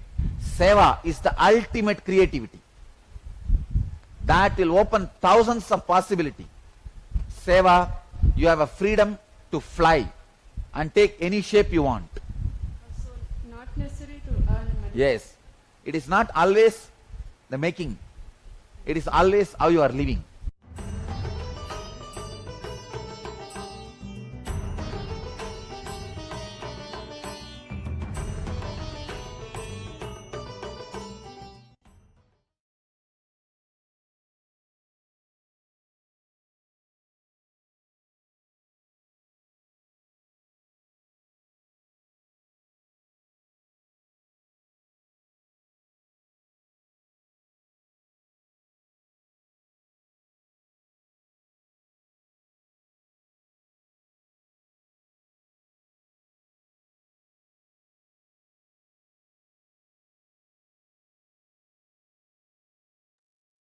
Yes, with these powerful insights into leadership consciousness and how to manifest it, what is required, and who can manifest it, Let us now get ready for the internalization exercise of this session. Understand, if you internalize, and analyze, perform the manana, where you apply the new information to your existing thought structure. You break it up and you make the new information as part of your very thinking style. It becomes available to you. Otherwise, it is just dead information. You might be able to repeat it, but you will not be able to apply it. So let us now enter into this process. Now list down different areas in your life where you are not currently expressing leadership, and think and pen down how you can now express leadership in all those areas. Let us take a few moments. Be as elaborate as possible. See, it might be small things. For example, you might live in a joint apartment and you're not taking leadership for the cleaning to happen in your house. You might complain that your roommates are not washing the dishes, but are you expressing leadership consciousness? Are you driving them? Are you taking responsibility for the cleaning to happen? This is how it goes. This is how you manifest leadership consciousness. This is just one small example. This might be relevant in this is relevant in every part of your life. When you feel something is not happening, especially when it is not happening to other people, obviously, if you yourself need to manifest something and you're not taking responsibility, also this will not happen. But whenever other people are involved, if you take responsibility even for their patterns, their non-integrity, their non-authenticity, their irresponsibility, if you take the responsibility for them to make it happen, for you to make it happen through them, that is leadership. So let us now enter into this process. Pen down all the areas in your life where you are currently not expressing leadership, and also pen down how you are going to express leadership in these areas from now on.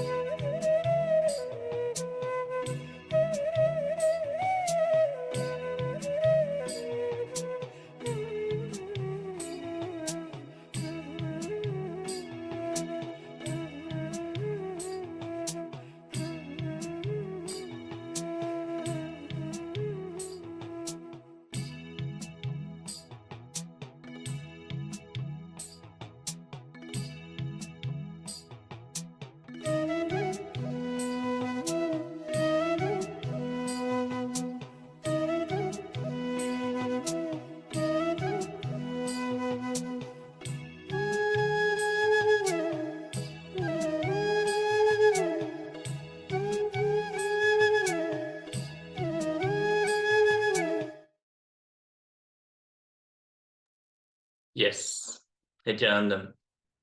After this empowering process, if you want to share your experiences, your breakthroughs, your insights that you have gathered in this process, let us know in the Zoom chat or on Facebook and YouTube. But for now, let us move on to the next session, which is going to be the power manifestation. Today, we have already manifested the power of blindfold reading. In the upcoming sessions, we are going to manifest another power. Everyone, please settle down. We're going to continue with the next session. If there is still more you want to pen down about leadership, feel free to continue throughout the day.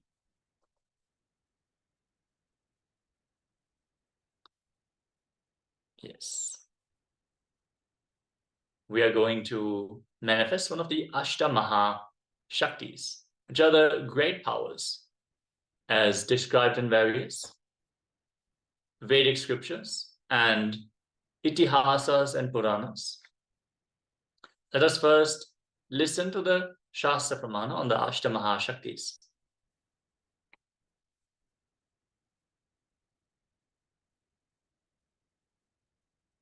Maranam kadyate tena sakena pina kadyate tasya syat parama siddhir animadi guna prada vayuh sancharate dehe rasa vriddhir pavedruvam akasha pankajagala tiyu samapati vardate.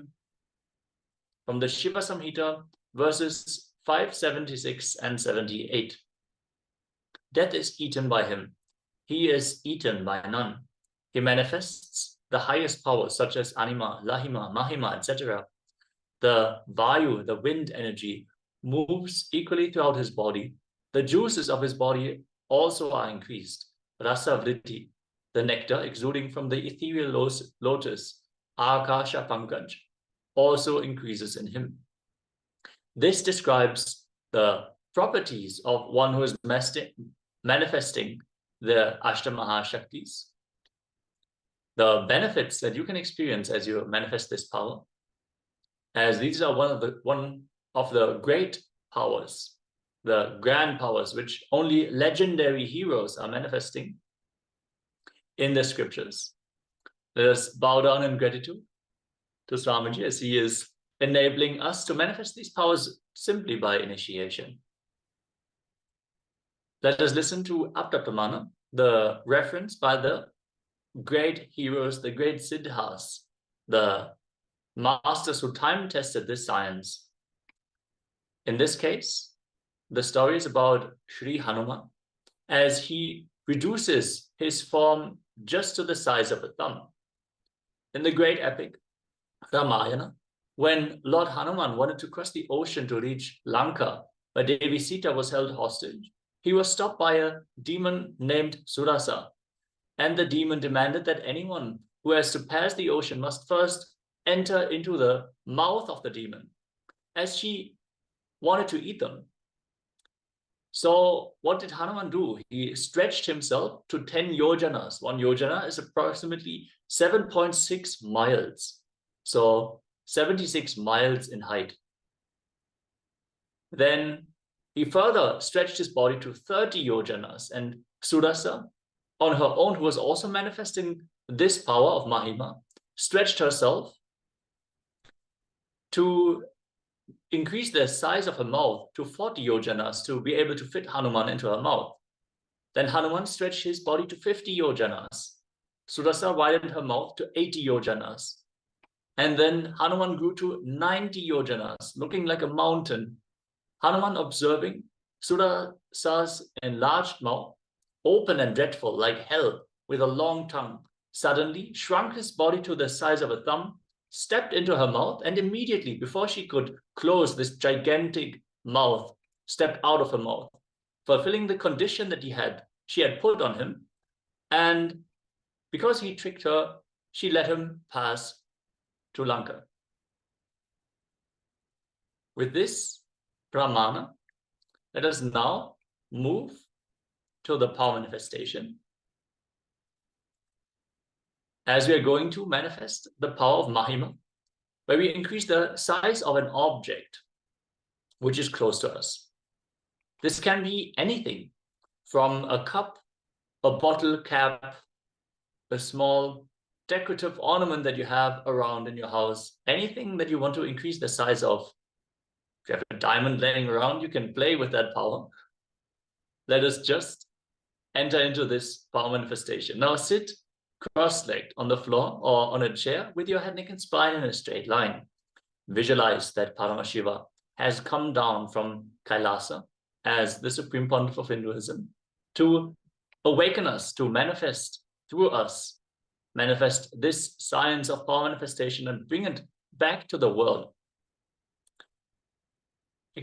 Manifest absolute unclutching, to experience the state of Paramashiva, complete completion, to experience the state, the space of Paramashiva, oneness to experience as the powers of Paramashiva, intensely vibrating in Ajapa Japa. Om Nithyananda Paramashivoham.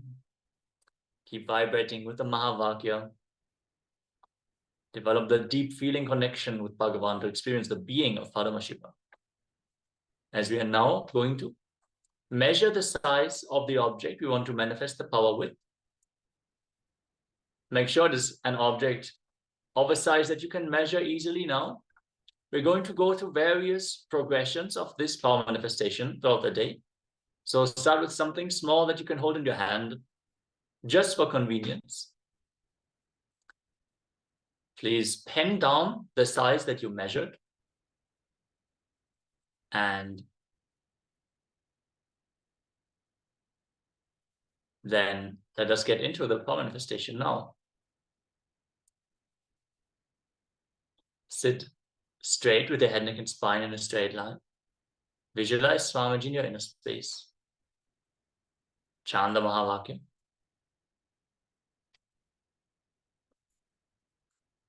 Om Nithyananda Paramashivoham. Om Nithyananda Paramashivoham.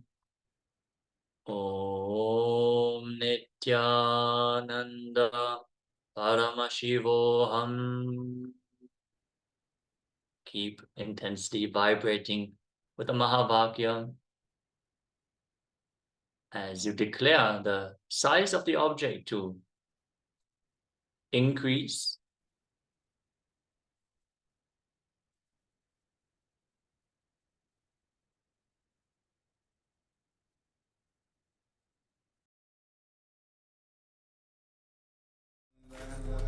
Paramashivoham. Om Nithyananda Paramashivoham. Om Nithyananda Paramashivoham. Om Nithyananda Paramashivoham. Nithyananda Paramashivoham. Om Nithyananda Paramashivoham. Om Nithyananda Paramashivoham. Om Nithyananda Paramashivoham. Om Nithyananda Paramashivoham. Om Nithyananda Paramashivoham. Om Nithyananda Paramashivoham. Om Nithyananda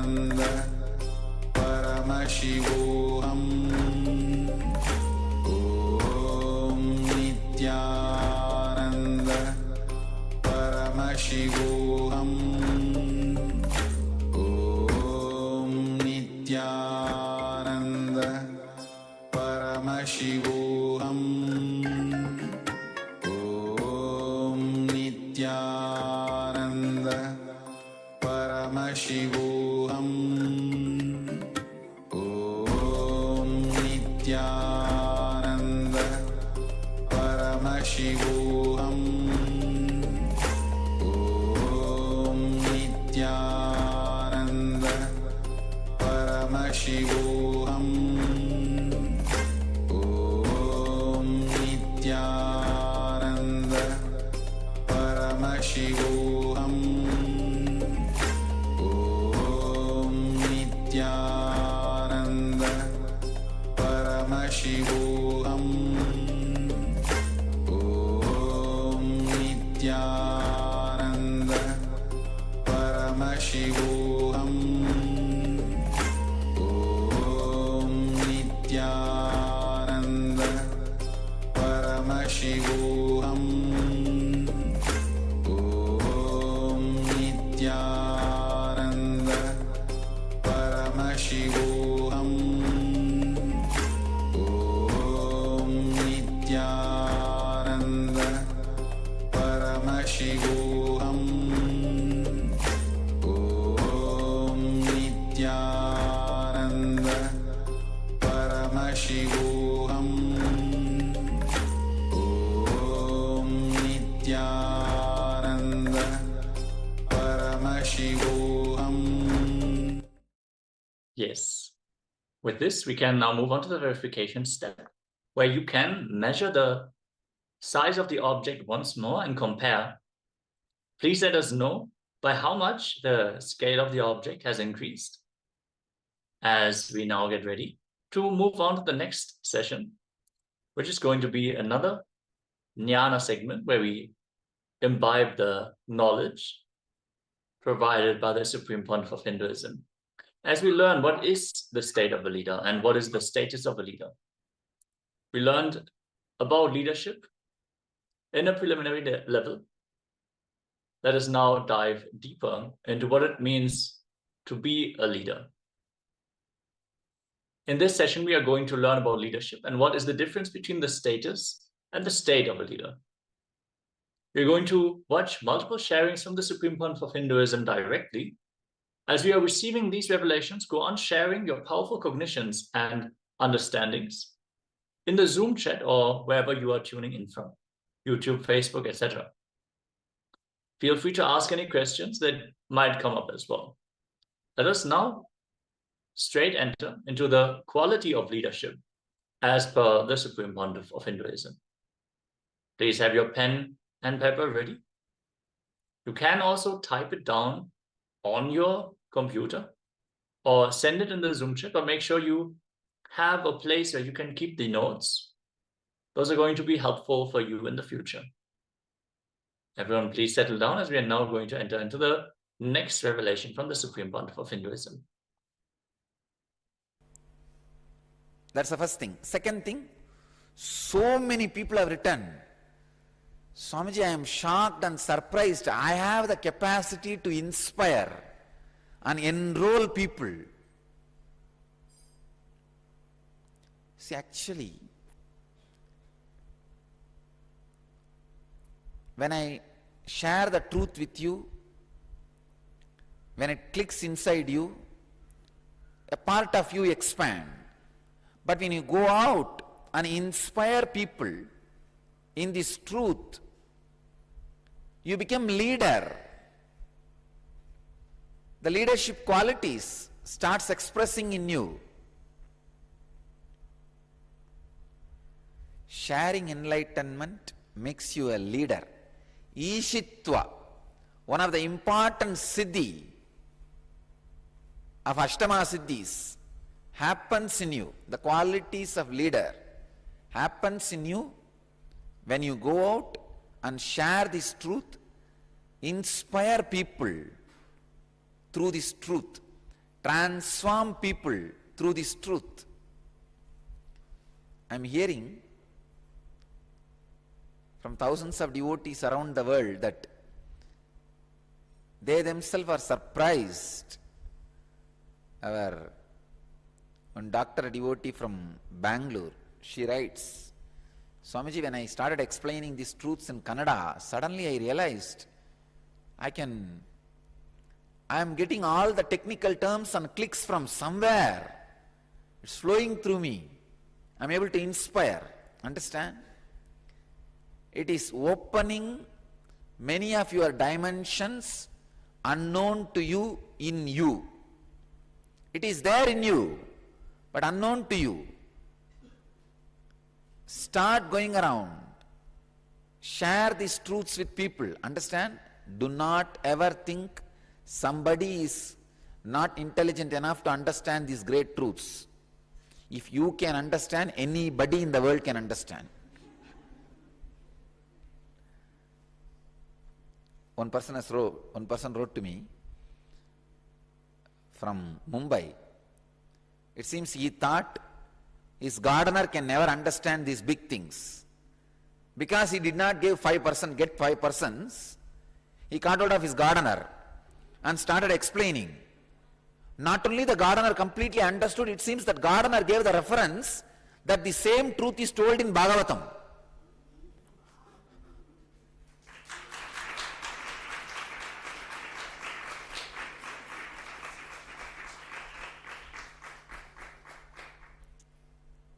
He asked, it seems, how did you know it is in the Bhagavatam? He said, no, I heard in the Engage. In Bhagavatam they recite this. So don't think people can't understand these truths. Don't think people are fools. So catch whoever you can and try to share this truth, inspire them. So I heard many people are putting these truths in their Facebook, sending emails and making phone calls, and sharing this through phone calls is also happening. First thing, I am very happy. The mystery school is successfully functioning. Second important thing, people are discovering their new ability and capacity. Ma Nithya Ramani from Bangalore, she is writing, she went to the eye doctor, and inspired him about this idea. After the routine checkup, that guy got so inspired, he started listening the whole thing, not only listening, completely convinced. And he wanted to see the discourses and come to the ashram and see.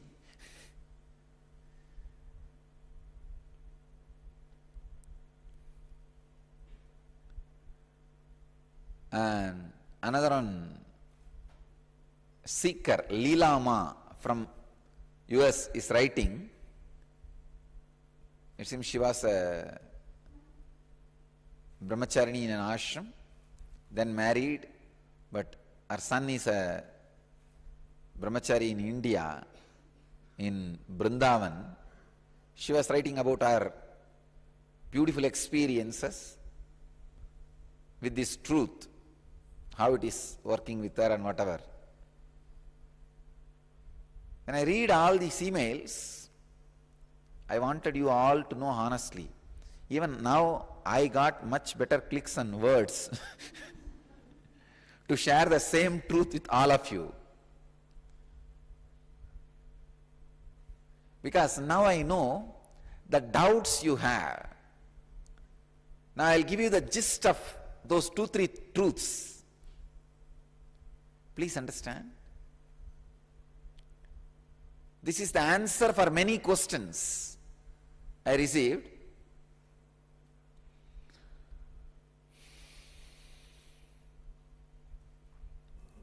Knowing that you can never live in the present moment takes away the great guilt which is created in you by the wrong practice, wrong sadhana.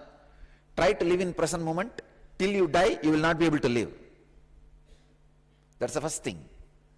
Second important thing, by remembering whether you are thinking about the past or the future, you are in the present.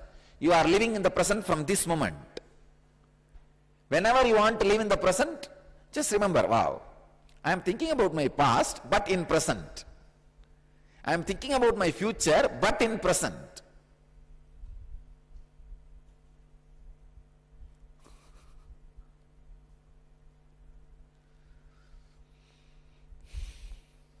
One devotee is writing, yes, I know, I am living in the present, even if I think about past, but what to do? I had a past did happen. Okay, nothing wrong.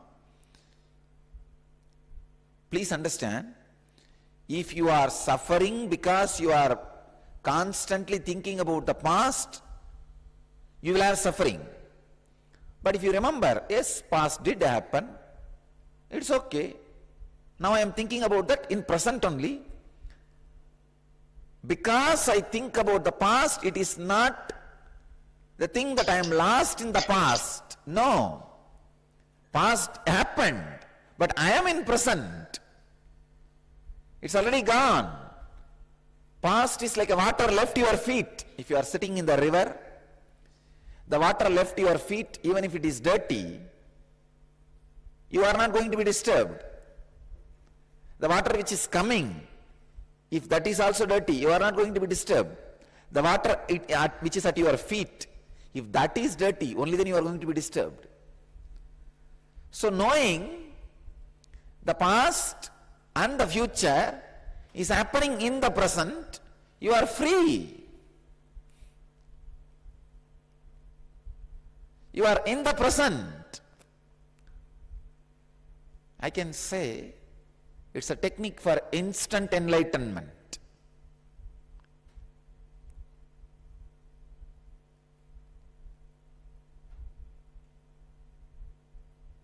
First thing, whether you are thinking about past or thinking about the future, remember you are in the present. Immediately you will see the load of the past and the future will not be there on you. Yes, I am thinking about what I did yesterday. I am thinking what I am going to do tomorrow in present. A sudden shift in your whole energy flow and experience.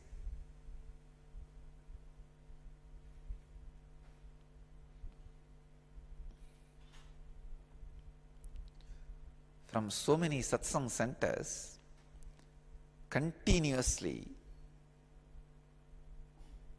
seeing the emails and questions, not only I am happy, I am inspired. I feel now the higher and higher truths can be delivered.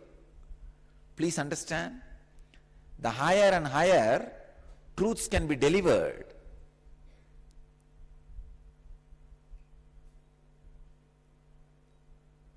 Just try to understand this much. Yes, I am thinking about past. Past did happen. I am worrying about future. Future will happen. But I am doing both in present, which is my freedom, which is my decision, which is me. When you understand your past and future both are happening in your present, suddenly you will feel you are all powerful. Because it is in your present. Be all powerful. Being all powerful is what I call Ishitva. Understand? Ishitva is much more powerful siddhi than levitation or gravitation.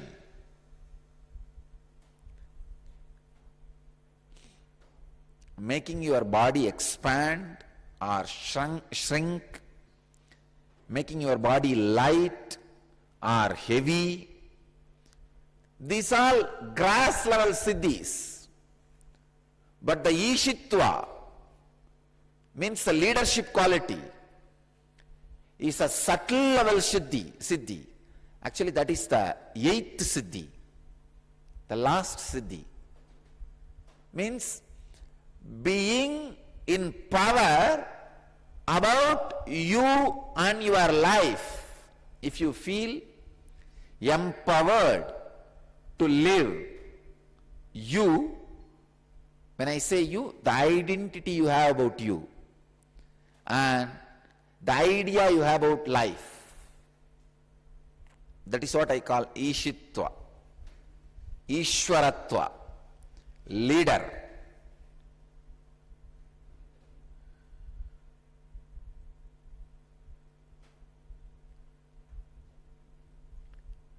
If you do the intense practices like N Kriya,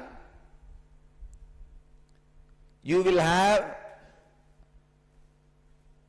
the Anima, Lahima, Mahima, Karima, the grass level siddhis, the ability to expand or shrink or lighten or make heavy your body. But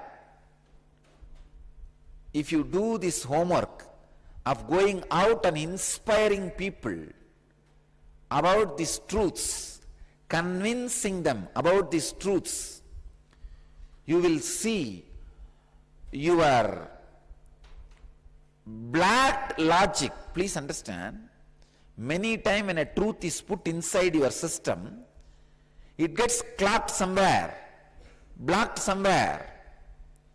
Like how pipelines gets blocked. It gets blocked, it doesn't go deep. But when you understand and try to inspire and transmit this experience to few people, suddenly all the blocks will be removed. And the truth travels throughout your system intensely and comes out properly. And even if there are one or two questions raised by other person, that clarifies your own doubts. That clears and creates greater understanding in you. I tell you, going out and sharing these truths, at least with few people, will make you a leader. You will have the subtle siddhis like Ishitva. And not only that, in your personality, 30% is a solid personality, your own understanding about you. 70% is a pus. Literally, pus is the right word. Pus poured on you by the society. Constantly society pokes at you. Because of that poking, that wound, 70% of it is a pus. The only way you can get out of that pus and settle with your personality completely is go out and change the idea people have about you. That will happen when you share these great truths and inspire them.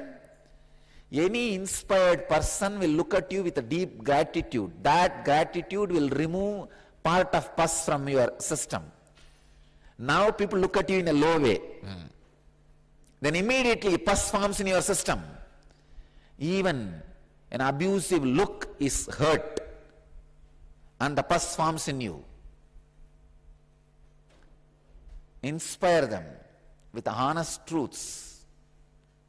You will see the way they look at you with respect. The pus gets healed. It leaves your system. You create a new personality.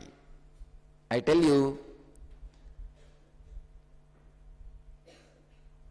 this is one of the important technique and practice to heal your Anahata Chakra. Don't expect love from people, attention from people. Go on, start giving intelligence to people. A quality product. Everybody will not be able to give continuously some gift to people to get their love and attention. How much you can give? You can't. But a right truth is a great gift you can give without you losing it. There's a beautiful proverb, verse from a great saint from Tamil Nadu. He says, like a well, when you take the water out more and more, Water seepage will be there more and more in the well. The well which is used more will have more water. The intelligence which is used more will have more. I tell you, whenever you share these truths with people, you will realize you are intelligent. And you will make others realize you are intelligent. This is the easiest gift you can go on giving. If with anybody you converse, don't miss sharing one truth with them in your conversation. Make this as a habit. The moment you see him, think, I will give one gift to this guy with a deep love. If you are in a shop, some customer comes, along with the product, think, I'll give one gift to this guy. One truth, one idea. If you are bargaining any business, decide, I'll give one gift to this guy, one truth. Your customer, patient or consumer, anybody you meet, your boss or your subordinate, decide, I will give one gift to this guy, which is the easiest and cheapest gift,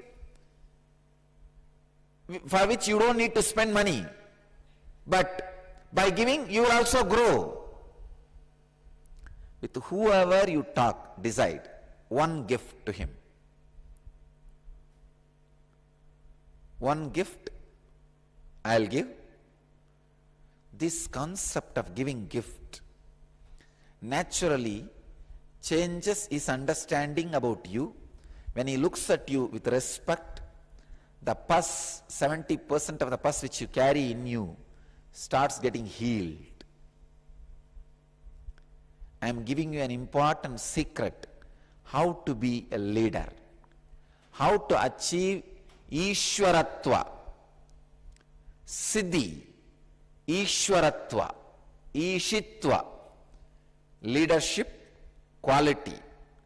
First know how to enroll people for any idea you are having. If you go out and speak to at least 5 persons about this idea, this great truth, and bring them to the satsang, you are going to be the winner. It is not going to glorify me, or I am not going to win in any way. Understand? Whether 5 people sit or 10 people sit, I am going to talk the same thing. But by you inspiring and bringing 5 more people to the satsang, you are going to win the game. You are going to become leader. See, whether 5 more people come or not, I am continuously going to be leader. I am born leader. I am not going to become leader by 5 more people coming.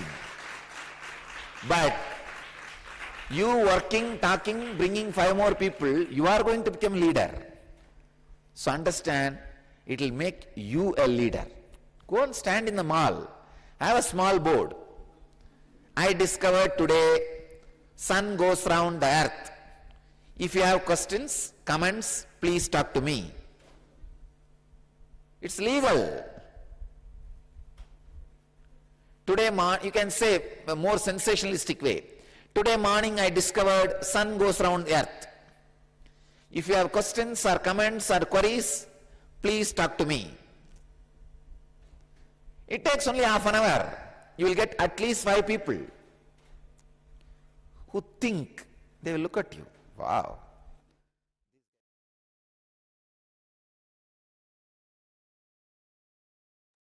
Yes. As you now learned about the status versus the state of a leader, let us enter into the internalization about this clip that we have just watched by the Supreme Pontiff of Hinduism. I've seen in the chat, Ma Atma Jyotikananda is asking for a Chinese translation. Ma Chunyu, could you inform her that there is a separate room for Chinese translation, which has just the Chinese audio. So if she would join in from the browser, in a separate Zoom room, she can have the Chinese translation for the session. Ma Chunyu, I've seen that you have responded in the chat. If you can please inform her about the translation room. Thank you, Ma. Let us now enter into the internalization. Let's take a few minutes to internalize, intra-analyze, share, discuss the revelations on what it means to be a leader. What clicks did you receive from this speech? Where do you need clarification? Let us share our powerful cognitions in the chat. Let's take a few moments to connect to all the other participants and exchange and share our powerful cognitions so we can inspire each other and enrich. Let's take some 3-4 minutes for this exercise.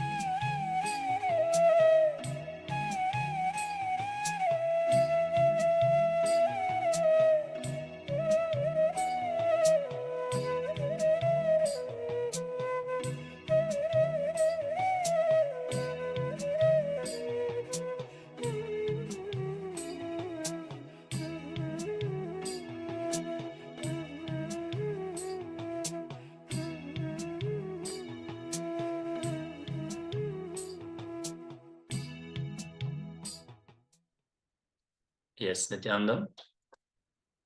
Ma.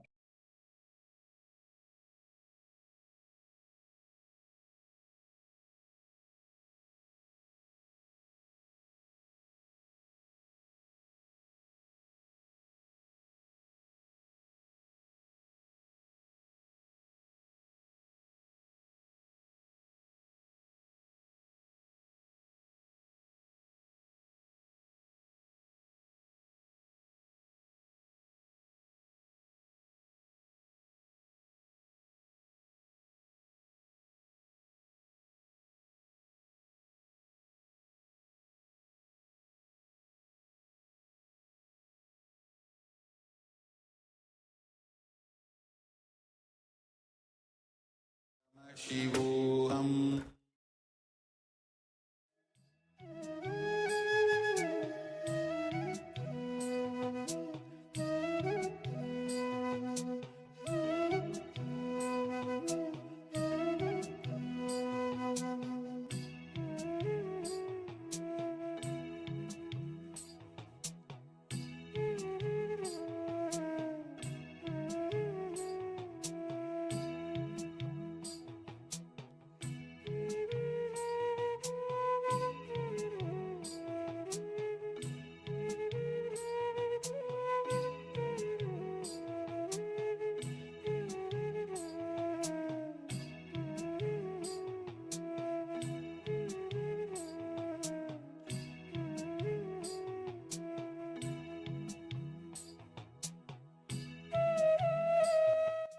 Yes.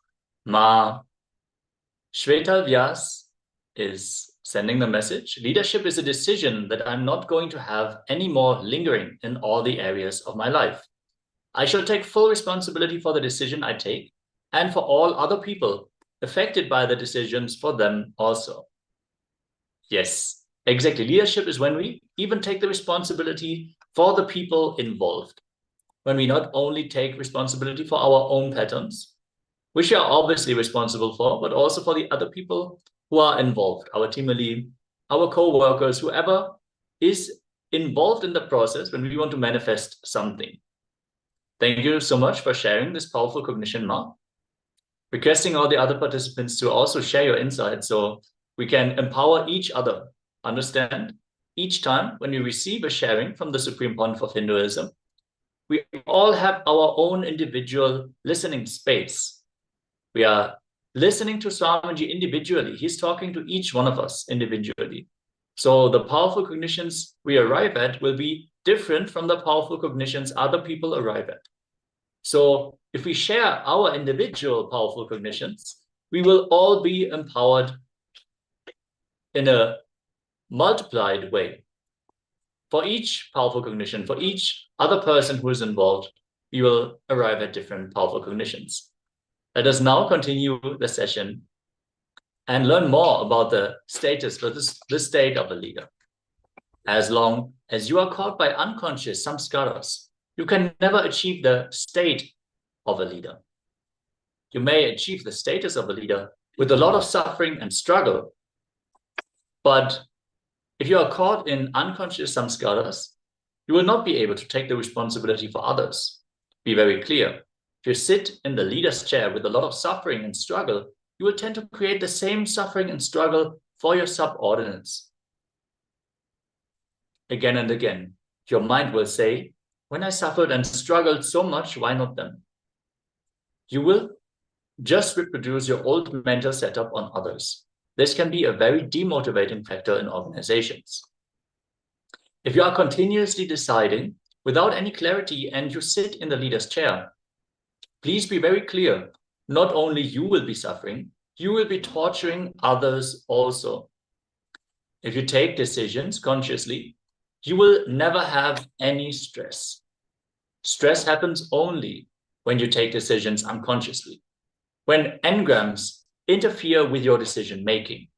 Engrams are the patterns which are ingrained in our mind, the patterns which are easy to fall back on. When you have the choice to react in a situation, the decisions which are at the front of your decision making, the ones which are easy to take, those are your engrams. If things are straightforward, you can take thousands of decisions and be completely relaxed. Your life will flow just like a river. If you are filled with engrams, even after taking 2 or 3 decisions, you will be completely tired. You don't have to work. Just sit in your chair and think about work. And within half an hour, you will have shoulder pain. This means you are caught with engrams. They do not allow you to take decisions. A person who is caught by engrams, who is always suffering with engraved memories, can never relax or have a vacation. If a person is not in a relaxed state of mind, how can we expect creativity or unbiased decision making? One who is caught up in his engrams can neither have a vacation, nor can he live his life completely. Vacation or work, living or leaving are both directly related to your consciousness. It is not related to what you are doing, it is related to your being. Only a man who is aware of his being can achieve leader consciousness. Yes. With this, let us now move to the next sharing by the Supreme Pontiff of Hinduism. Let us listen authentically and share your powerful cognitions as we are receiving them from the Supreme Pontiff of Hinduism.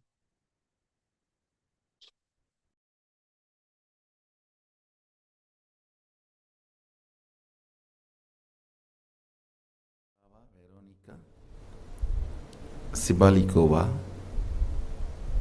The question is, I still live one same situation. I create product and different people have profit, but not me. Where is the problem?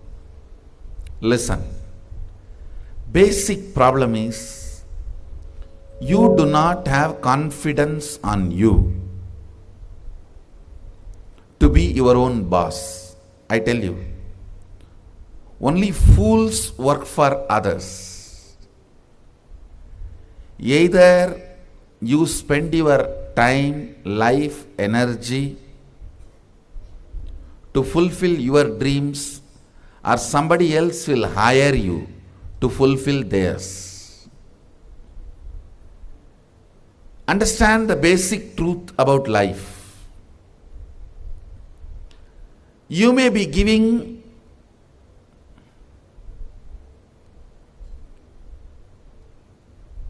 little energy to your time. See, you have time in front of you as days. You may be giving little energy to it, but you are not giving life to it. When you give little energy, you come up with some products. How to use your time. Then it's money for somebody.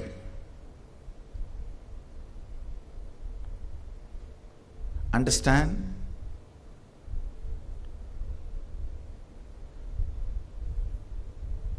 Time is money for somebody. Time for your boss, your time is money. For your spouse, your time is attention. For your boyfriend or girlfriend, your time is love. But actually, your time is life for you. Understand? Your time is life for you. You may be giving little energy to your time, but not life to your time. That is where this whole problem is, I tell you. Even if you think you will be a worst failure, be your own boss.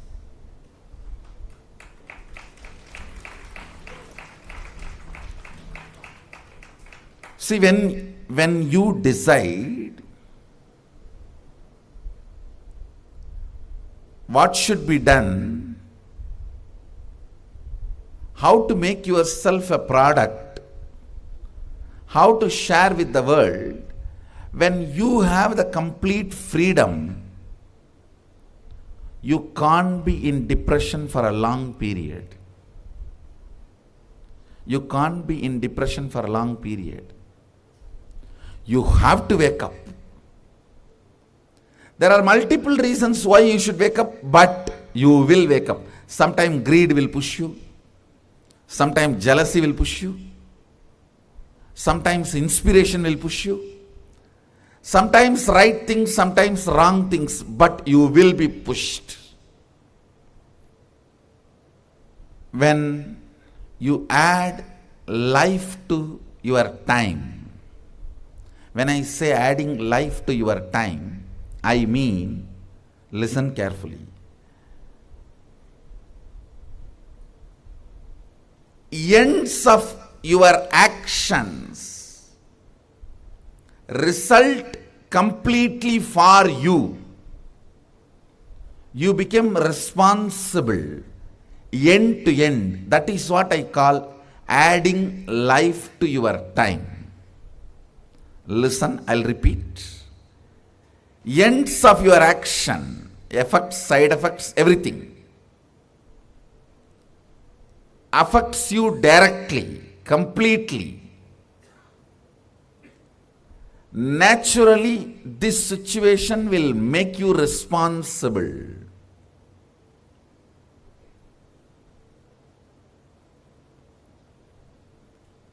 The responsibility, knowing that you are only going to be affected by the ends, naturally makes you add life to your time. Understand? Your time, if you only add little intelligence, it becomes product. If you add little energy, it becomes activism. But if you add this great, powerful component, responsibility which comes by the clarity, the end is going to affect only you. See, the biggest problem with working for somebody is you do not care about the end product. It means you do not care about your life. It is all about what you can grab from that person to make yourself comfortable. You do not care about your life. Your actions, your thought currents, are they aligned? Are they useful for you and the society? You do not care about that. You do a project for 10 years and the whole project collapses, you don't care. The salary you received and the life you made for yourself all matters if you are working for somebody. I tell you, that is where all the worst corruption, wrong mental setup starts. Corruption does not mean only, which is practiced in India, how we practice here. You take some money and do a favor. That alone is not corruption. You not being bothered about what you are putting your life into. You are bothered only about the paycheck you receive and how much that paycheck makes your life comfortable or luxurious. You don't care about all other things, anything else is corruption. Understand? That is corruption.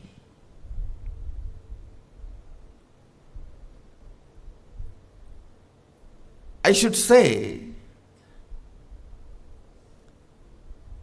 not only the person who asked this question, many of you are in this situation. I create product and different people have profit, but not me. How many of you feel you have this problem? All of you do not take responsibility for your actions end to end. You are afraid of the statement, the end will affect only you. Right or wrong, good or bad, only you are going to stand to face it. You are afraid of that. You want somebody to face for you. When somebody has to be faced for you, naturally the benefits will go to them. It will go to them. So understand, it boils down to taking responsibility. I tell you, failing few times is perfectly all right. Then being under somebody and be a failure for whole life.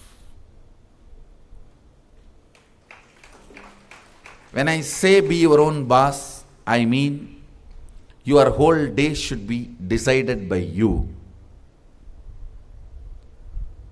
To whom you should serve, to whom you are going to share yourself, with whom you share your energy, with whom you share your products, with whom you share your love, with whom ultimately you share your life. All this should be your freedom. Understand when I say be your own boss? Multiple levels I am talking. You try to understand only work level. Work level is only one level. With whom you share your time. Your boss. That should be your freedom. With whom you share your products. your clients, customers should be your freedom. I tell you.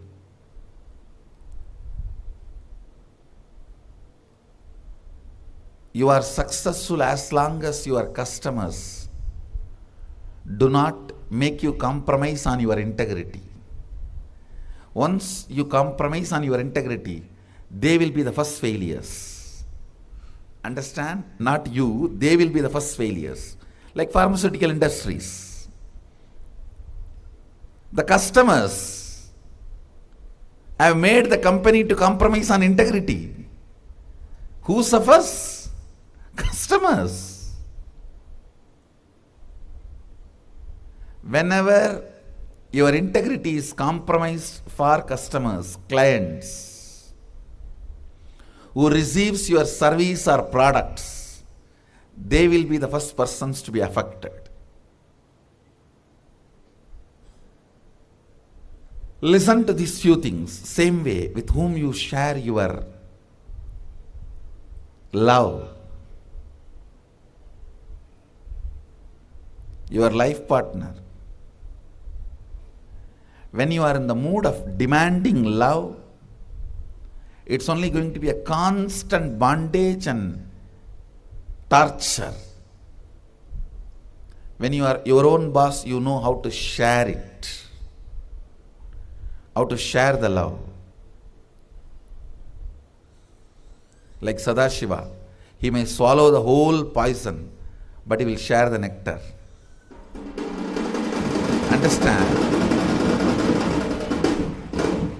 All the stress of the things going around you, all the stress of the things happening around you is the poison. The churning of the Milky Ocean, if you know the story, you can understand. The churning of the Milky Ocean is nothing but happenings around you. Sometimes the stress, poison comes out of it. Incompletions comes out of it. Difficulties comes out of it. Problems comes out of it. Inevitably, there are some things you can never avoid in your life. The mother-in-law, daughter-in-law problem of India. Indian mother-in-law, daughter-in-law problem. Now, please understand, I am very serious. Even if the mother-in-law is dead, you can't avoid the problem. My grandmother is dead, my mother is still afraid of her. No, really. From my own experience, I am telling you. And I have to remind her once, she is dead years ago. Why don't you forget her? She will shiver, my mother will shiver, even if the mention of my grandmother's name. I said, don't you understand, she is dead. No, there are many problems you can't avoid just by the very nature of the happenings around you. A man who is capable of swallowing all the poisons and continue to share the nectar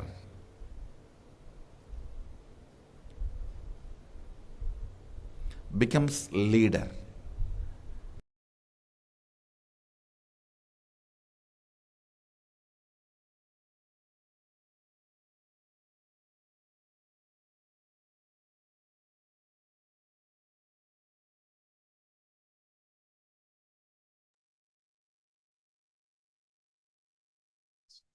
Yes, let us now share our insights from this powerful sharing on leadership by the Supreme Pontiff of Hinduism. As we now understand more and more, what is the difference between the state and the status of a leader? Let us go and manifest leadership consciousness. Let us enter into the realm of responsibilism as we see the incompletions of others. Let us take responsibility to make it happen anyways. Let us take the responsibility for their patterns as well. Everyone is a leader in some way or another. Either you are a leader of your team or you're the leader of your house. In the same way or the other, every one of us is a leader. Let's now enter into the internalization exercise.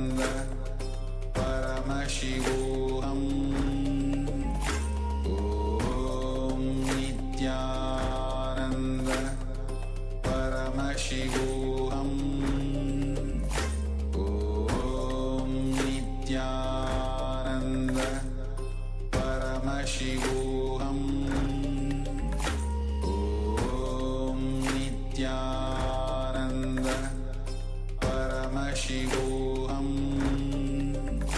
Om Nithyananda Paramashivoham Om Nithyananda Paramashivoham Om Nithyananda Paramashivoham Om Nithyananda Paramashivoham Om Nithyananda Paramashivoham Om Nithyananda Paramashivoham Om Nithyananda Paramashivoham Om Nithyananda Paramashivoham Om Nithyananda Paramashivoham Om Nithyananda Paramashivoham Om Nithyananda Yes. With this, we come to the end of this process. Ma Shweta Vyas is sharing. In my life, I've taken leadership in the areas of wealth and health, but not in relationships. Now, after these revelations, I decided to take leadership of my all relationships in life, including my sisters and their husbands and kids, my father and my friends. Also my work contacts I earned till now from my professional life. And above all, relationship with Swamiji and Sangha. A very beautiful Ma. Thank you for this sharing. Requesting all the participants to please involve in the chat so we can have a live session where we can share our powerful cognitions. Let us now move on, as we are going to enter into the next round of the power manifestation. As today we are manifesting the Shakti of Mahima, one of the Ashtamaha Shaktis, the great 8 powers. We already manifested the first round, which is increasing the size of an object, which is close by us. Ma Shweta Vyas is saying no sound. Is the audio fixed now, Ma? Please let us know if the audio is coming now.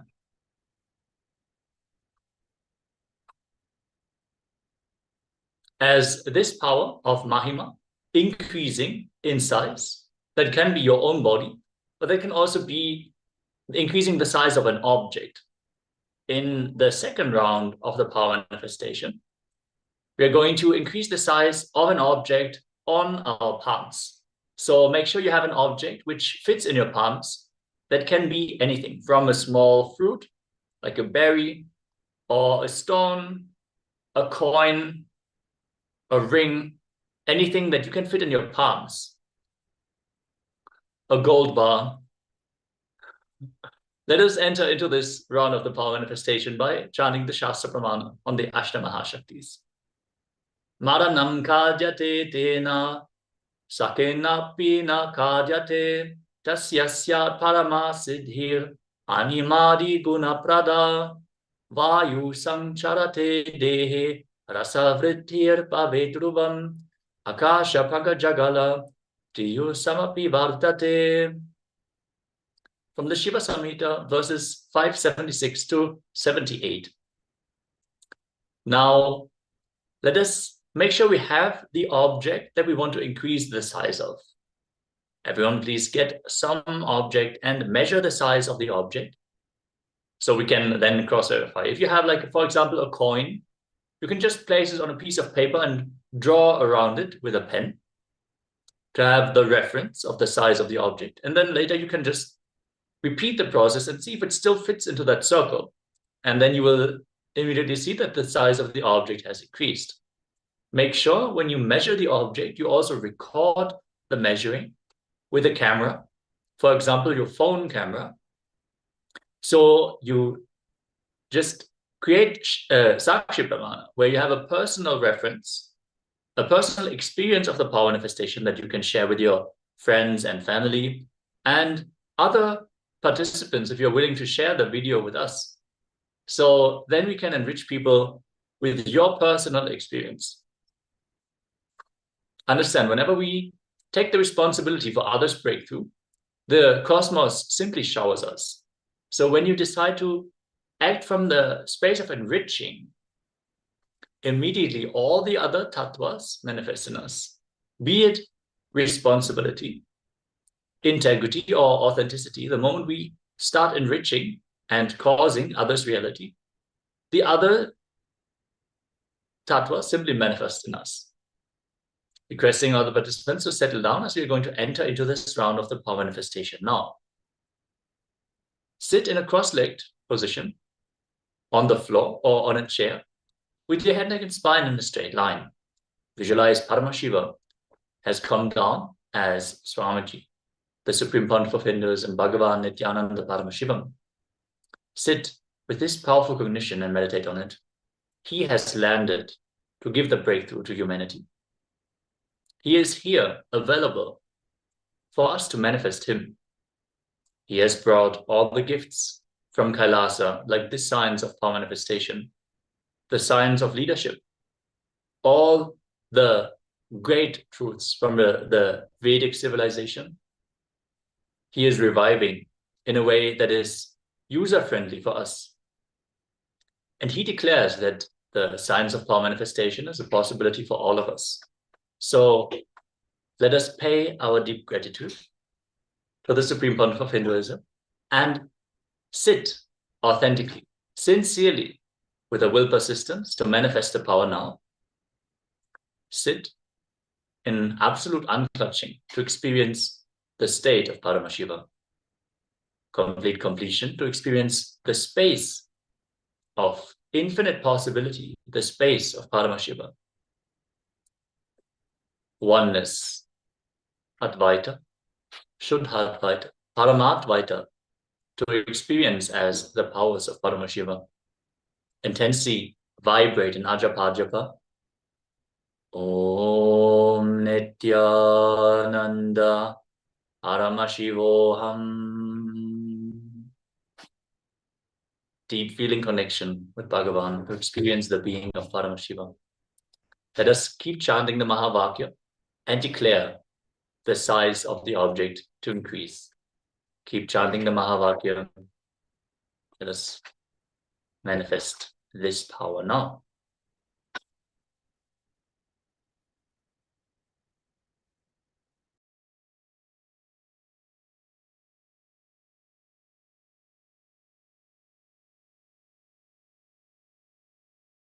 Nithyananda Paramashivoham. Om Nithyananda Paramashivoham. Om Nithyananda Paramashivoham. Om Nithyananda Paramashivoham. Om Nithyananda Paramashivoham. Om Nithyananda Paramashivoham. Om Nithyananda Paramashivoham. Om Nithyananda Paramashivoham. Om Nithyananda Paramashivoham. Om Nithyananda Paramashivoham. Om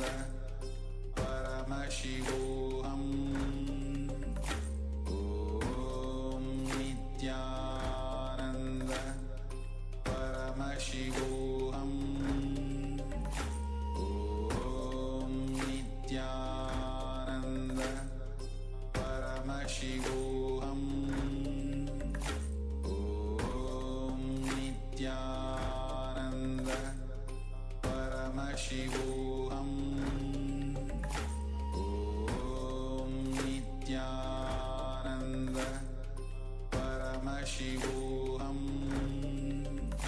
Om Nithyananda Paramashivoham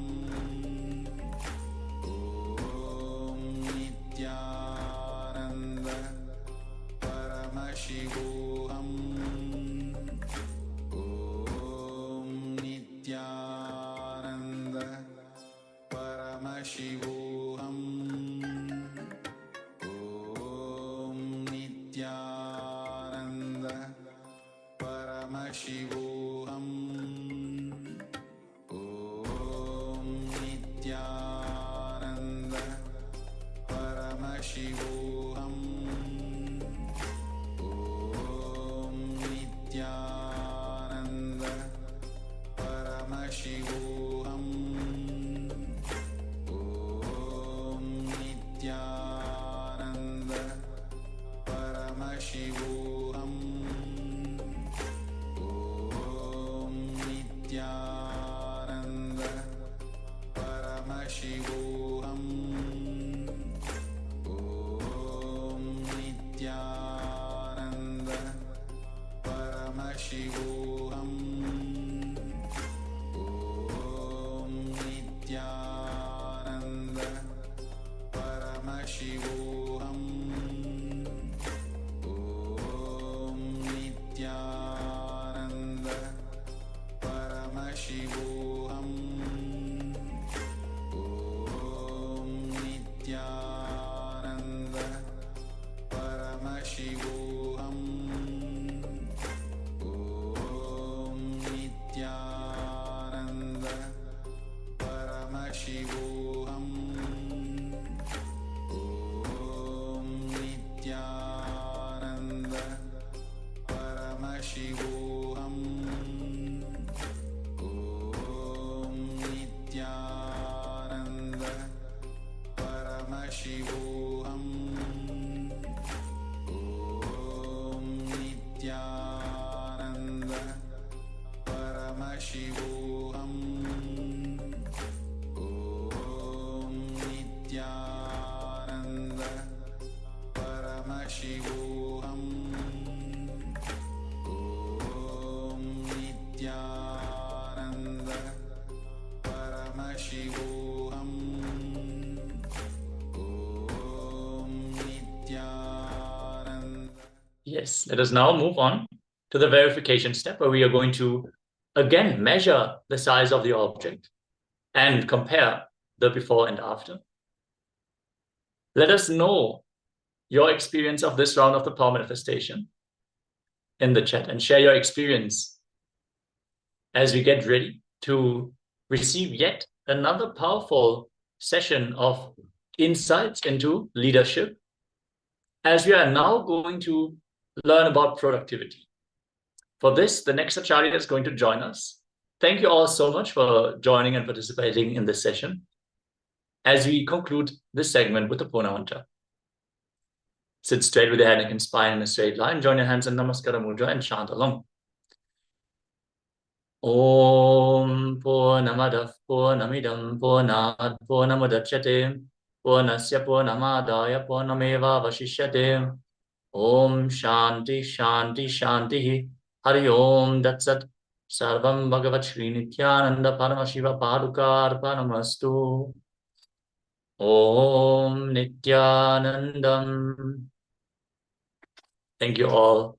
Nithyanandam.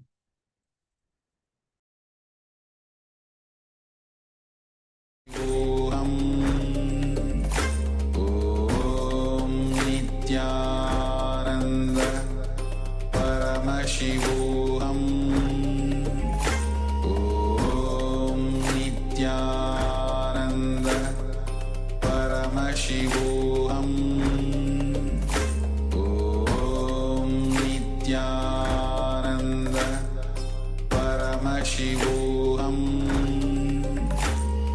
Om Nithyananda Paramashivoham Om Nithyananda Paramashivoham Om Nithyananda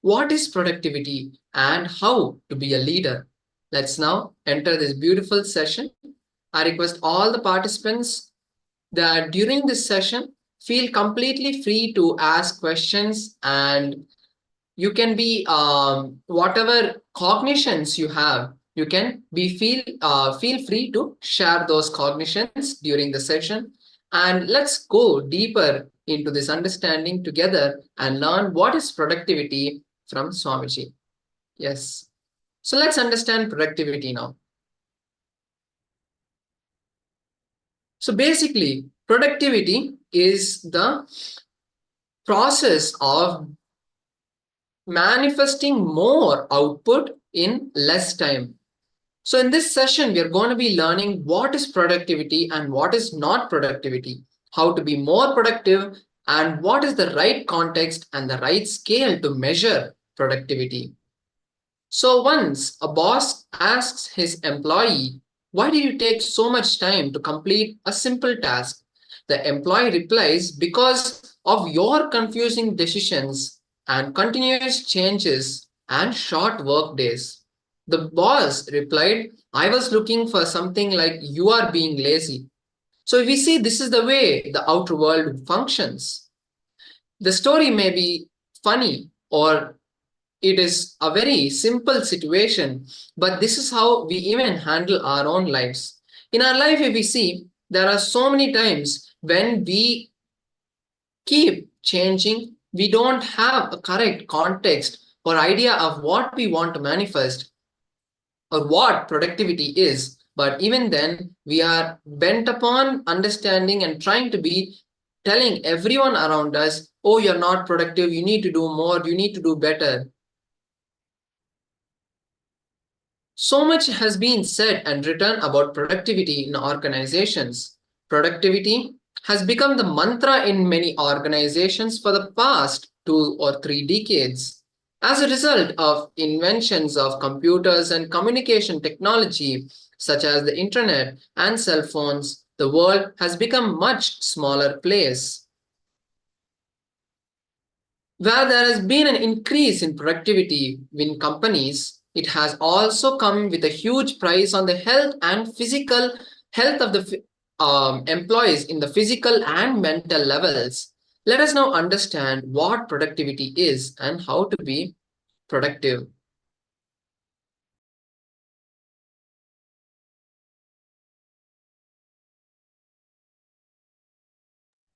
Yes. So, in simple terms, productivity can be measured as input divided by output.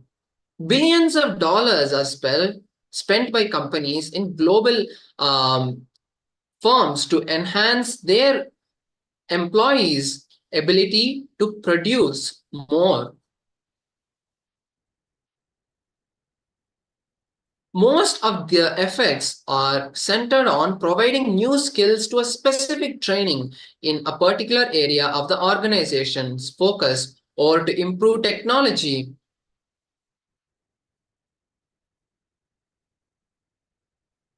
such as use of computers, internet, and other specific communication methods. Some companies have also invested in developing softer skills such as interpersonal skills, team building skills, and etc. But most often these training tends to attend to the conscious mind, but it is not attending to the subconscious 90% of us, which are made of emotions and behaviors under the surface of the conscious mind. If we look at the mind, at a conscious level, there are thoughts and perceptions which are accumulated in our mind at a conscious level. But there are deeper memories and stored knowledge that we use to help us solve problems. This is a whole range of emotions and experiences that are embedded in the unconscious level.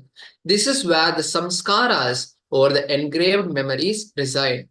Most corporate training programs focus on the conscious mind to improve knowledge or particular skills. But actually, it is thought that we are sitting on a volcano of emotions just waiting to erupt at any time. These hidden emotions is what is called samskaras, and they can be inefficient and illogical at times. Samskaras or engraved memories interfere with the decision making process. These can be called interferences present in the mind. The more number of engrams, the more clouded our thoughts and the less output we produce. In other words, to produce a particular output having samskaras will require more time, people, or costs, so to result in lower productivity. If the mind is free from effects of samskaras, you will be creative. A huge new zone of intelligence will open to you. Traditional training skills and development in various organizations address only the conscious mind, which is just 10% of your potential. 90% of your potential can actually be used only when we address the samskaras. The huge potential can be expressed. Let us enter a simple exercise now.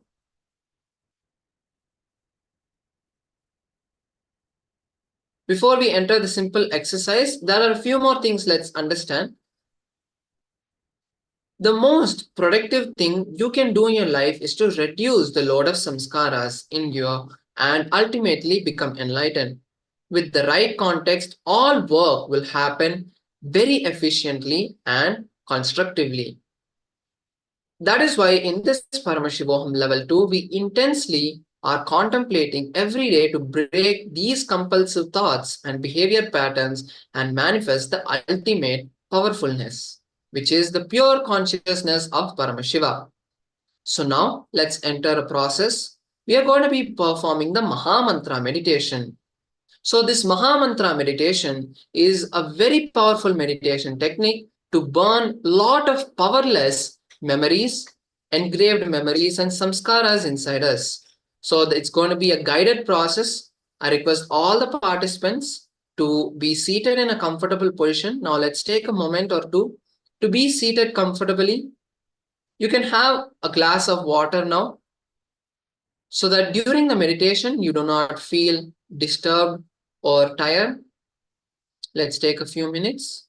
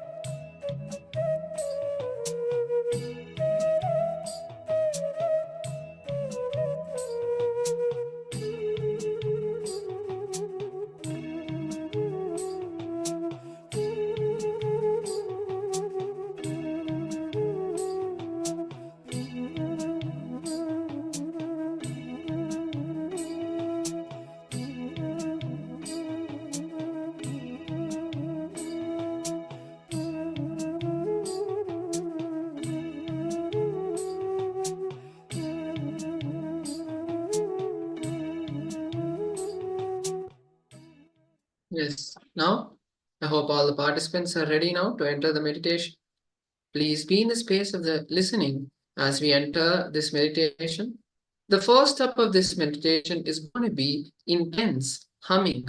So you can continue humming as long as the instruction, as the audio plays, and it is a guided meditation. So you will hear the Acharya tell stop, and at that time, just close your eyes and be seated, completely unclutching and relaxing into that space of silence.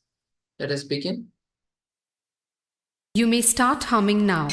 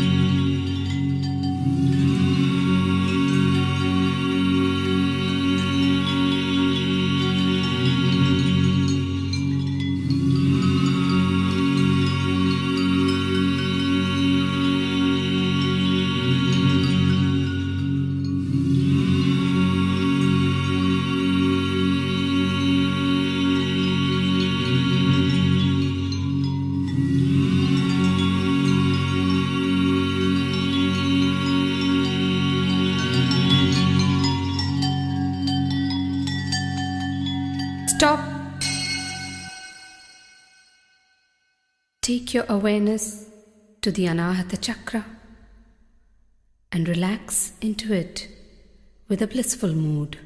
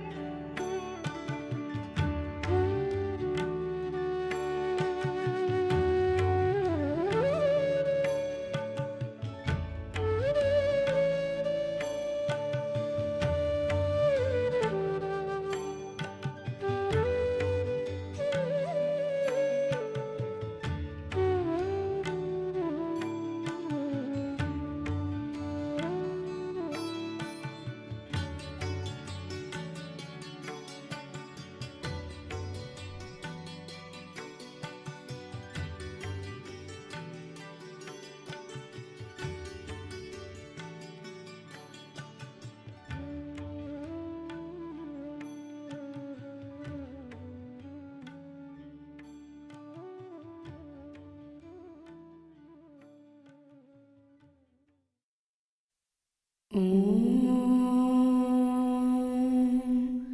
Shanti, Shanti, Shanti. Slowly, very slowly, open your eyes, relax.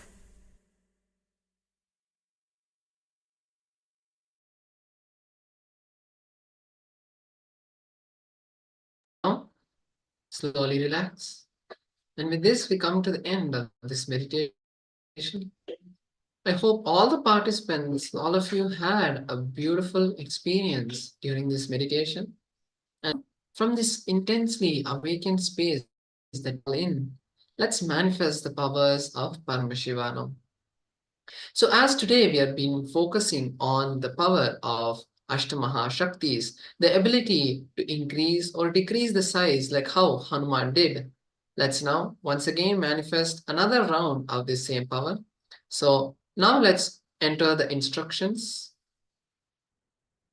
Now, as we saw in the last session, the Shastra Pramana, the scriptural reference of this power shares that when Paramashiva, when we go beyond death, the space, when we experience the space beyond death, not dying or any of that kind of negative expression over here, Paramashiva is saying, but Paramashiva is saying going beyond the space of death, which is liberation. The space of liberation is the only space which is beyond death.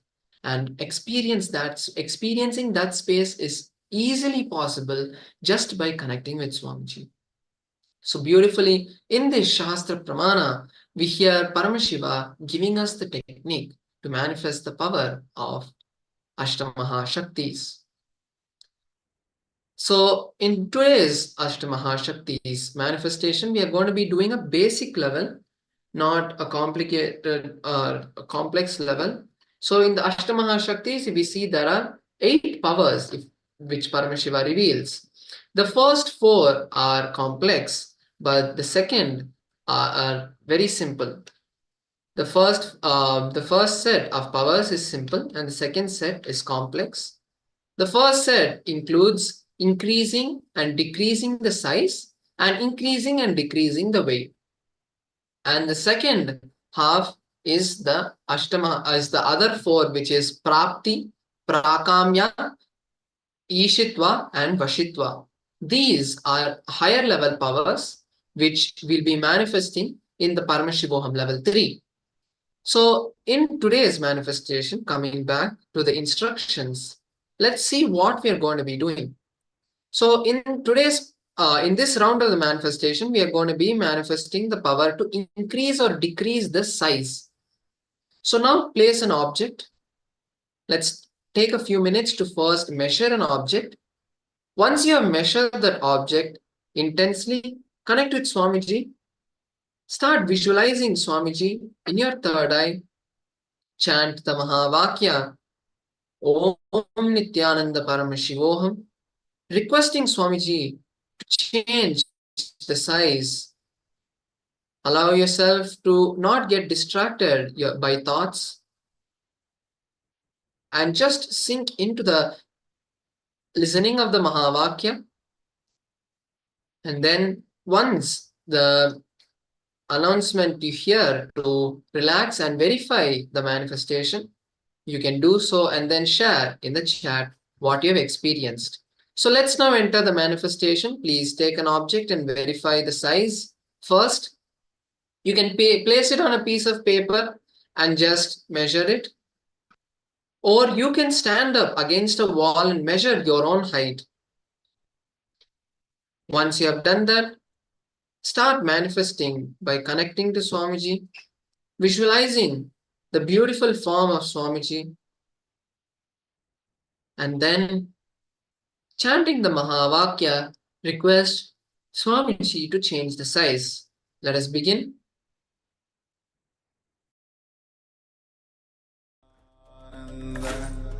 Paramashivoham Om Nithyananda Paramashivoham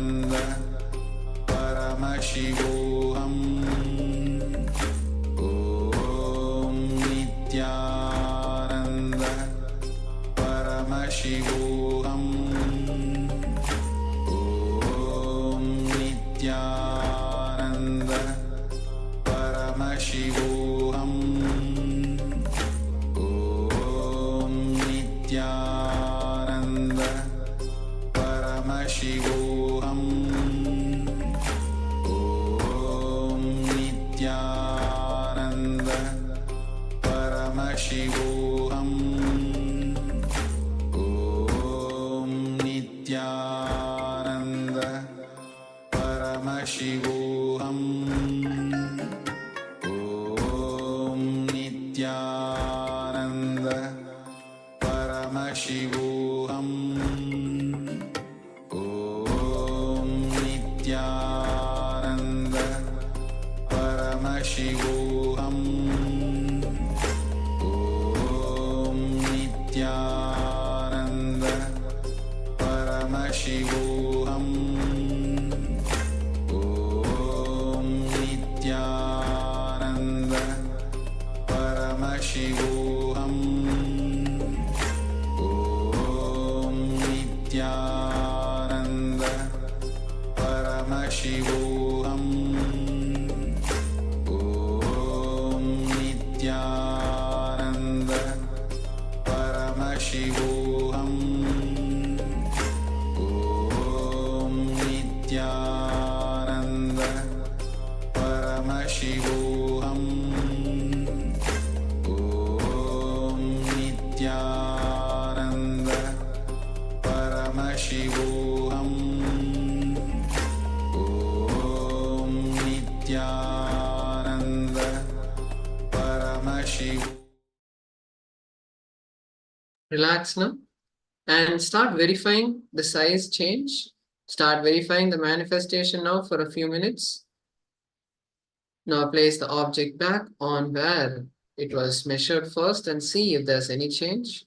Or if you are seeing your size, your height change, then once again stand by the wall and measure your height.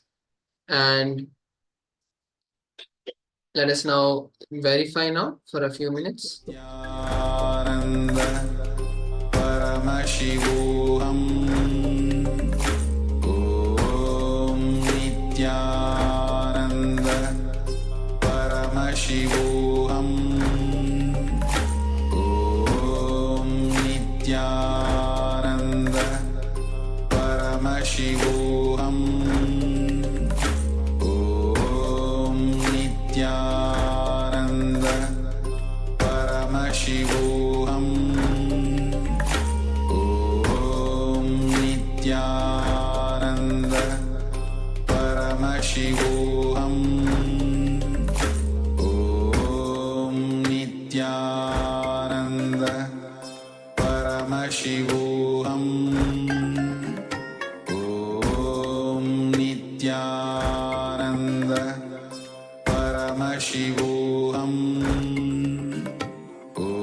Om Nithyananda Paramashivoham Om Nithyananda Paramashivoham Om Nithyananda Paramashivoham Om Nithyananda Paramashivoham Om Nithyananda Paramashivoham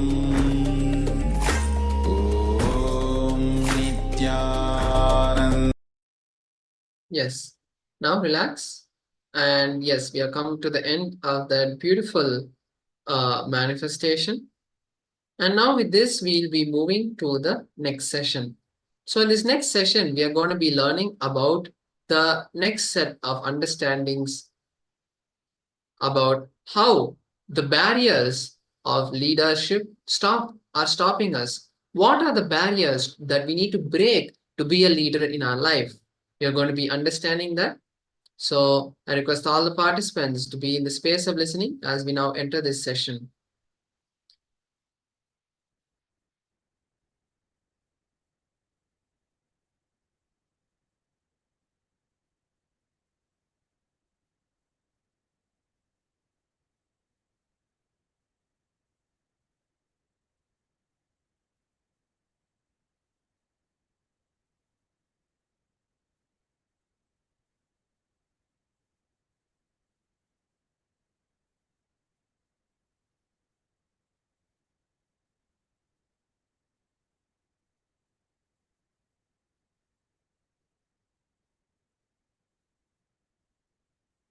Yes, so here we have it.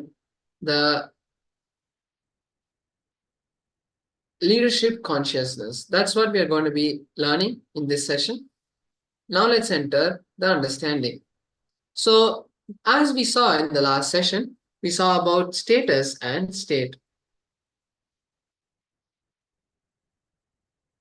We mostly run for the status of a leader, not realizing that the true qualifications to be a leader is leadership. The state of leadership means the inner space which is matured and evolved, making you express leadership in whatever you do in the outer world or the inner world, irrespective of your status. Leadership flowers in you when your core being, your innermost self, vibrates in responsibility, no matter where you are, which situation you are in, or what status you have in the outer world. So let's now understand from Swamiji in this beautiful satsang the qualities of leadership. Please be in the space of listening and note down the beautiful, powerful cognitions you receive from this session.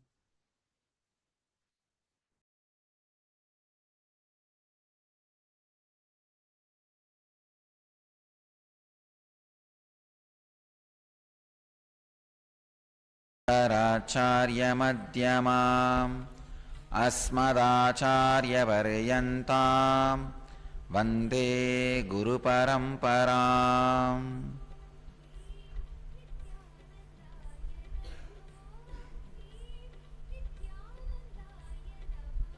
I welcome you all with my love and respects.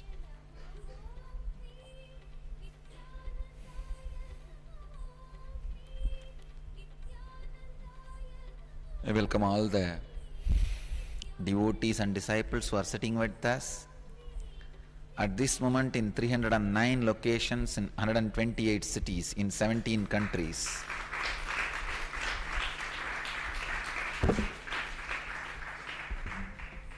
I am receiving thousands of emails every day about this satsang homework. The practice, sadhana given in the satsang.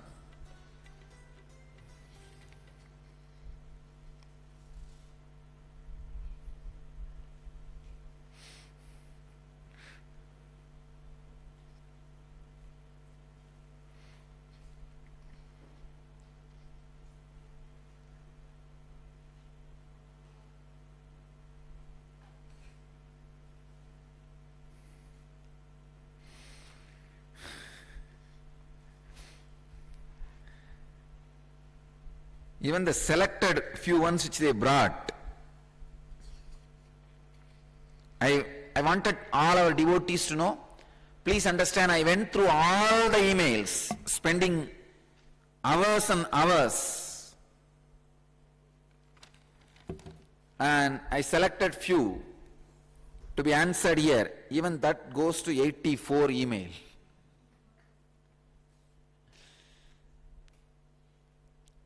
Essence. First thing, I am very happy many people are practicing. They are not taking it too lightly. They are sincere. So I really feel the mystery school have started. See, mystery school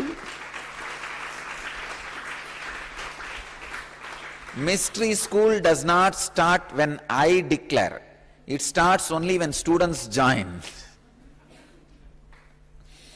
So now, I know for sure, we have at least few thousand sincere students around the world. That's the first thing. Second thing, so many people have written, Swamiji, I am shocked and surprised. I have the capacity to inspire and enroll people. See, actually, when I share the truth with you, when it clicks inside you, a part of you expand.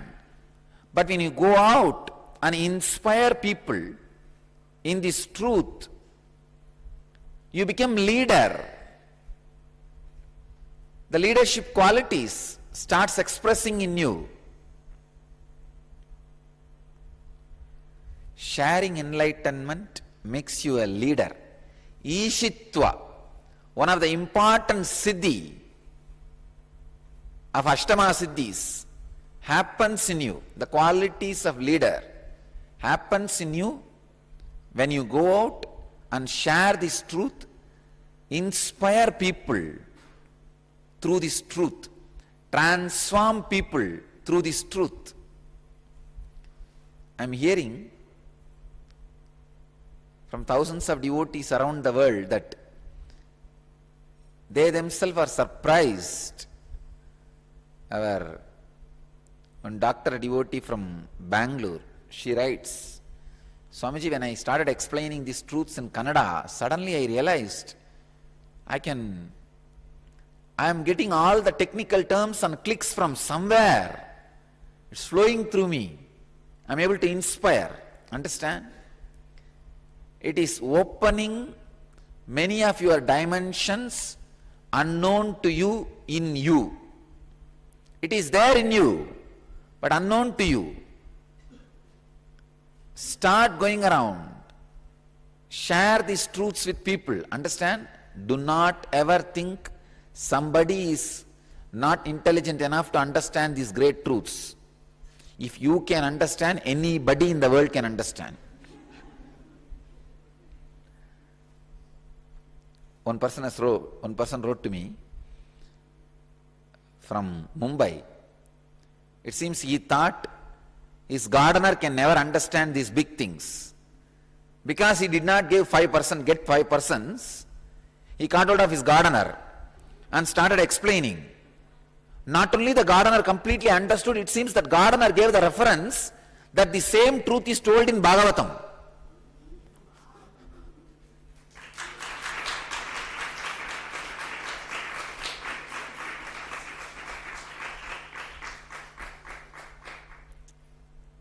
He asked, it seems, how did you know it is in the Bhagavatam?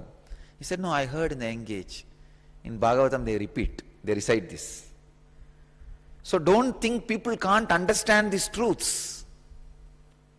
Don't think people are fools. So catch whoever you can and try to share this truth, inspire them. So I heard many people are putting these truths in their Facebook, sending emails and making phone calls, and sharing this through phone calls is also happening. First thing, I am very happy. The mystery school is successfully functioning. Second important thing, people are discovering their new ability and capacity. Ma Nithya Ramani from Bangalore, she is writing, she went to the eye doctor, and inspired him about this idea. After the routine checkup, that guy got so inspired, he started listening the whole thing, not only listening, completely convinced. And he wanted to see the discourses and come to the ashram and see.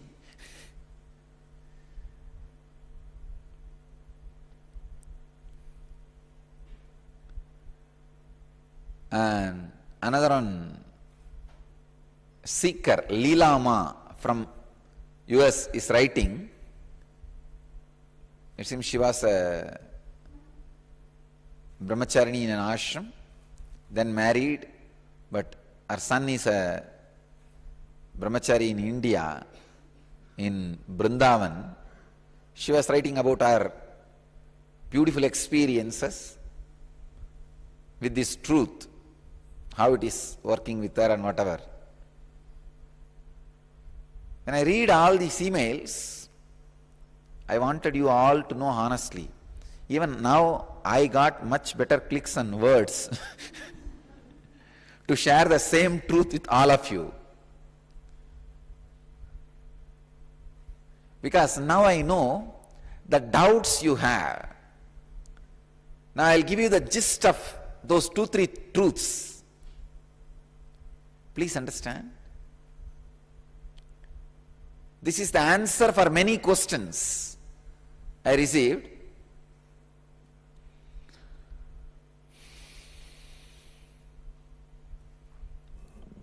knowing that you can never live in the present moment takes away the great guilt which is created in you by the wrong practice, wrong sadhana. Try to live in present moment. Till you die, you will not be able to live. That's the first thing. Second important thing, by remembering whether you are thinking about the past or the future, you are in the present. You are living in the present from this moment. Whenever you want to live in the present, just remember, wow, I am thinking about my past, but in present. I am thinking about my future, but in present.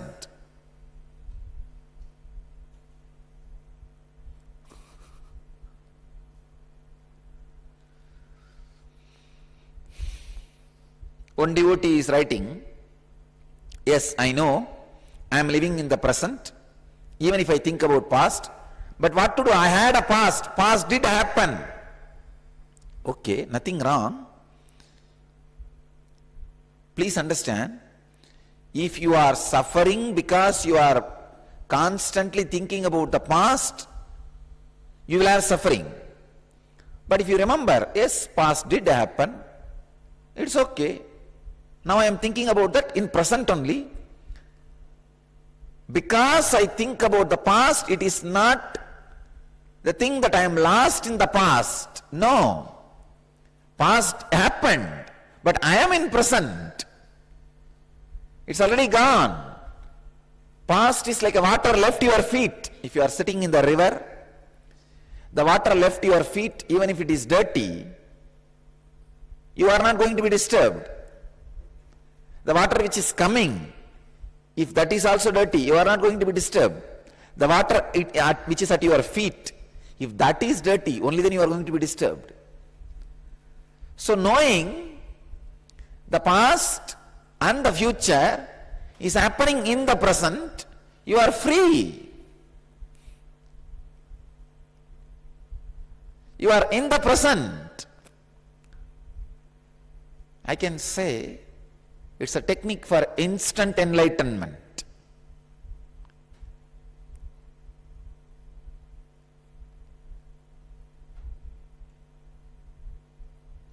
First thing, whether you are thinking about past or thinking about the future, remember you are in the present. Immediately you will see the load of the past and the future will not be there on you. Yes, I am thinking about what I did yesterday. I am thinking what I am going to do tomorrow in present. A sudden shift in your whole energy flow and experience.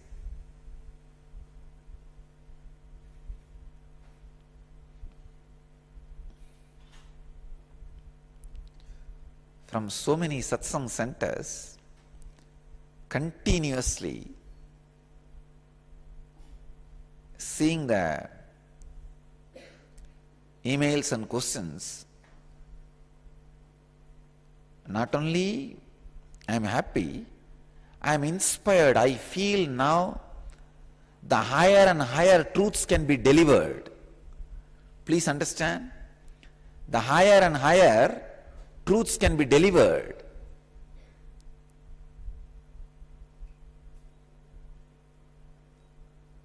Just try to understand this much. Yes, I am thinking about past. Past did happen. I am worrying about future. Future will happen. But I am doing both in present, which is my freedom, which is my decision, which is me.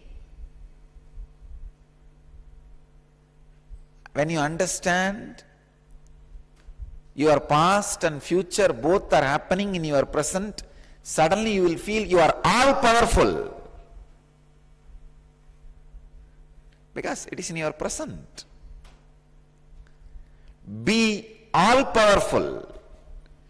Being all powerful is what I call Ishitva. Understand?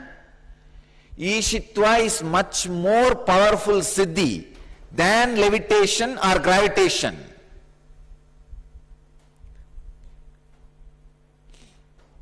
making your body expand or shrink, making your body light or heavy.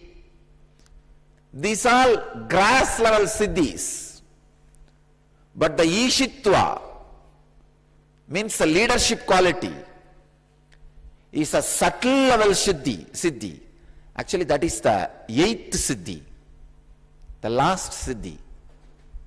Means being in power about you and your life. If you feel empowered to live you, when I say you, the identity you have about you and the idea you have about life. That is what I call Ishitva, Ishwaratva, leader.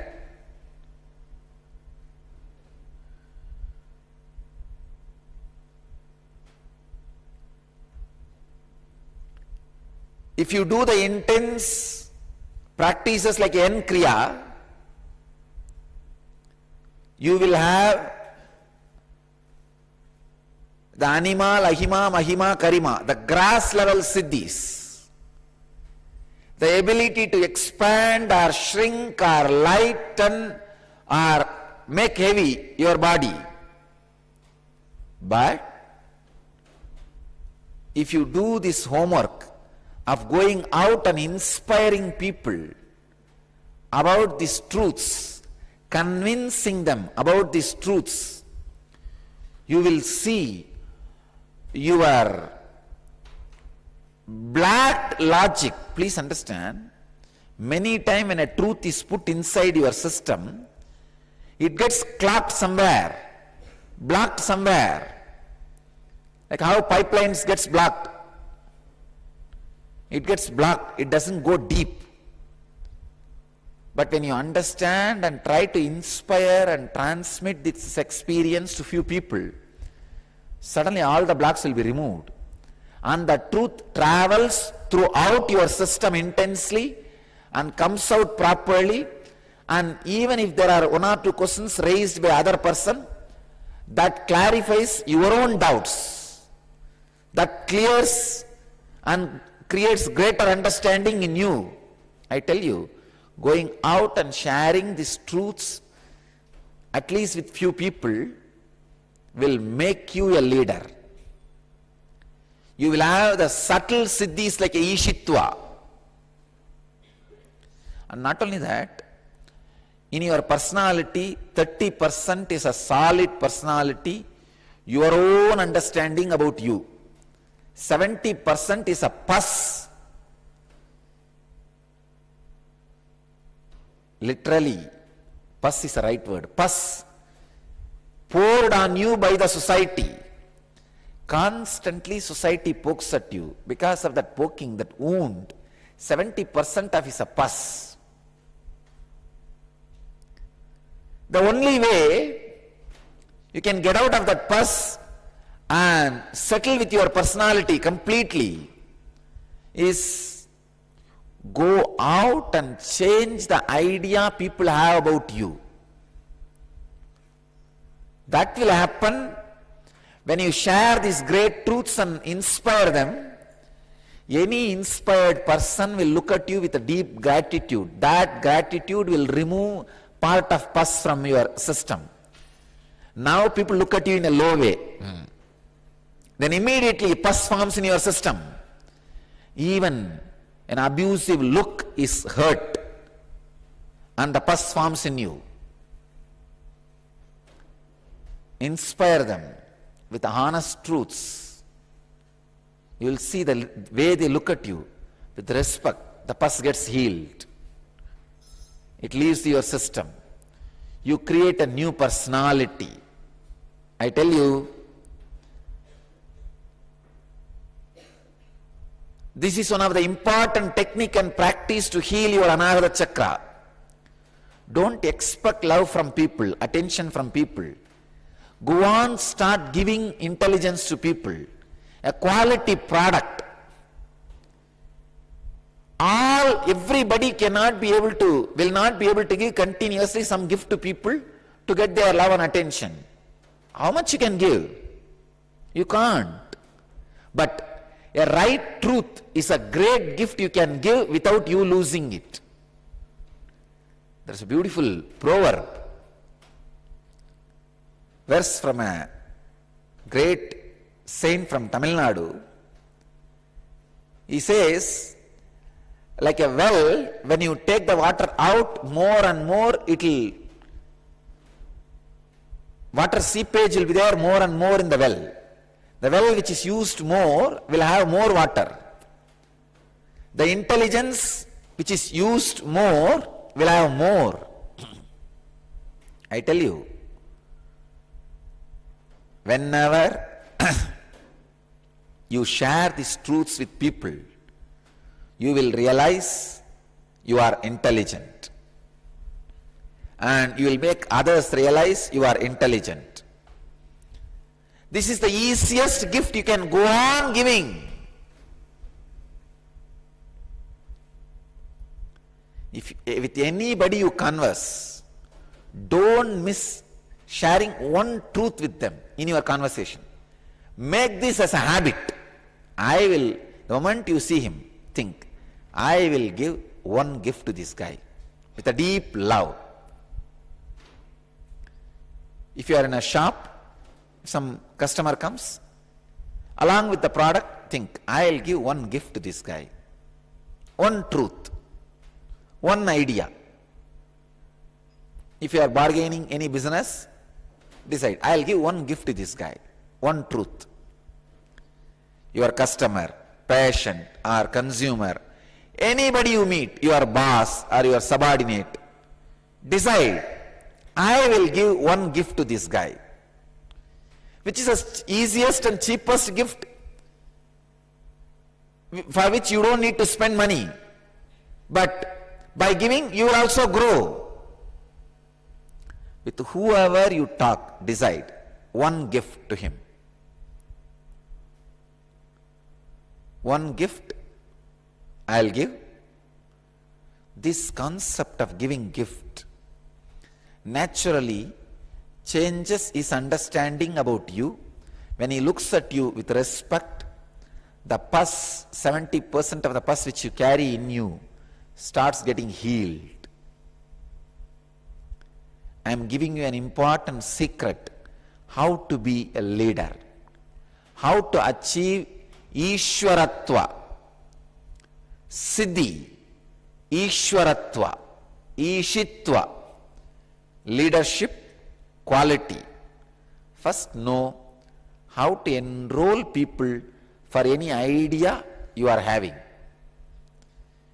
If you go out and speak to at least 5 persons about this idea, this great truth, and bring them to the satsang, you are going to be the winner.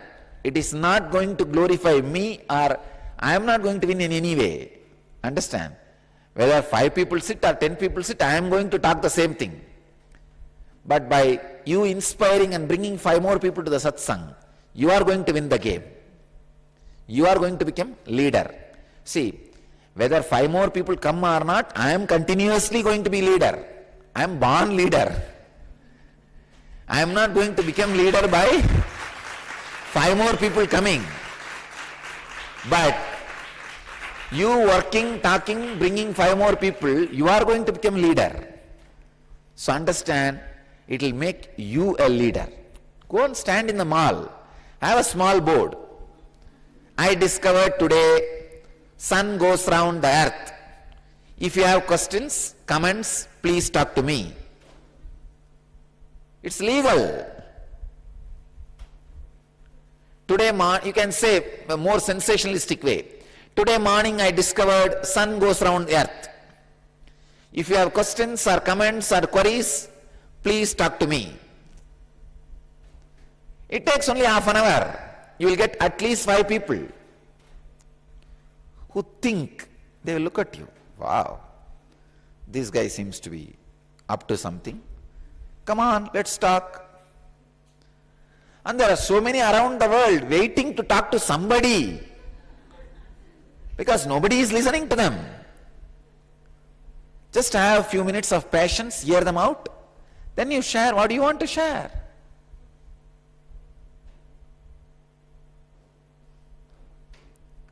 Let's enter into today's truth, today's Satya.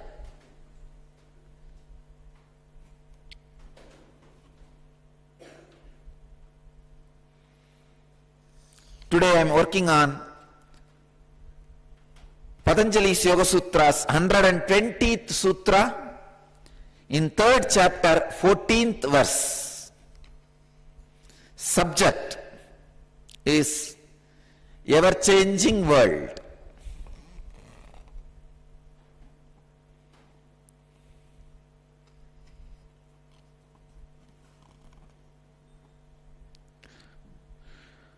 Santa Utita Avyabadesha Dharma Anupati Dharmi.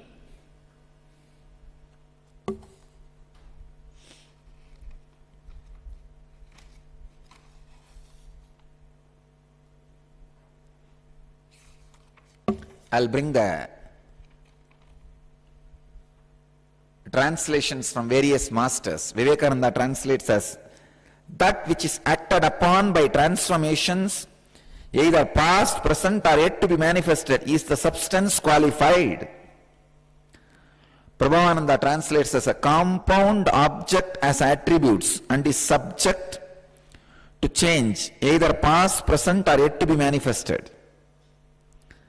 Swami Sachidananda translates as it is a substratum Prakriti that by nature goes through latent, uprising and unmanifested phases.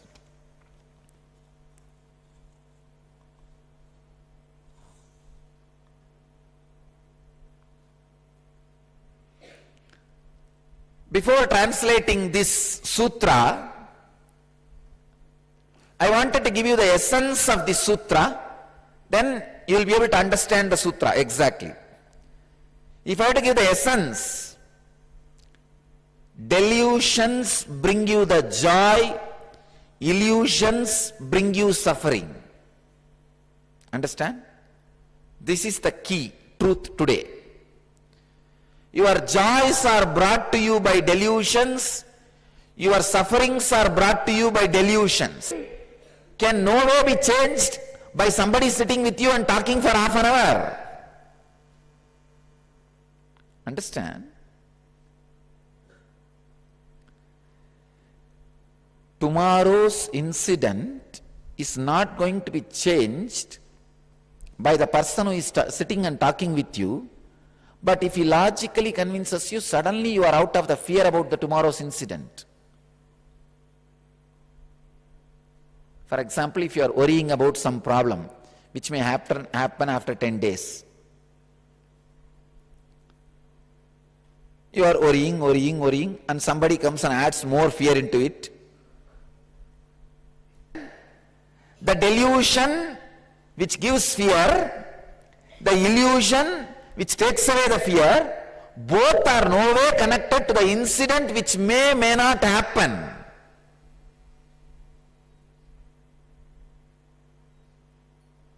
The secret is all your fears are illusory, all your joys are delusory. I am creating new word. Delusory word may not exist, but any growing language has to accept new words, new combinations. And after all, a language like English should learn how to accept more and more words from enlightened consciousness. It's my gift to the English language.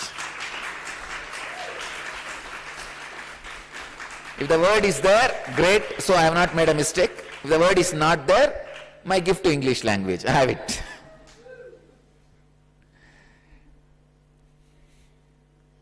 Your joys are illusory. Your pains are delusory. The lady who is bothered about my English, if you want to know the meaning of the word delusory, I think you know. I tell you, you understand.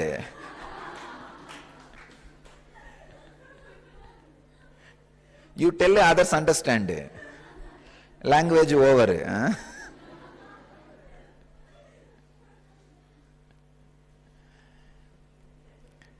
Joys are illusory and pains are delusory. Then comes the tremendous fear. Then the incident which is going to happen, how is it going to be? Is it frightening or joyful? Understand the truth.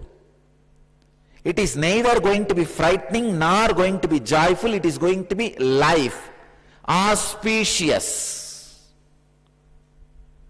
Life is auspicious. It is additional. Life means adding, adding, adding.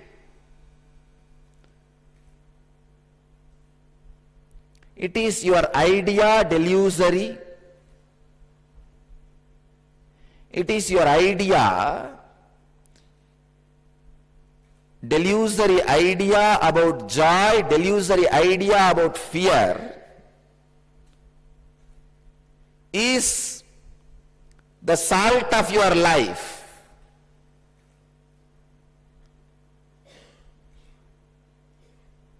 Which makes good water into ocean water.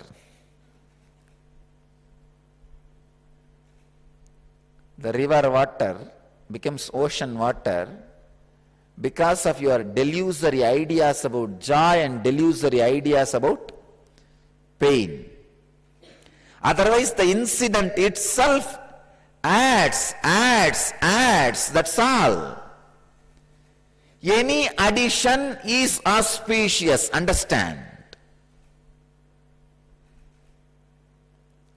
So by existence, because you existed, and existing, going to exist, you can have only auspiciousness. Drop your interpretations and understandings about auspiciousness. Relax from the delusory fears and illusory joys. Let the incident happen the way in which it is supposed to happen. Let the flow happen the way in which it is supposed to happen. If you are in delusory fears, maybe you can use the techniques for illusory joys. What is techniques for illusory joy? Positive thinking. Listening to positive ideas. But nothing will happen. Understand that positive thinking will not change your life, it can change your life. The understanding positive thinking will not change your life, can change your life. Because you will not expect too much from positive thinking. You will not try to squeeze positive thinking. You will know, this can take away my delusory suffering for next half an hour. That's it. Then what will happen? At least you will be grateful for those ideas for half an hour. This is what I call enlightening entertainment. Instead of sitting with the ugly entertainments, you can sit with this kind of enlightening entertainments. Positive thinking is surely much more than useless violent entertainments. A bullfight, dog fight.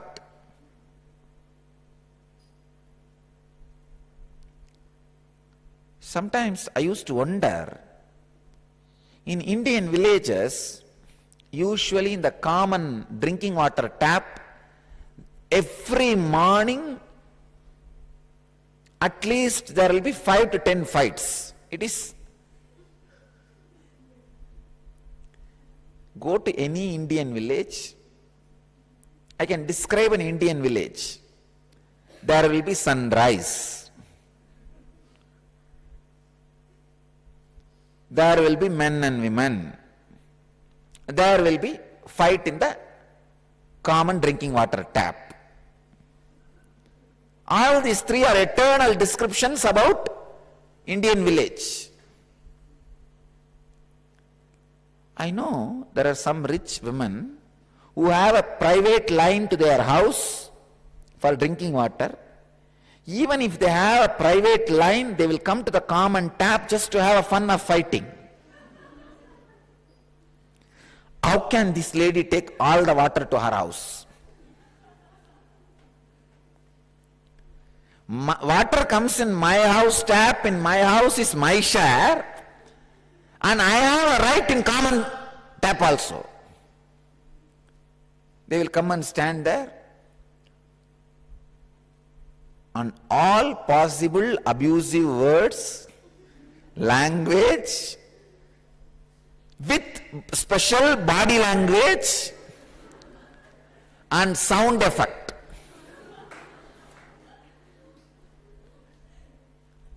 And the funny thing will be, if some 2-3 people start fighting, all the other houses' balconies will be full.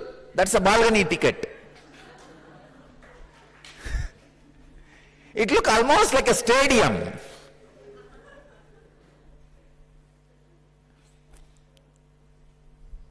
Now I understand. Human beings have an innate tendency of fulfilling their suppressed violence, seeing somebody else's violence. Little more wealthy countries, what they do? They build a stadium, sell ticket, people come and sit, and trained boxers fight. Poor Indian villages, what to do? They stand in their own balcony stadium. Below two untrained women fight.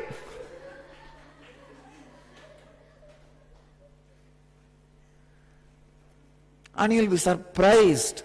Sometimes the fight will go on and on and on and on for hours. That part they kept under the tap will be overflowing and all the water will be going down. And after a few hours, even the water would have stopped coming, because it is usually restricted to a few hours. Morning something like a 6 to 7 or 6 to 8. And the water itself would have stopped. But the fight will go on and on and on. After the fight, if both of them have become tired, they will go to the nearby well or the river and take bath and fight there.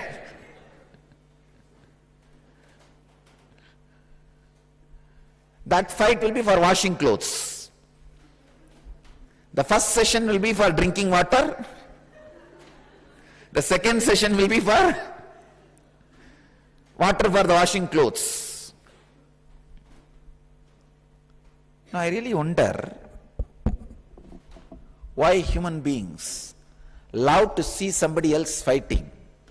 And not a single man or a woman or a person will be interested in going out and reminding them that water is going waste. Why don't you stop the fight and take the water now? Later on you can fight. That guy will be pushed to a corner almost like a Tom and Jerry. He will roll and fall in his balcony.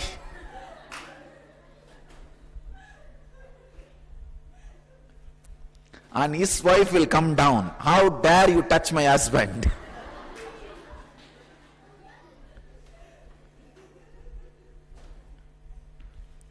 I can say it's a Indian boxing.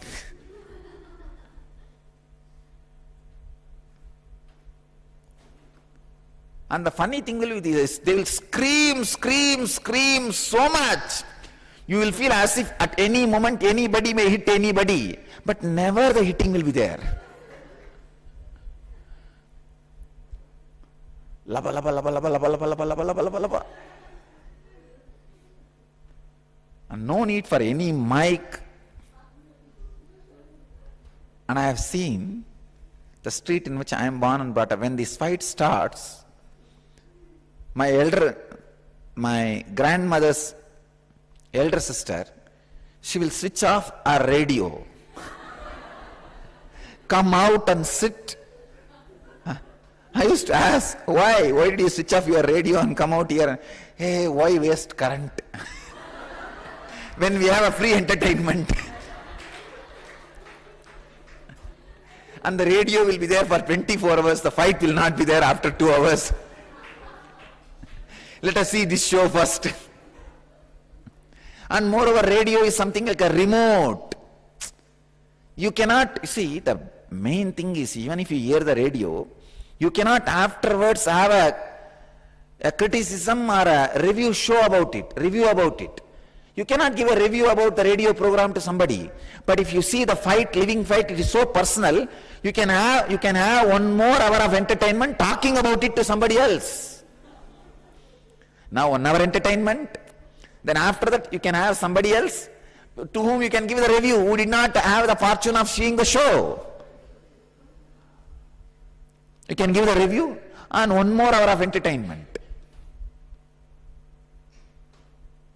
Human beings have an innate tendency to enjoy people's violence.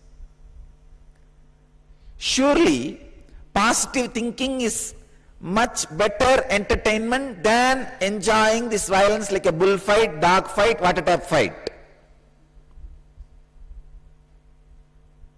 But don't expect more from it. If you understand, positive thinking cannot do much, it can do much to you.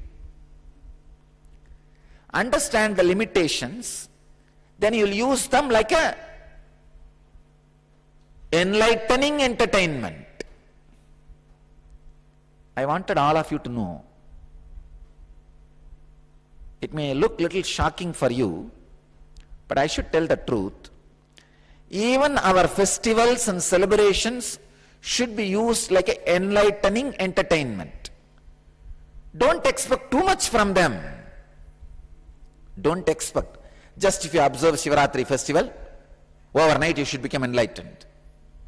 There is a possibility. But don't pressurize Shiva. Don't demand from him. Don't be a nagging mommy. In all Indian villages, you will have some 10 nagging mommy. And they will achieve what they want. And these 10 ladies will have some women's club and will go house to house or shop to shop, collect some donation. It will be there eternally in all villages. These are the basic ingredients of an Indian village. And their nagging power will be such, any house they enter, people will give donation. Don't be a nagging mommy. When you observe these festivals, celebrations and all, understand this is enlightening entertainment. Then you will see that it becomes such a joy and life and lightening experience. See, let the celebrations, festival, rituals, even deity worship, let all these become a lightening experience in you first. Then it will become part of your life, then it will become enlightening experience. First, do not expect or demand too much from them. When you come for morning Guru Puja, come and sit. All right. This half an hour, I am not acquiring wrong samskaras. That is the big benefit for me. I am not watching these violent games. I am not sitting and doing that same foolish brooding over of some nonsense and preparing for my next fight with my spouse or a family member or neighbor or a boss. This half an hour, I am not collecting junk.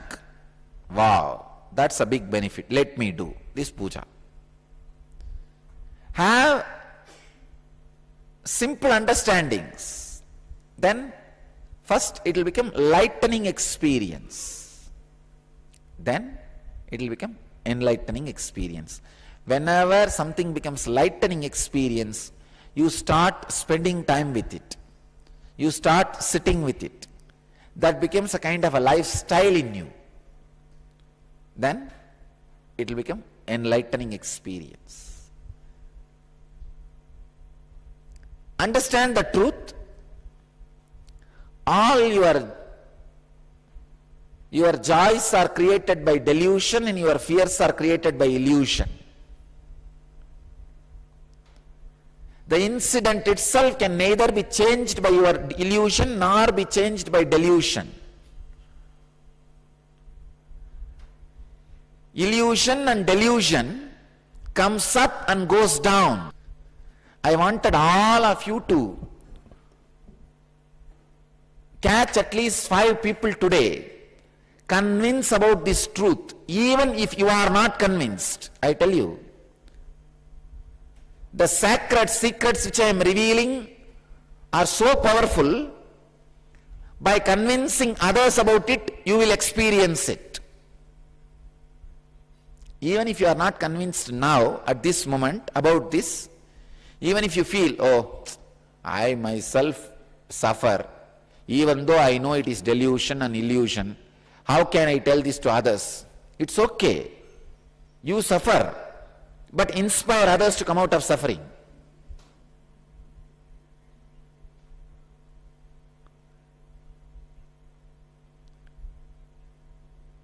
The ground on which you are standing may be shaking and going, but you try to stand and shout, I am strong, I am strong, I am strong. You can be strong, you can be strong, you can be strong. Do it. I'll show you. Do it. I'll show you. The truth attacks you.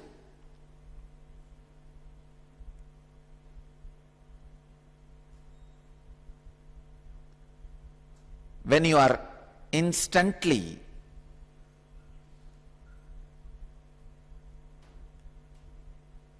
share with others, even if you have not understood instantaneously. Understand? Whenever you receive it, start sharing with others instantly, even if you have not understood instantaneously.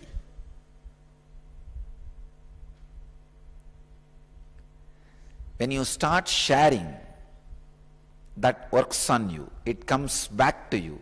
I tell you, anything which you give comes back to you. Anything which you share gets back to you. Share the truth. There's a beautiful proverb, Dharmo rakshati rakshitaha. When you protect dharma, dharma protects you. By sharing it with others, you are protecting it. It will protect you. Let me now enter into the translation. Shanta udita avyapadesha dharma anupati dharmi. Everything, whether manifest or unmanifest, goes on changing. Goes on changing. Understand?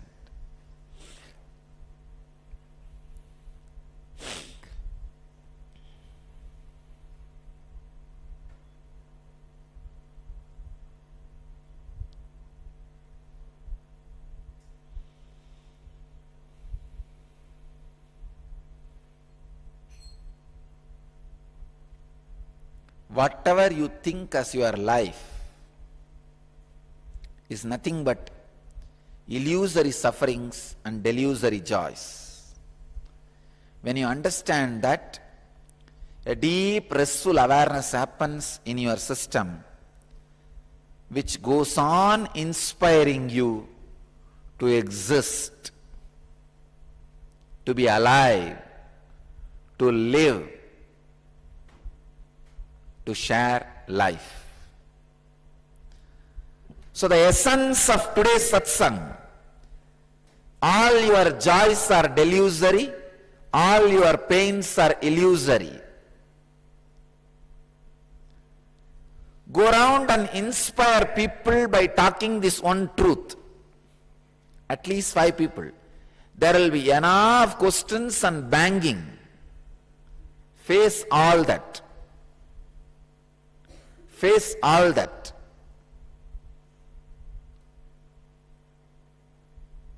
You will see, you will be enlightened about this truth.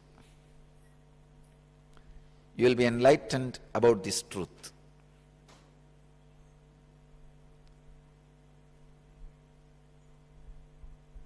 Now, all of you just sit with this one truth. I'll see that this one truth gets into your biomemory, into your very system. Please sit straight in Padmasana or Vajrasana and come to Samana Mudra.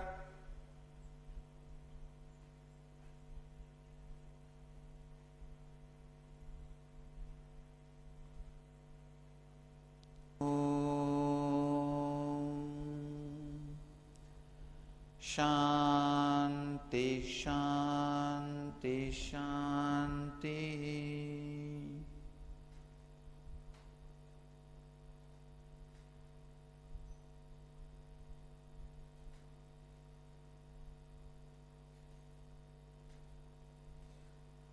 I bless you all with my love and respects. At this moment, all the people who are sitting with us at 559 places in 213 cities in 26 countries. I bless you all. Let you all achieve, experience, live, express, radiate and share the eternal bliss. Nithyananda. Thank you.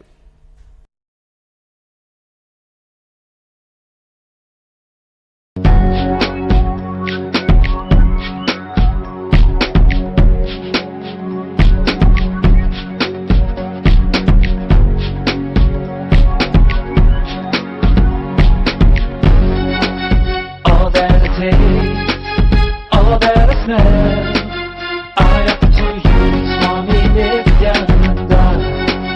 All that I see, all that I hear, I offer to you, Swami Nithyananda. Like this dance, and this song, and this joy, I surrender to you. All that I feel, all that I am, to you, Swami Nithyananda.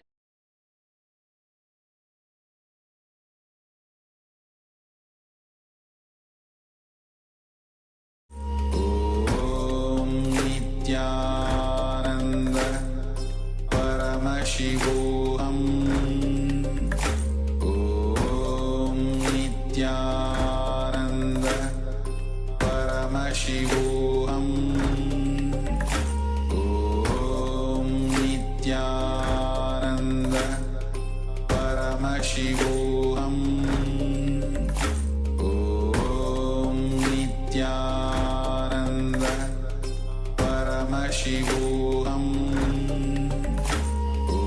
Om Nithyananda Paramashivoham. Om Nithyananda Paramashivoham. Om Nithyananda Paramashivoham. Om Nithyananda Paramashivoham. Om Nithyananda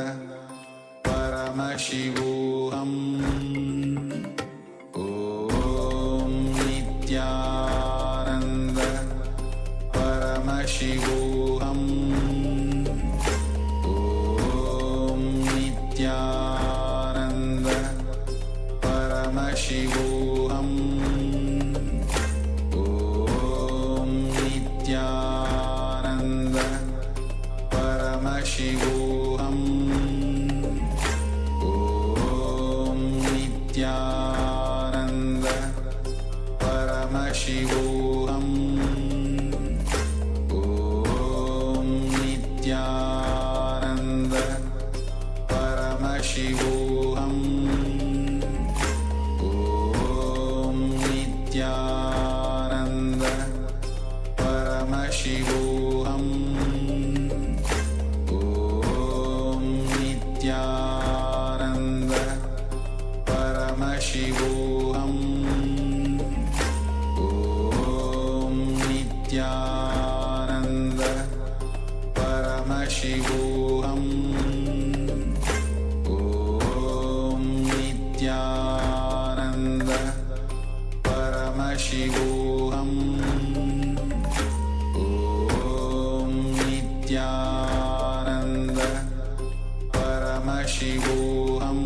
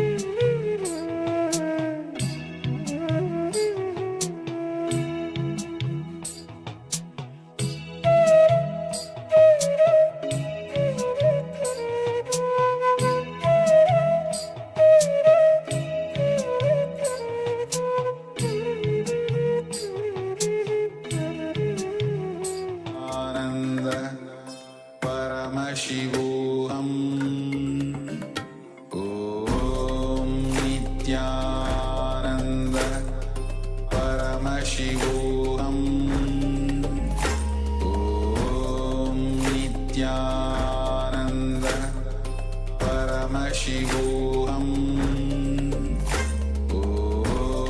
Nithya.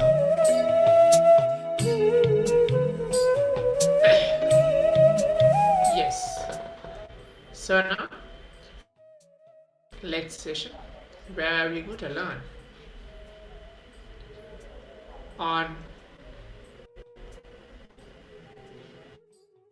of leaderships.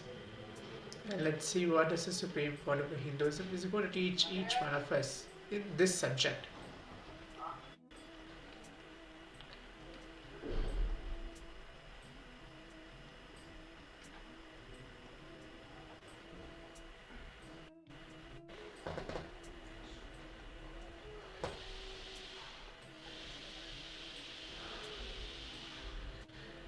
With completion, you experience a space where everything goes positive for you, even if it looks little negative.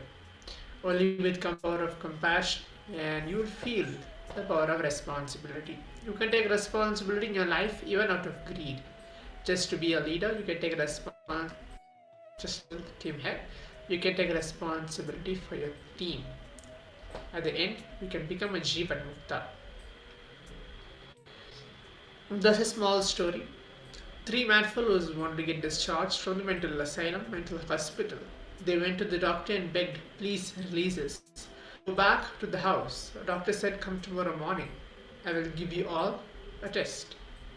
And after the test, based on how you perform, I will decide or not. So the doctor orders for a test. Next day all of them comes. All the 3. Doctor takes them to a swimming pool, empty, which has no water in it. He asks the first mad guy, jump in and swim. The guy jumps and breaks his hand. He calls and says, go inside and jump and swim. The second guy jumps and breaks his leg. The doctor calls the third guy and says, jump and swim. The third guy said, no, I will not jump. The doctor was very happy. Now, this fellow can be discharged. He can go back to the house. You are no more mad. You are cured. So the doctor says, come to the office and do the paperwork, and then you can leave. So the mad guy goes to the office, doing the paperwork, doing the bills and signing all the paperwork to leave the mental hospital. The doctor slowly asks, may I know why you did not jump out of curiosity? The guy tells, you don't know because I don't know swimming. Jumping into the swimming pool may be the right decision, but taken for the wrong reason. Even if it is the right decision, take it for the wrong reason, leads to, because later on when you think you know swimming, you may jump into the empty swimming pool. See, this guy, if he has not jumped into because he does not know swimming, then after learning swimming, he may jump into the empty pool again then. Even if the right decision is taken out of are in danger, even if responsibility is taken out of wrong reason, you are not going to be responsible.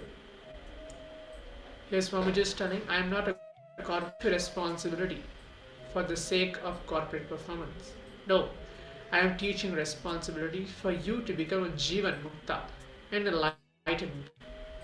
Yes, when you learn this responsibility, you may naturally perform well in your office, in your business, in your family. You will, no doubt in it. I am not against it. I am not against you performing anything in your office, in your business, or in your. The main effect of your responsibility should be you becoming an enlightened being, space of Jivan Mukta. If you take responsibility because you have to be a performer or a leader or a productive person, you will feel weight on you. Here Swamiji is telling why you need to take responsibility. Whatever happens in and around you, you are the source.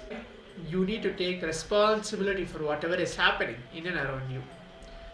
You need to take responsibility because you are responsible for it.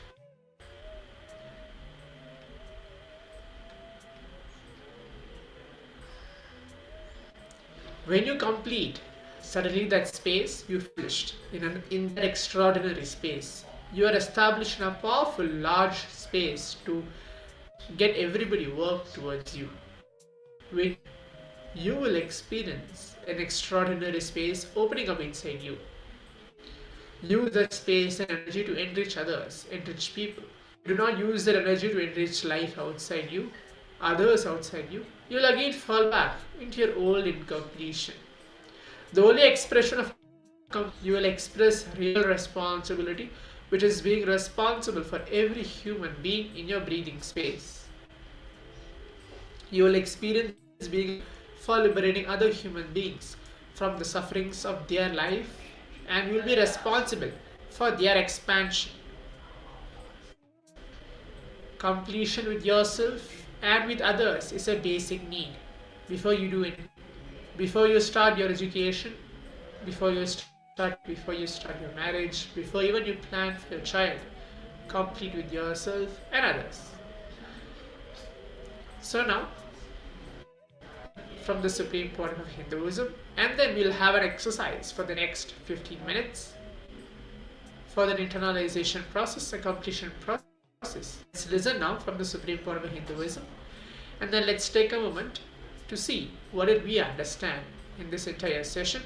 And in the meantime, please get and you can pen down, write on your answers, powerful cognitions, your understandings, and you can share it with others as well.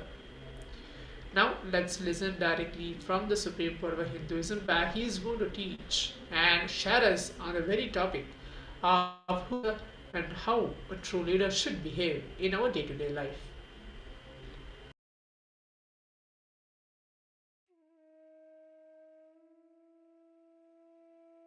See, the greatest thing is, factually, so many murder attempts happened on me. Factually, so many people tried to kill me. So much of abuse, harassment, injustice done. But I decided not to hurt myself because they are trying to hurt me. Understand? They trying to hurt you. Your enemies attacking you is violence. But if you become violent, you are hurting yourself also.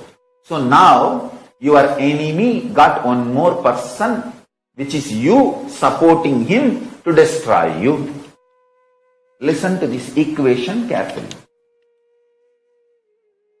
Factually, there are so many murder attempts on me.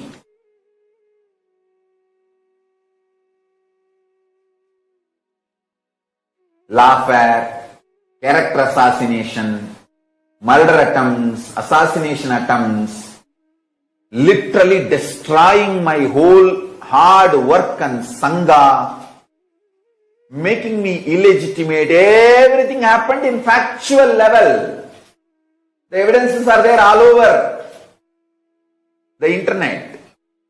But in my core inner space, I did not allow the reaction of violence.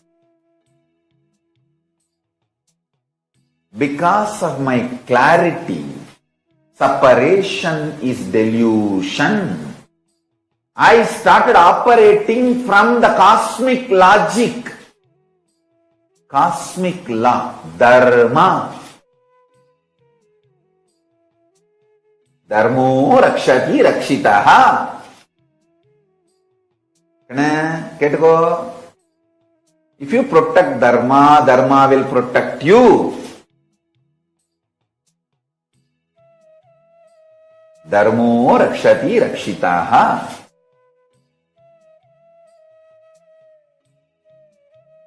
Listen.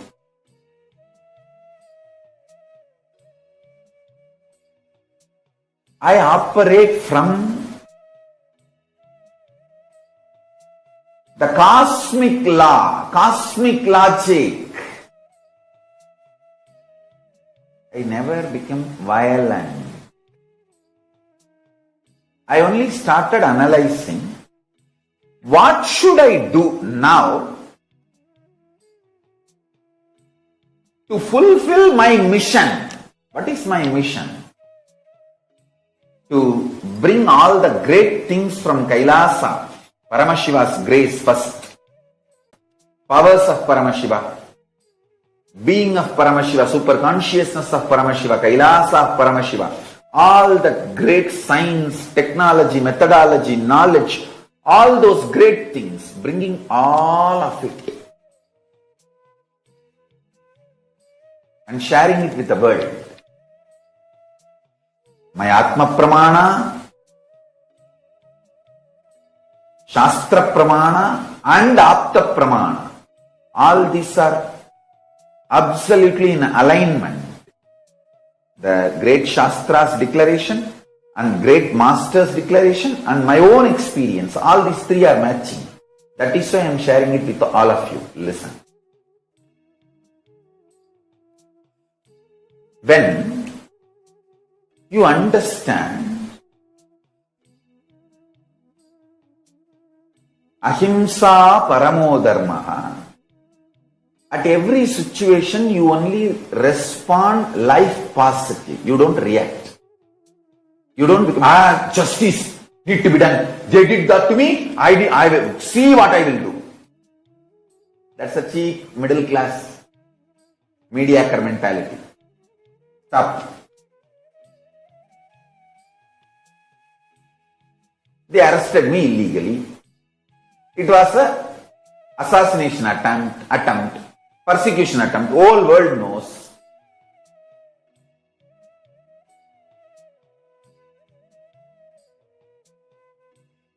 There are tons of evidence.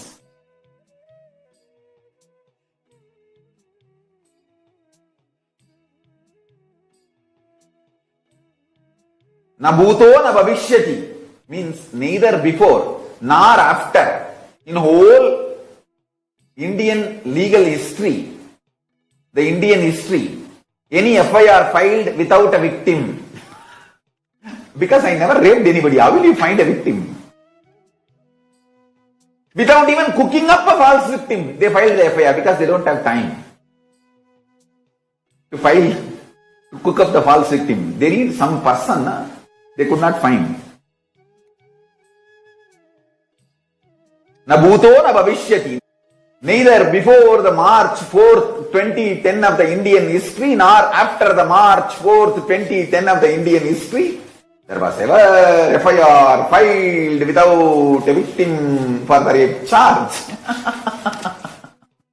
Foolish, stupid dogs destroyed the respect for Indian legal system. This corrupt police officers from Tamil Nadu police. I don't know the name of that person who signed that FIR. I'll get that name. These fellows brought such a shame on the whole Tamil Nadu police and whole Indian police.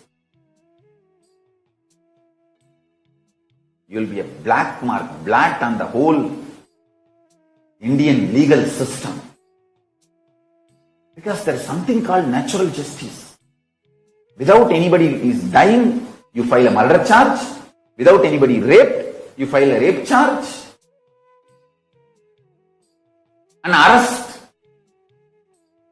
Just now we got the information. One person's name, Inspector Madhyalagan, is the one who signed the FIR. These fellows brought an irreparable shame on the whole Tamil Nadu police and Indian police and the whole Indian legal system. CRPC system. Na bhuto na bhavishyati. Neither before the April 4th, 2010 nor after the April 4th, 2010 ever there is an FIR filed on anyone on rape charge without anybody getting raped, without any victim. See, you call somebody as a victim and then court says no evidence and then accused. That and all is happening. That is regular happening. Some cases get convicted, some cases get acquitted. That is different. but without even a victim filing an FIR and arresting. Shows very clearly it's a murder attempt, assassination attempt to kill me. And they are using prosecution as a very cunning way of legitimizing their attempt to kill me. That's all. Yes.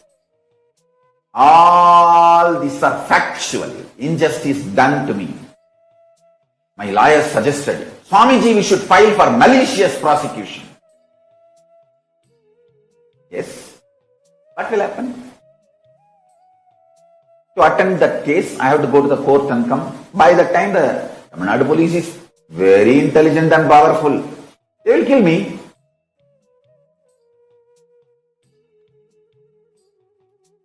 Or even if I manage to survive somehow, when will the justice be served? 25 years. By that time, I will be, 60. At what age they attacked me? I think 2010 if they attacked me means.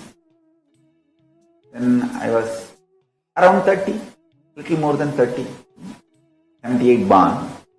I must be 32. Around 32. So when the justice comes, it will be at least 60. 25. Sometimes even more than that. I may be around 60. So you want me to waste my whole life on this? That's the most stupid, mediocre, middle class mentality.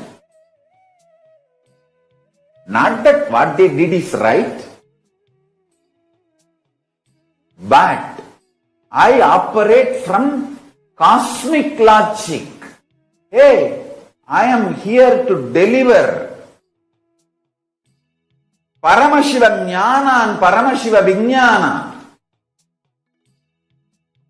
This Dravish gang, which is attacking me, which was attempting to assassinate and eliminate me, and that gang, their only aim is that I should not deliver what I brought from KAILASA. They don't have any other personal hatred on me, because I am nowhere related to them. I never even spoke one word criticizing them. Forget about it. I never even bother about them. I actually don't even know them. Till they attacked me, I don't even know their names. So there is no personal enmity. They tried to grab some of our properties, is true, but just for the property I don't think they will try to kill, because they grab the property of the whole country. If they have to kill everyone from whom they have to grab the property, then nobody will be alive in Tamil Nadu. So that may be one reason that I did not cooperate with them for them grabbing my property, Sangha's property. That is one. But the persistent murder attempts, assassination attempts, is more ideological. They do not want me to do the real spiritual work. And you need to understand, even if I win the war in the end, they would have wasted my whole life. Understand? Just by getting into the war, I would have lost my whole life. The purpose for which I came would not have been fulfilled. That is why I am telling you, ahimsa paramo dharmaha. See, one thing, inside me there was so much of healing, completion, understanding about ahimsa paramo dharmaha. Ahimsa is ultimate cosmic love. Because of that, I never got agitated, even though factually so much of injustice is done on me, done to me. I never reacted or responded. Factually, so much of injustice is done on me, no doubt. But Paramashiva has given me the strength at the age of 10. Arunagiri Ishra has beautifully drilled into me my mission. What I am supposed to do. That was so alive in me. I did not get deluded by this dash. Demons and devils, I tell you. If I got into the war with them, with Paramashiva's grace and the powers he has given and the protection of Kalabhairava, I would have won. But when? I would have won, W-O-N, but when? W-H-E-N. By then my life would have gone.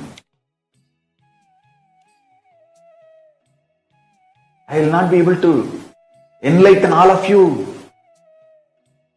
I will be so busy there. Is that the purpose of my life? I tell you, if you don't react, don't get agitated with violence inside, you will be so aligned to your purpose, you will be productive for yourself. Feeling productive for yourself is the ultimate completion you need when you need to die, when you need to leave the body. You see, when I need to leave the body, I am absolutely clear. I have feeling that productive for myself, my goal. What I want as a life, I am productive to myself and my purpose, my strategy. That is what is fulfillment, Purnatva, completion. If you carry that when you are leaving the body, you will be enlightened, you will be liberated. You don't need to come back once more. So happy for the non-violent, stable, powerful nervous system Paramashiva has gifted to me. Because if you are agitated inside about this so-called justice, injustice, fact-based justice and injustice, your whole life is gone. Whole life is gone. I have the total defamatory telecast time in number of days. I just wanted to share with you guys. Swarna TV has done 160 days. Samaya TV 120 days. Means it's like a 24 hours if you run the hate speech material on me. How many days? 1,400 hours in just 4 years. The hate speech, poison dumped on me. Anybody else would have had a nervous breakdown and by now dead. Not only I am not dead and I am not having any nervous breakdown, I am paru enna paru என் அழக பாருன்னு ஜிங்கு ஜிங்கு. You can see the sweetness and joy in my eyes before 2010 and now same. After 10 years of relentless persecution, unable to rest even one night peacefully, still my nervous system is not shattered. Will never be shattered. That's the truth. Anybody else with so much of injustice done to them factually would have become violent. At least for self-defense. I made it very clear as my strategy. I will find a place where I can sit non-violent, peaceful way and contribute what I need to contribute to the world. This is the first greatest success. Because of non-violence as a strategy I adopted within me and with society. I wanted every level, all my disciples to understand how non-violence has saved me, made me productive, made me contribute what I need to contribute to the world. See, I am not even going to be violent to declare non-violence is the only successful strategy. See, that I don't want to make even that as one more violence. Forget about it. I am telling how I adopted non-violence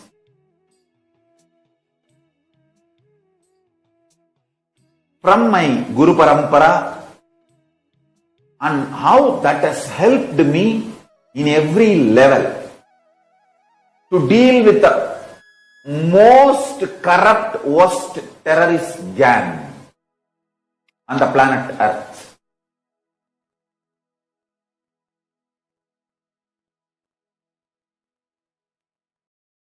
You see the track record of the Dravish gang, the number of murders they committed, but with never ever getting accused. They are extremely criminals. They are such criminals the world will never know they are criminals. That kind of the Don Mafia gang, that kind of criminals. Escaping from them, the only person, you see, like the only FIR filed on somebody with a rape charge without a victim is me. Same way, the only person escaped from them is me. Just Paramashiva's grace and Kalabhairava's protection. Listen carefully.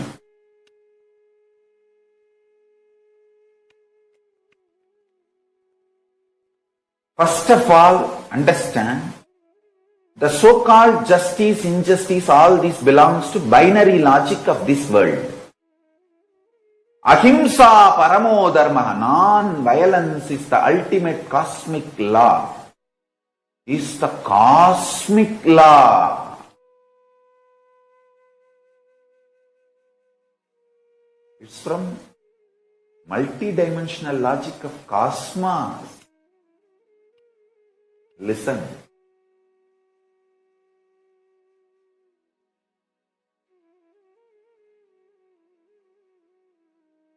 I'll give you more deeper secret. A person who does not have reactions will have more time in the inner space to be more productive and more active and more workaholic. People ask me, seeing, Swamiji, last only few years you worked in your public life, how come you did so much humongous work? How come so much work has been done? Listen.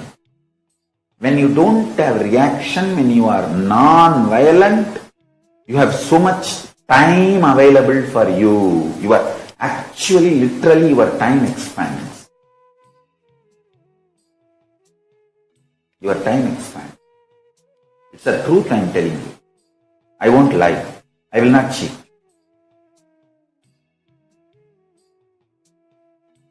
Frustration, anger, guilt, feeling ashamed or revenge, all these action reactions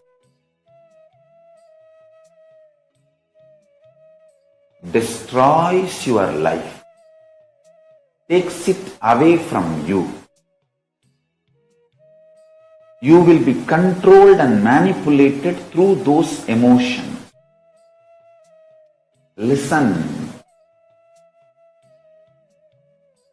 Injustice is done to me, no doubt. I am not saying it is not fact. It is a fact. Factually, so much injustice is done to me. But external facts should not mold your life's reality. Liberate yourself from the external facts. Let your life's reality not be impacted by the external fact. Then you are a leader.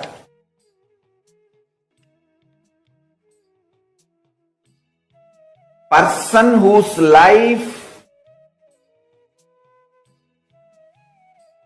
is not impacted, affected by the external facts is leader. I did not allow my reality to be molded by Dravish demons, Yashaktis, anti-Hindu terrorists, and anti-Guru Hindu mafias. I did not allow these two gangs to mold my reality, to interfere in my reality, even though the facts they created. You see, they attacking me is a fact. They really tried their best to mold my reality, but I did not allow. I remained as leader, Lord of my life, Atmeshwara. I remained as Ishvara for my soul and my life, and I remained as leader for myself because of non-violence, not getting agitated, reacting violently and responding violently to them.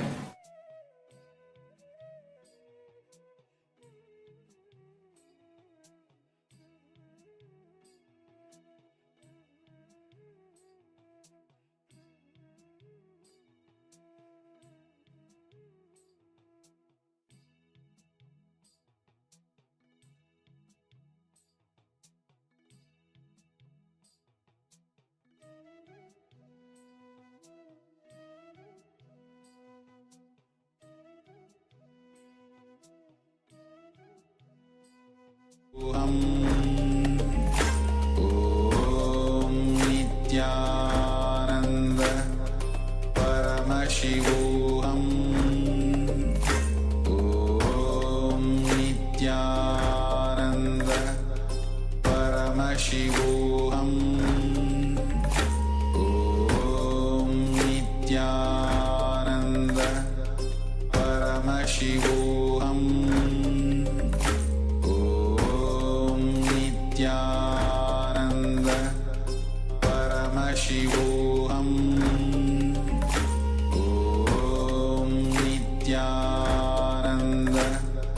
Paramashivoham.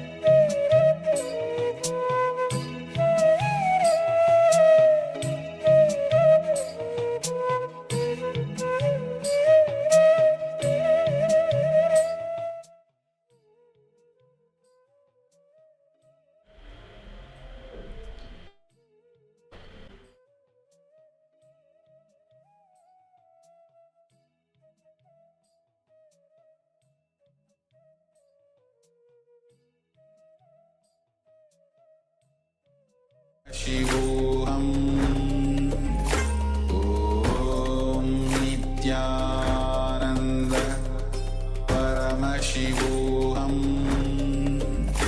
Om Nithyananda Paramashivoham Om Nithyananda Paramashivoham Om Nithyananda Paramashivoham Om Nithyananda Paramashivoham Om Nithyananda Paramashivoham. Yes. So now let's all enter to the next segment. We're going to listen more on consciousness directly from the Supreme Point of Hinduism. So what are the various barriers to leadership? Leadership barriers is your behavioral constraints. Few things about your behaviors. Constraints caused by your fixed behavioral patterns. Example, angry behavior, submissive behavior, impulsive behavior, lazy behavior, etc. Your behavioral patterns are also mental patterns that you adopt in various situations and incidents in your life, mostly in the formative years of your life, from early childhood to early adulthood. The patterns limit the way you look at situations and people, and therefore limit your scope for performance and expressing leadership. Each one of you also has a fixed behavioral pattern to escape from emerges a typical fixed way of being, a standard behavioral pattern that you use to exit from a confronting situation. For example, some of you may cry and get away a tough situation. Some of you may manipulate or tell a lie and get away from a difficult situation. So now let's again listen from Supreme Point of Hinduism on this very subject on leadership and in a very specific way to behavioral constraint, where Swamiji is going to give various different examples from this very topic.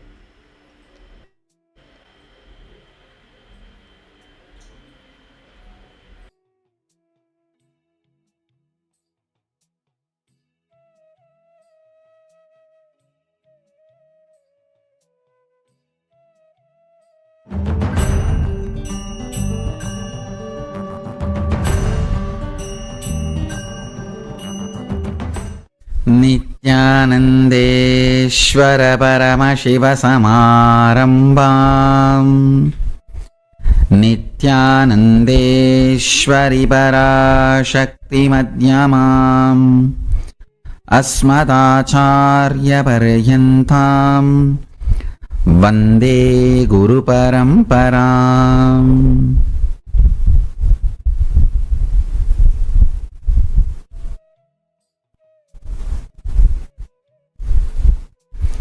I welcome you all with my love and respects. I welcome all the devotees, disciples, samajis, satsangis, Shrimahans, Mahans, Tanedar, Kotari, visitors, viewers, sitting with us all over the world through Nithyananda TV and two-way video conferencing having Nayana Dikshas. So I welcome all of you with my love and respects. Subject for today's webinar: can leaders be created or they born? Listen, both. Let me define leader. Leader is a person who can manifest his conscious decision with the will persistence and manifest it as reality in the real life by giving a conscious breakthrough to his own DNA through quantum leap from the normal natural selection process and lead his life is a leader. Let me repeat. Your DNA goes through a natural selection process called growth. Leader is a person who can use his conscious decision power, will, persistence, and give a breakthrough to the slow growth natural selection process, a quantum leap, manifest what he wants as a reality in his life. He's a leader. If your conscious decision, will, persistence decides you are a leader, you want to be a leader, you are going to manifest. What do you want?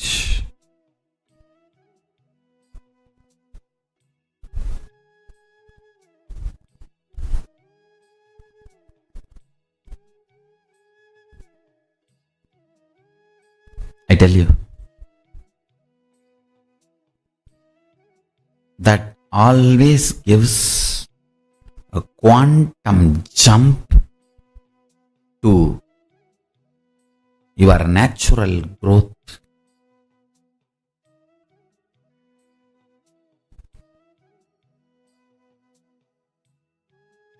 Natural selection process.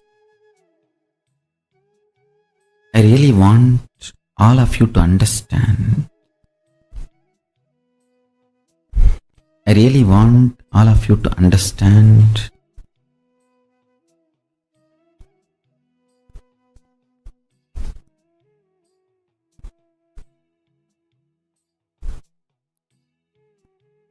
the natural selection process which your DNA goes through. That slow growth is not compulsion or mandation or fate of you. Understand? Till you use the conscious decision power, it can be fate. Once you decide to use the conscious decision power, you can just alter, change, delete, rewrite anything you want. Anything you want.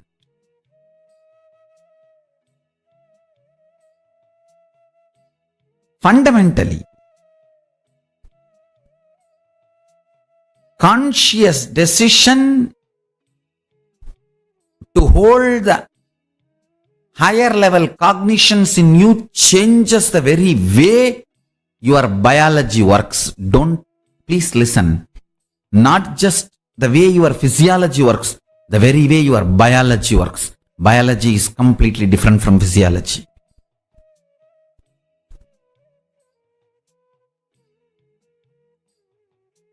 The very way your biology works changes by the power of conscious decision.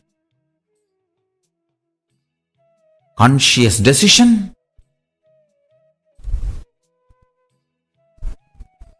to hold powerful cognition. Conscious decision to hold powerful cognition matters. More and more you hold the powerful cognitions, you are Paramashiva. You are superconsciousness. Do not hold the cognition, you are not the body. That is stupidity. Listen. One of the biggest false propaganda. If you start holding the idea you are not the body, you are not the mind, you will get enlightened. No. Only if you hold the powerful cognition, you are consciousness, you will become enlightened. If you feel you are not the body, you are not the mind, you will fall into depression. Then what else? You need to be affirmative in the space of Purna, not just emptying in the path of Shunya. Listen, emptying in the path of Shunya is not ultimate. Affirming in the path of Purna.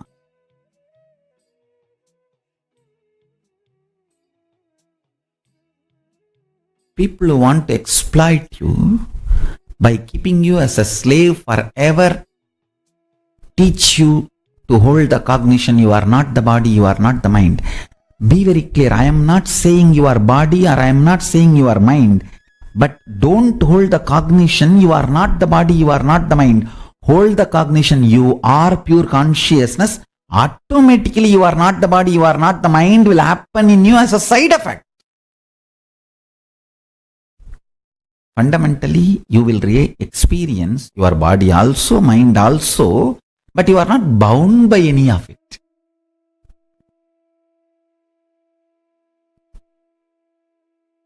This dilution, stupidity has destroyed humanity too much.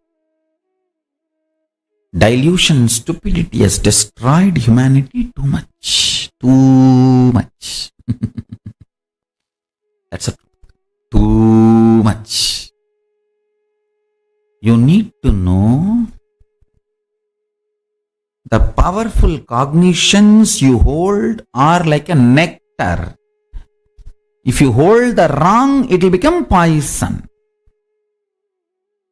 Every Upanishadic truth is a powerful cognition. If you hold the powerful cognition, you are Paramashiva, ultimate oneness space, where you are free from everything, completely unclutched.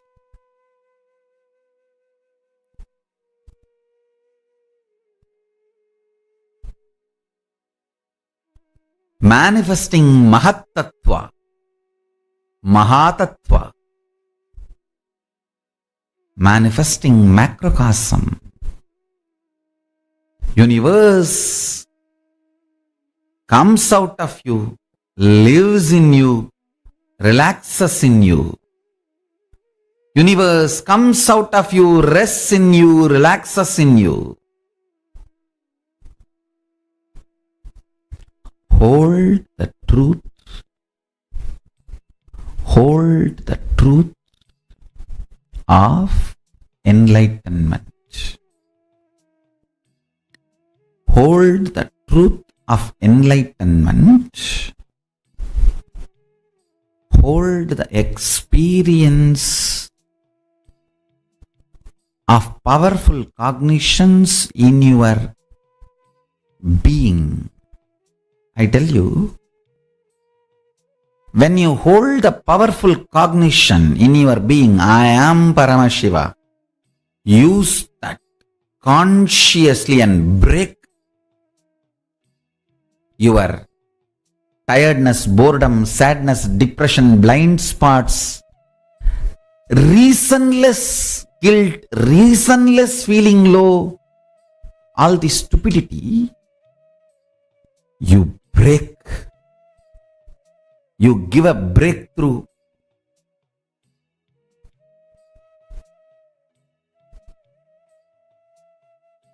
Give a quantum jump to your DNA from the natural selection growth rate. I'll call natural selection growth rate as atheistic, materialistic growth rate.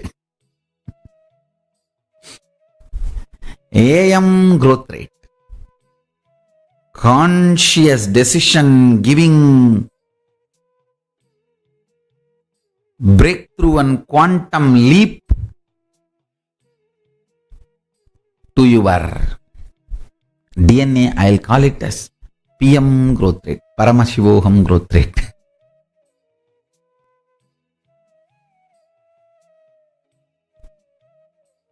Leaders are born sometime, made many times. Your conscious breakthrough capability is powerful enough to have the life you wanted manifested in you. It is capable of giving a superconscious breakthrough.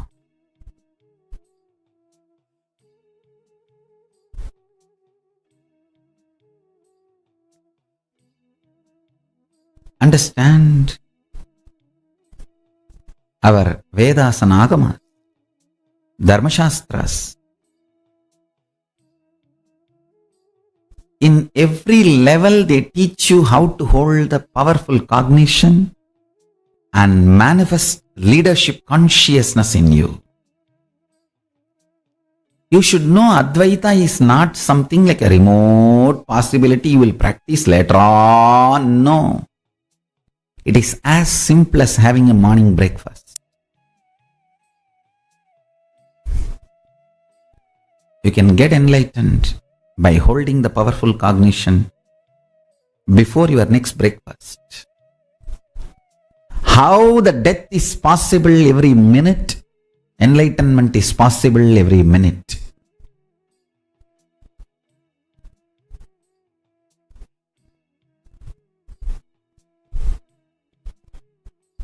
Enlightenment is the purpose of life, and listen carefully. He is such a good person, good being. Real non-violence comes by powerful cognition. I want all of you to hold on to that powerful cognition. You are Paramashiva. Even with you, behave as Paramashiva. Even when you are alone in your bedroom, talk to you as Paramashiva. Behave with yourself as Paramashiva. Demand yourself to be Paramashiva. You will be so integrated to His principles, His vibration. Cosmos will feel so good about you. You will feel so good about Cosmos. That is what I call leadership quality. Feeling so good about you and the world and life and everything is leadership. You will feel Brahmanyam Bhaguputratam. I am the favorite chosen one of the cosmos. Brahmanyam Bahuputratam. I am the favorite chosen one of the cosmos. I tell you. Feeling that is what I call leadership quality. That can happen just by holding on to the truth. You are Paramashiva. Essence of today's satsang. You are Paramashiva. So with this, I bless you all. Let's all radiate with integrity, authenticity, responsibility, enriching, causing, living Shuddhatvaita Saivam.